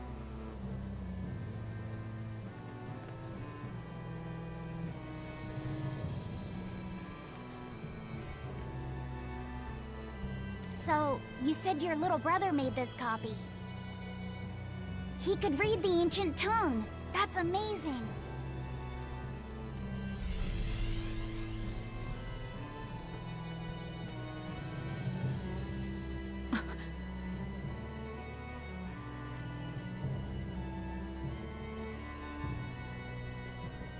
Laffy was different from most other kids. He read books a lot because his body was so weak. He studied all the time, so that he could be ready to travel the world one day. Which was kind of funny, considering he'd hide in my bed whenever he had a nightmare. Really?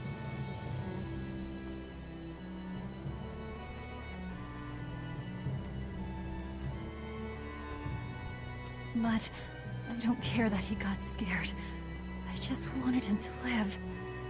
That's why I have to... Velvet!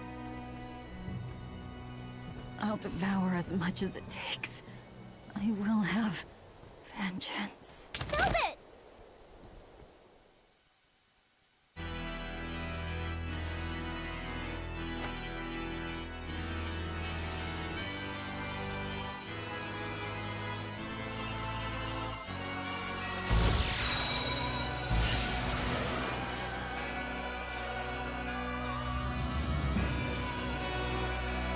Done. The art is attuned to you. Thank you. This time I'll make sure to finish what I set out to do. I've gotta say, I didn't think you had it in you, Oscar. I don't believe I asked for your opinion. Lord Artorias!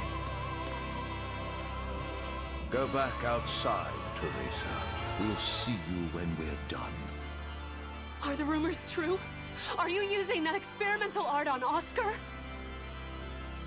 It is true.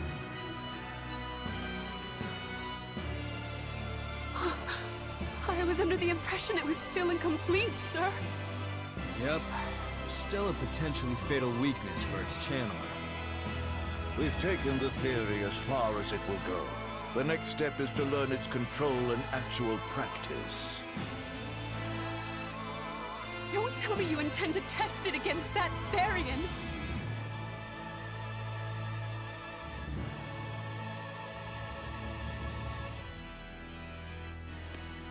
Please let me do it. I should be the one, not him. You are not strong enough. Then at least let me back him up. So you can take the enemy out before Oscar uses the art? A noble plan, but I'm afraid it'd mess everything up.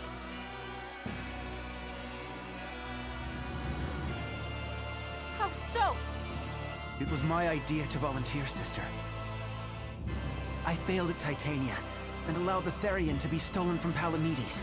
I need to atone for my mistakes. Then let me come with you. I have different orders for you. Teresa Linares, you are hereby relieved of your duties as an exorcist, and are to return your monarch. Relieved of duty? Why? For our plans to be realized, we require an especially strong monarch. We've analyzed your monarch's dormant abilities, and he's of considerable power, on the same level as the young monarch who betrayed us for the enemy. Simply put, you just don't got what it takes to handle him, sweetheart.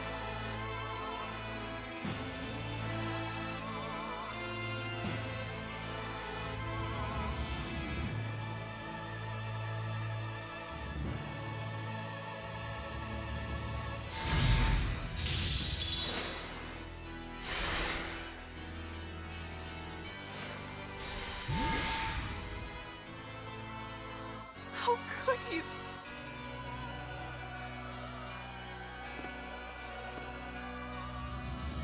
When this is all over, I'd love to have some of your homemade cooking again, sister. I could go for that quiche you used to make.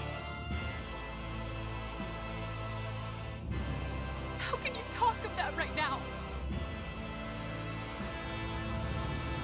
Lord Artorias. I know what you're going to ask. Yes, Oscar, when you fulfill your mission, I will make Teresa an exorcist again. Oscar, are you doing this for... Don't worry about me. I'd go to the ends of the earth and back for a plate of your delicious quiche.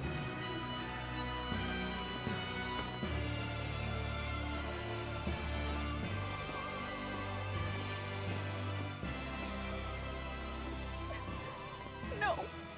Oscar, don't go! Oscar!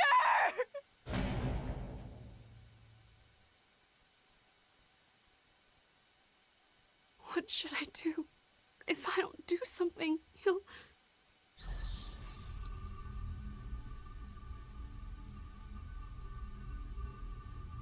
Huh? What's this? I'm... receptive? To that art? And to you?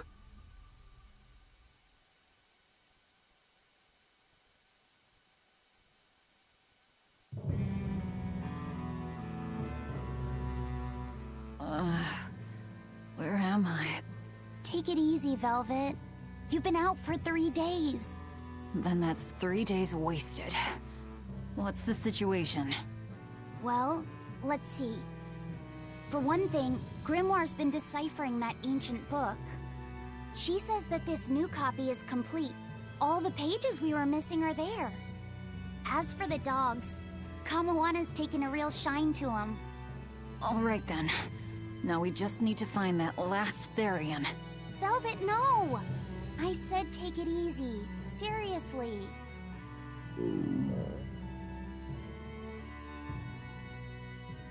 Oh, hold on. Have you not had anything to eat? Well, I just thought, since you hadn't either. Are you serious? Why would you do a full thing like that? You'll die if you don't eat. Actually, He won't die if he doesn't eat. Malakim don't actually depend on food for sustenance. If they do eat, it's only as a quirky hobby. All right, if you're sure.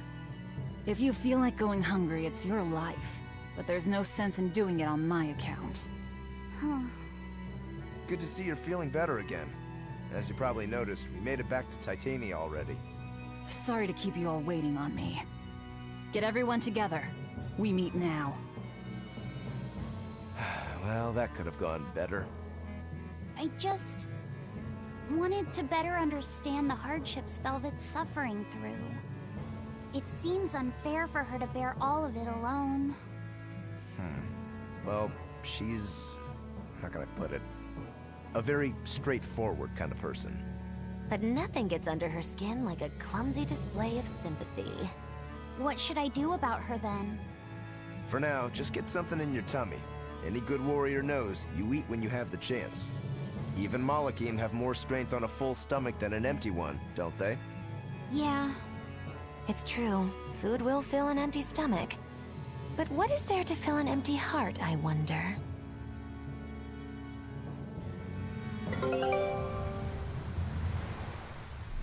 Yippee! Time for some grub, Laphicet. What are you hungry for? I'll have some stuffed giant squid. Or prison crab dumplings. Or sea snake bowl. It's your first meal in 3 days, right? Better stick with something mild or you'll be sorry. How about a risotto or vegetable rice soup? That could be nice. I could go for some borscht or shark fin and egg soup. For dessert, I'll have a sweet bean and jelly fruit cup, a giant parfait, and a triple berry cake. Zip it, Magilu. Oh well, I'm getting full just thinking about it. I think I'd like some rice porridge with a pickled plum and baby sardines on top.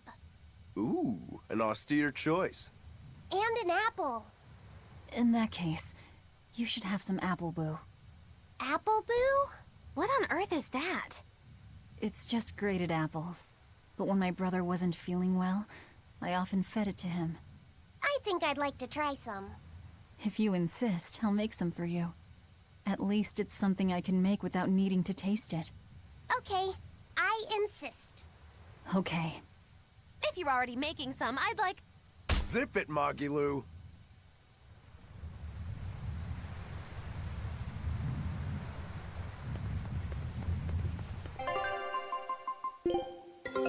Take a look at this.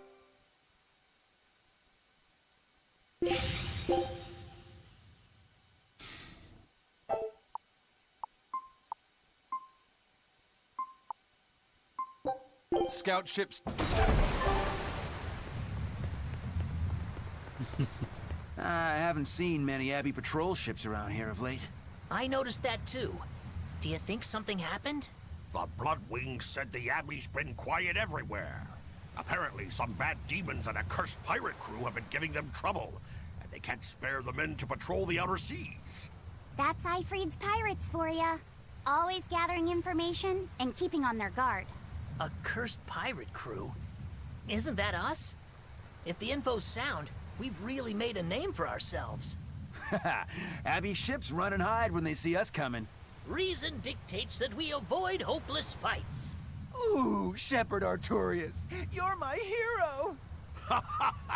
If only our enemies were truly that dumb. Sadly, the world isn't that forgiving. We can't drop our guard. Aye. I've contacted some fishermen friends of mine. They'll let us know if they notice anything fishy. We've got the First Mate's curse to deal with. We can never be too careful. Yeah, with that Reaper's curse hanging over us, we don't have room to relax. Well, at least they're not too bothered by it.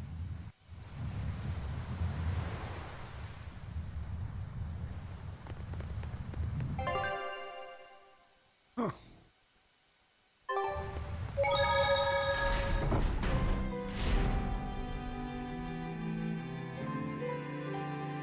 Okay, Fee. I need you to find us our next Earth Pulse point. I found one, but it's really, really far. Way up in the northeast. If it's that far out, it has to be an Engand. Endgand is a collection of small islands. There's a comparatively bigger one called Lionel Island, but that's the exception. I think the Earth Pulse point's probably out there. Endgand, huh? Those waters are haunted by ghost ships, you know. Ghost ships? Yep. Legend has it they snatch up wrongdoers who bear lingering regrets and whisk them away to that eternal voyage. That doesn't sound promising. Currents from all over the world converge in Engand's waters, so a lot of shipwrecks from distant seas end up there as their final resting place. Uh-huh. Ah, so that's where the stories of ghost ships come from. Boo! You guys have no imagination. I'd rather they stay imaginary myself. We should still be careful. We'll be fine. Ghost ship, exorcist, whatever comes along. We'll be the ones to administer their last rites.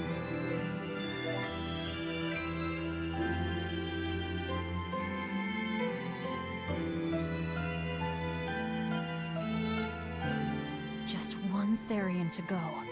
When I escaped, Ceres told me that Artorias could still be killed. That means she must have known everything. That Innominat is incomplete. How Therians work. But why did she betray Artorias? Why did she give me her strength? I know that try as you might, some fires can never fully be extinguished. But what made you go so far as to feed yourself to me? Tell me, why did you do it, sis? Ugh, what am I saying? Ceres was a Moloch. Just a Moloch. Just focus on what has to be done. Once the Therians are all together, I can end this. That's all that matters. That's all I need to think about.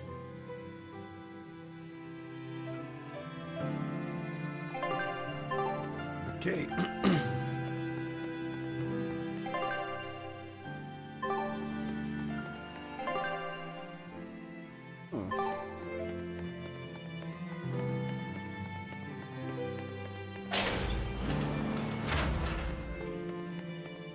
That prince you brought back is one interesting guy.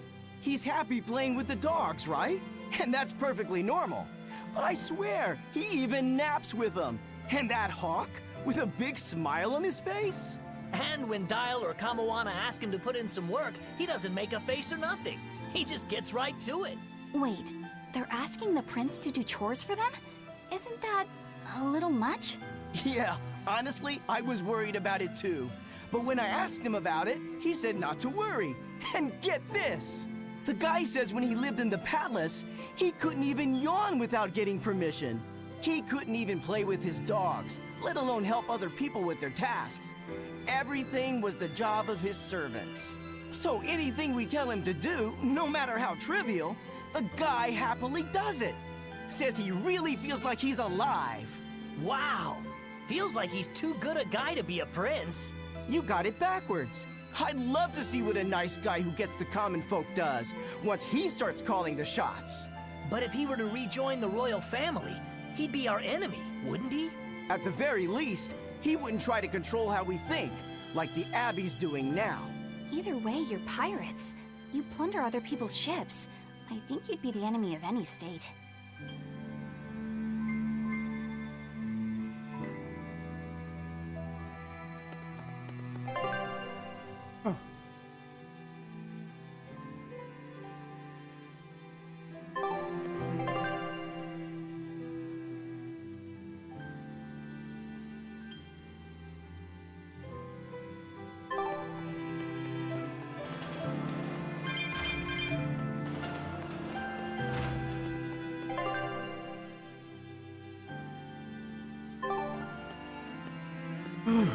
Okay, so I'm gonna talk to these people.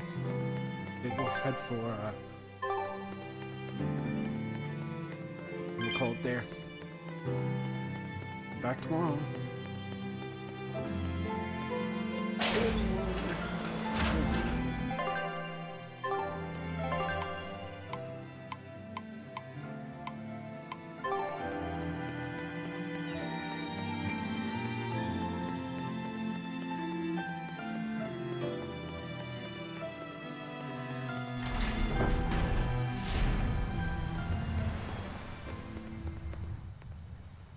Hey, Eisen, great timing. I've got a question. What would you say the 4 great wonders of the ocean are? Far as I know, it's the Phantom Fleet, Dragon Island, the Big Hedian tribe, and the Queen. Ha ha! See? I'm right. But this scoundrel insists he knows better than me. What else could the 4th be but the Kraken Queen? The colossal upright eel. Besides, the Kraken Queen is just a fantasy cooked up by girl-starved sailors. What's the Kraken Queen? What do you mean, fantasy? It's not just a fantasy, boy. The Kraken Queen is a slippery black squid, the size and shape of a lusciously proportioned woman. When it encounters a human, it goes into a frenzy, attacking with its long whip-like arms. That sounds painful. Real painful. Mind-numbingly painful even. But here's the thing. At some point, the pain turns into pleasure. You mean it feels good to get whipped? You see, boy, that's why we call her the Mystery. Hey! Bad pirate! Stop corrupting our youth! Corrupting? Boy, there's no need to contain your curiosity. When pain turns to pleasure, you've truly become a man. Laphicet, don't listen to them. This is something you should hear. Aren't you curious why the Kraken Queen is a wonder of the sea? Want to find out? Yes, tell me. Why? Normally, it hurts to be whipped. Nothing pleasurable about that. You don't like getting hurt, right? No. It hurt when Teresa hit me. I didn't like it at all. And yet the Kraken Queen grants pleasure through pain. The Kraken Queen's tentacles secrete some sort of unknown, pleasure-inducing substance. When they touch you, the pleasure is beyond. All right, we're done here. The Kraken Queen is no longer allowed to be the 4th wonder. It's now the colossal upright eel. Argument over. Tell Laphicet about this eel, and keep it wholesome. Sure. The colossal upright eel is as big as a whale, and long and straight like a marlin's bill. Cut it open, steam it, then baste it with a special sweet and sour sauce, and grill it twice over charcoal, and it's heavenly. Or so I hear. That does sound really good. I know, right? The problem is, its name is an apt one. Colossal. It's too big to catch? No, the upright part. When people try to catch it, it stands up on its 2 legs and zoom! Off it goes, running on top of the water. It's a fish? With legs? Now that's a wonder, right, kid? Well, at least it's a wholesome one.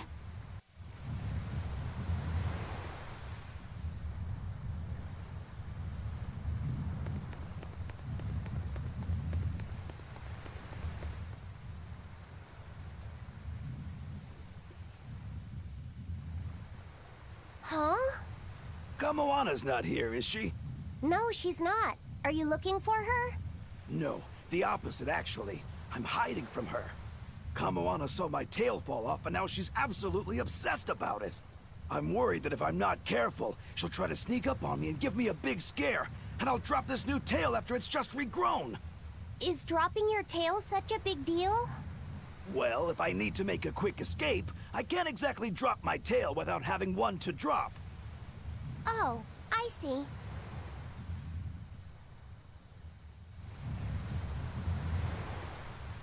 Okay.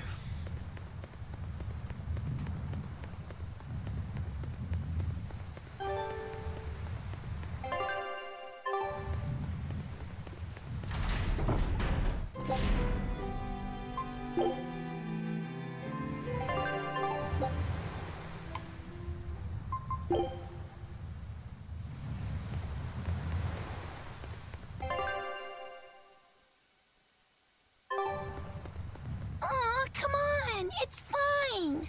No, it's not. You have to do it right. You're so mean, Medissa! If you keep telling me what to do, I'll hate you! Fine, hate me then. So long as you do what I say. Fine! I love you, Medissa, and you don't even care! What's going on here? Eleanor, Medissa's being mean. She keeps telling me to dry my hair after my bath, but I don't wanna. What? Is that all you're arguing about? This is important. Just because she's a Therian doesn't mean she can't catch a cold. But I won't! I won't catch a cold! I swear! I don't want to take Mom's yucky, awful medicine, so I'm not gonna get sick. If you insist on being so stubborn, we can do this the hard way. There's no need for everyone to get so worked up. Her hair's heat, right? Yeah, what she said.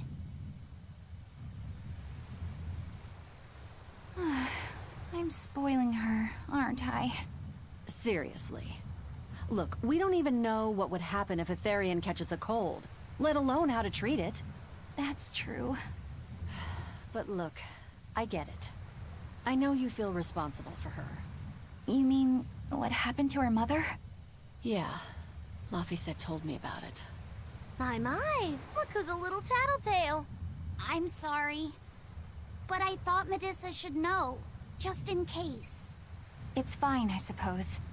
I should have told her myself. Well, at least I understand everything now. It's all too tragic for words. Yes. And the knowledge would not be something that a young child could possibly bear. I'm not planning on telling her. That's probably your only option. But do you really think you can keep lying to her forever? I have to. For her own sake. For her, huh? All right. I'll go with you on this. You two are going through an awful lot of trouble for a selfish kid. All kids are selfish. They're selfish. But that's what their families and their mothers should be there for. Don't you have any memories like that yourself? Sorry, but I'd rather just keep them to myself. Pish and Piffle. Everybody and their issues, am I right?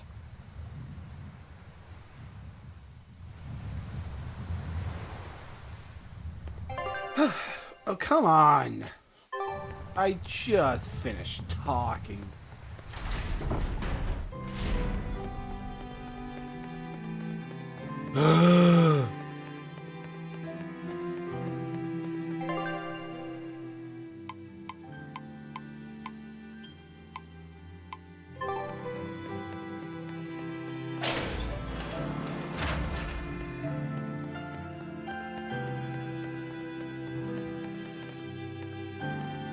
I cannot work like this. Is something wrong, Kurogane? Well, how do I put it? Hey! Have you guys seen Kamoana around? Not lately, no. I haven't seen her, no. Great. She's making me play hide and seek with her, but she's surprisingly good at it for her age. Where is that girl hiding? Come out, wherever you are!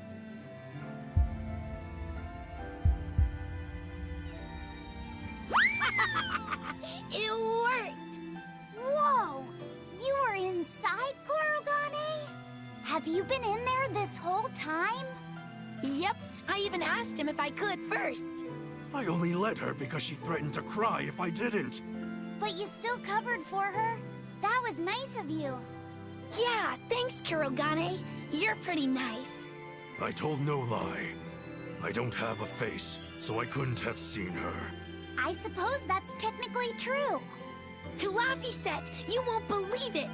Kurogane's armor is actually really roomy inside. I think I might even make it my secret hideout. I'm not sure Kurogane would like that. Oh, please, no.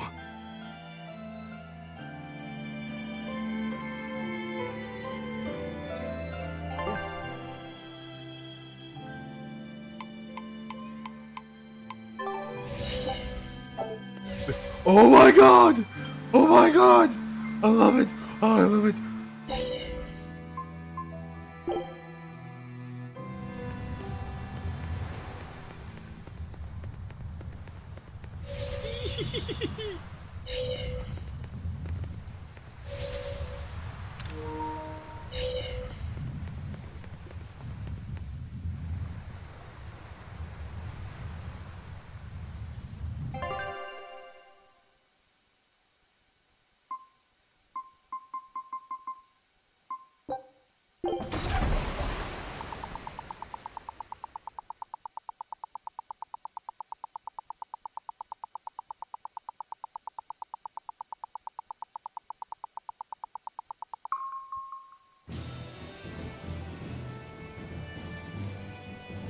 We're coming up on Lionel Island. So much for the ghost ships. Should we expect another welcome party waiting for us again? No. I had the Bloodwings spread a rumor that we were raiding an Abbey compound far, far from here. As far as plans go, that's better than nothing. All this cloak and dagger. Give me a good old frontal assault any day. First mate, sir. There's a ship drifting ahead of us. A ghost ship? It's an Abbey ship. Their flag. It's a distress signal. Understood. Commence approach. Are you actually going to help an enemy ship? A ship signaling distress has neither allies nor enemies. That's a code all seafarers abide by. It's an obvious trap. Not even pirates would use a distress signal for a surprise attack. Of course, after we rescue a ship, we still strip them of everything they've got. Anyway, if it's a trap, we'll kill everyone on board. Simple. A waste of time if you ask me.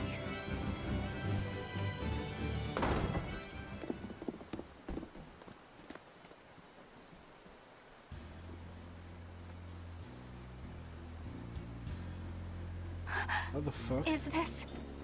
the Corsair Scourge? Benwick, do we still have any Salatoma left? If you say, let's not help them. Yes, sir. If this is their full crew, we should have enough on board to treat them.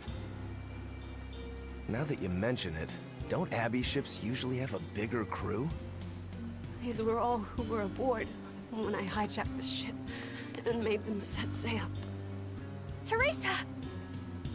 I knew I was being reckless, but I never expected we'd run afoul of the Corsair's Scourge.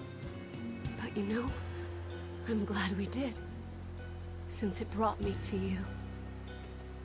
You seriously plan to fight in that condition? No.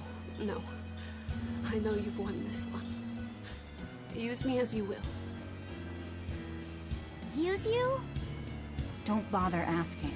It's a trap. Lionel Island is where you'll find Dees. Aetherian.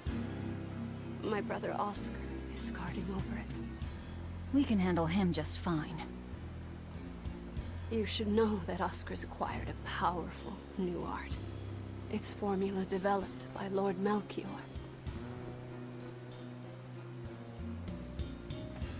The art heightens a Malak's power far beyond its normal limits. The effect is incredible. Normal arts don't even compare. Even were you to win, you wouldn't come away unscathed. Why are you telling us this? The art is still untested and imperfect. There's no guarantee its caster will survive the effects. I don't want anything to happen to Oscar. If I'm your hostage, Oscar won't move against you. This will afford you a window to snatch the Therian and make your escape. You're willing to betray the Abbey? There's nothing in this world that could ever replace Oscar.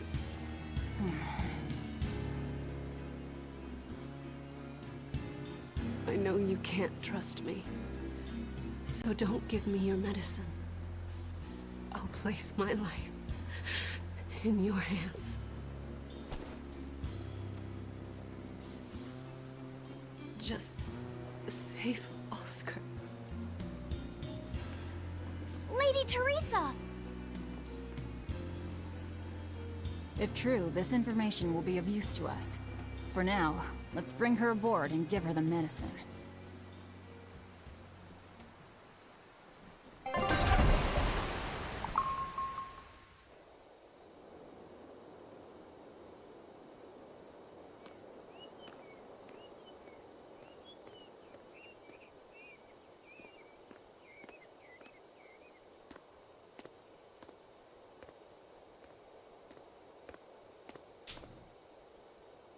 So, you're going to believe her story? An art that boosts a Malak's power far beyond its normal limits. Sounds like we might be in for a real fight. And she said that Melchior developed it, too. Maybe this explains why he was so intent on acquiring that Siegfried relic. If this is all true, a frontal assault might not be the best idea. But why do you think Teresa is willing to go so far to protect Oscar? Oscar is the second son of the Dragonia family, aristocrats with ancestral ties to the Asgard royal lineage. From what I understand, he was sent to the Abbey in the hopes of strengthening his family's ties to the group. For the good of the bloodline. Happens all the time. Teresa followed him to the Abbey, where she's been his constant savior, even if she's kept it from him. So she's another noble too. Could have had an easy life if she just kept in her place. No, Teresa was conceived, outside of formal matrimony, and her mother was not of what you'd call high standing. It happens more often than you might think. My mother died, and my father's wife never cared for me. So I merely served the Dragonia family as a maid. Those were dark, lonely times for me. But Oscar was the only one who called me his sister, and embraced me as family. Does a sister need any other reason to want to save her brother? So you're back on your feet. My sincere thanks for the medicine. I can't use you as a hostage if you're dead. Where's the Therian?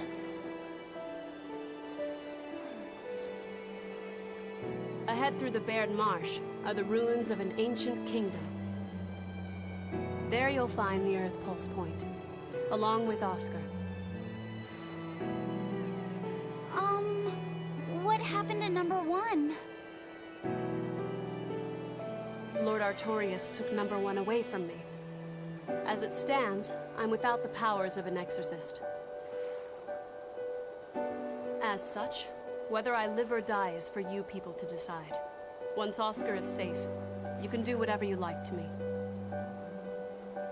We'll do as you wish. All of it.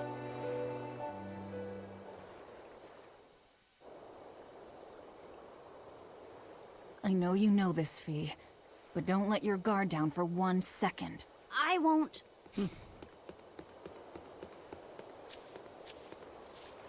Oh, hey! Let's see you again.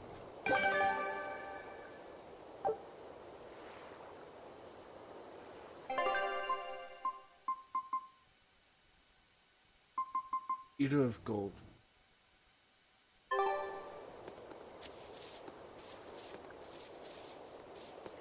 Talk to these guys real quick. I'll send a Sylph J if anything comes up here. Have a safe trip. Thanks. Still, why would the Abbey build anything all the way out here? Teresa, what do you know? This island may be uninhabited now, but judging from the ruins, we can tell that civilization has flourished and fallen here many times. This island lies at a focal point of air and sea currents, as well as the flow of the Earth Pulse. That means that malevolence gathers here too. Is that why civilization has risen and fallen here before? It is. Furthermore, the malevolence of those long-dead people still lingers here, lost and unfading. Even after so long? The more they prospered, the greater the loss of life. Normally, this sort of thing could not be ignored. The malevolence here should have been dealt with in haste. But because the Abbey is scheming to resurrect Inominat, there's no way they'd want to waste such a bounty. Bursting with malevolent juiciness, and no meddlesome people around to cause trouble. There couldn't be a more perfect spot. If there's one place they'd put a Therian, it's here.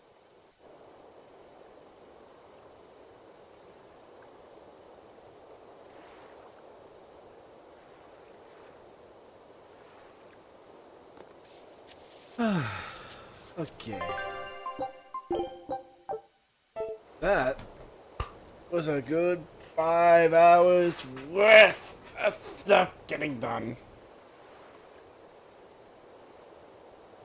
I'm gonna call it there. Then tomorrow we'll try to do another 5. I'm gonna try to be early as possible. So you all, good one.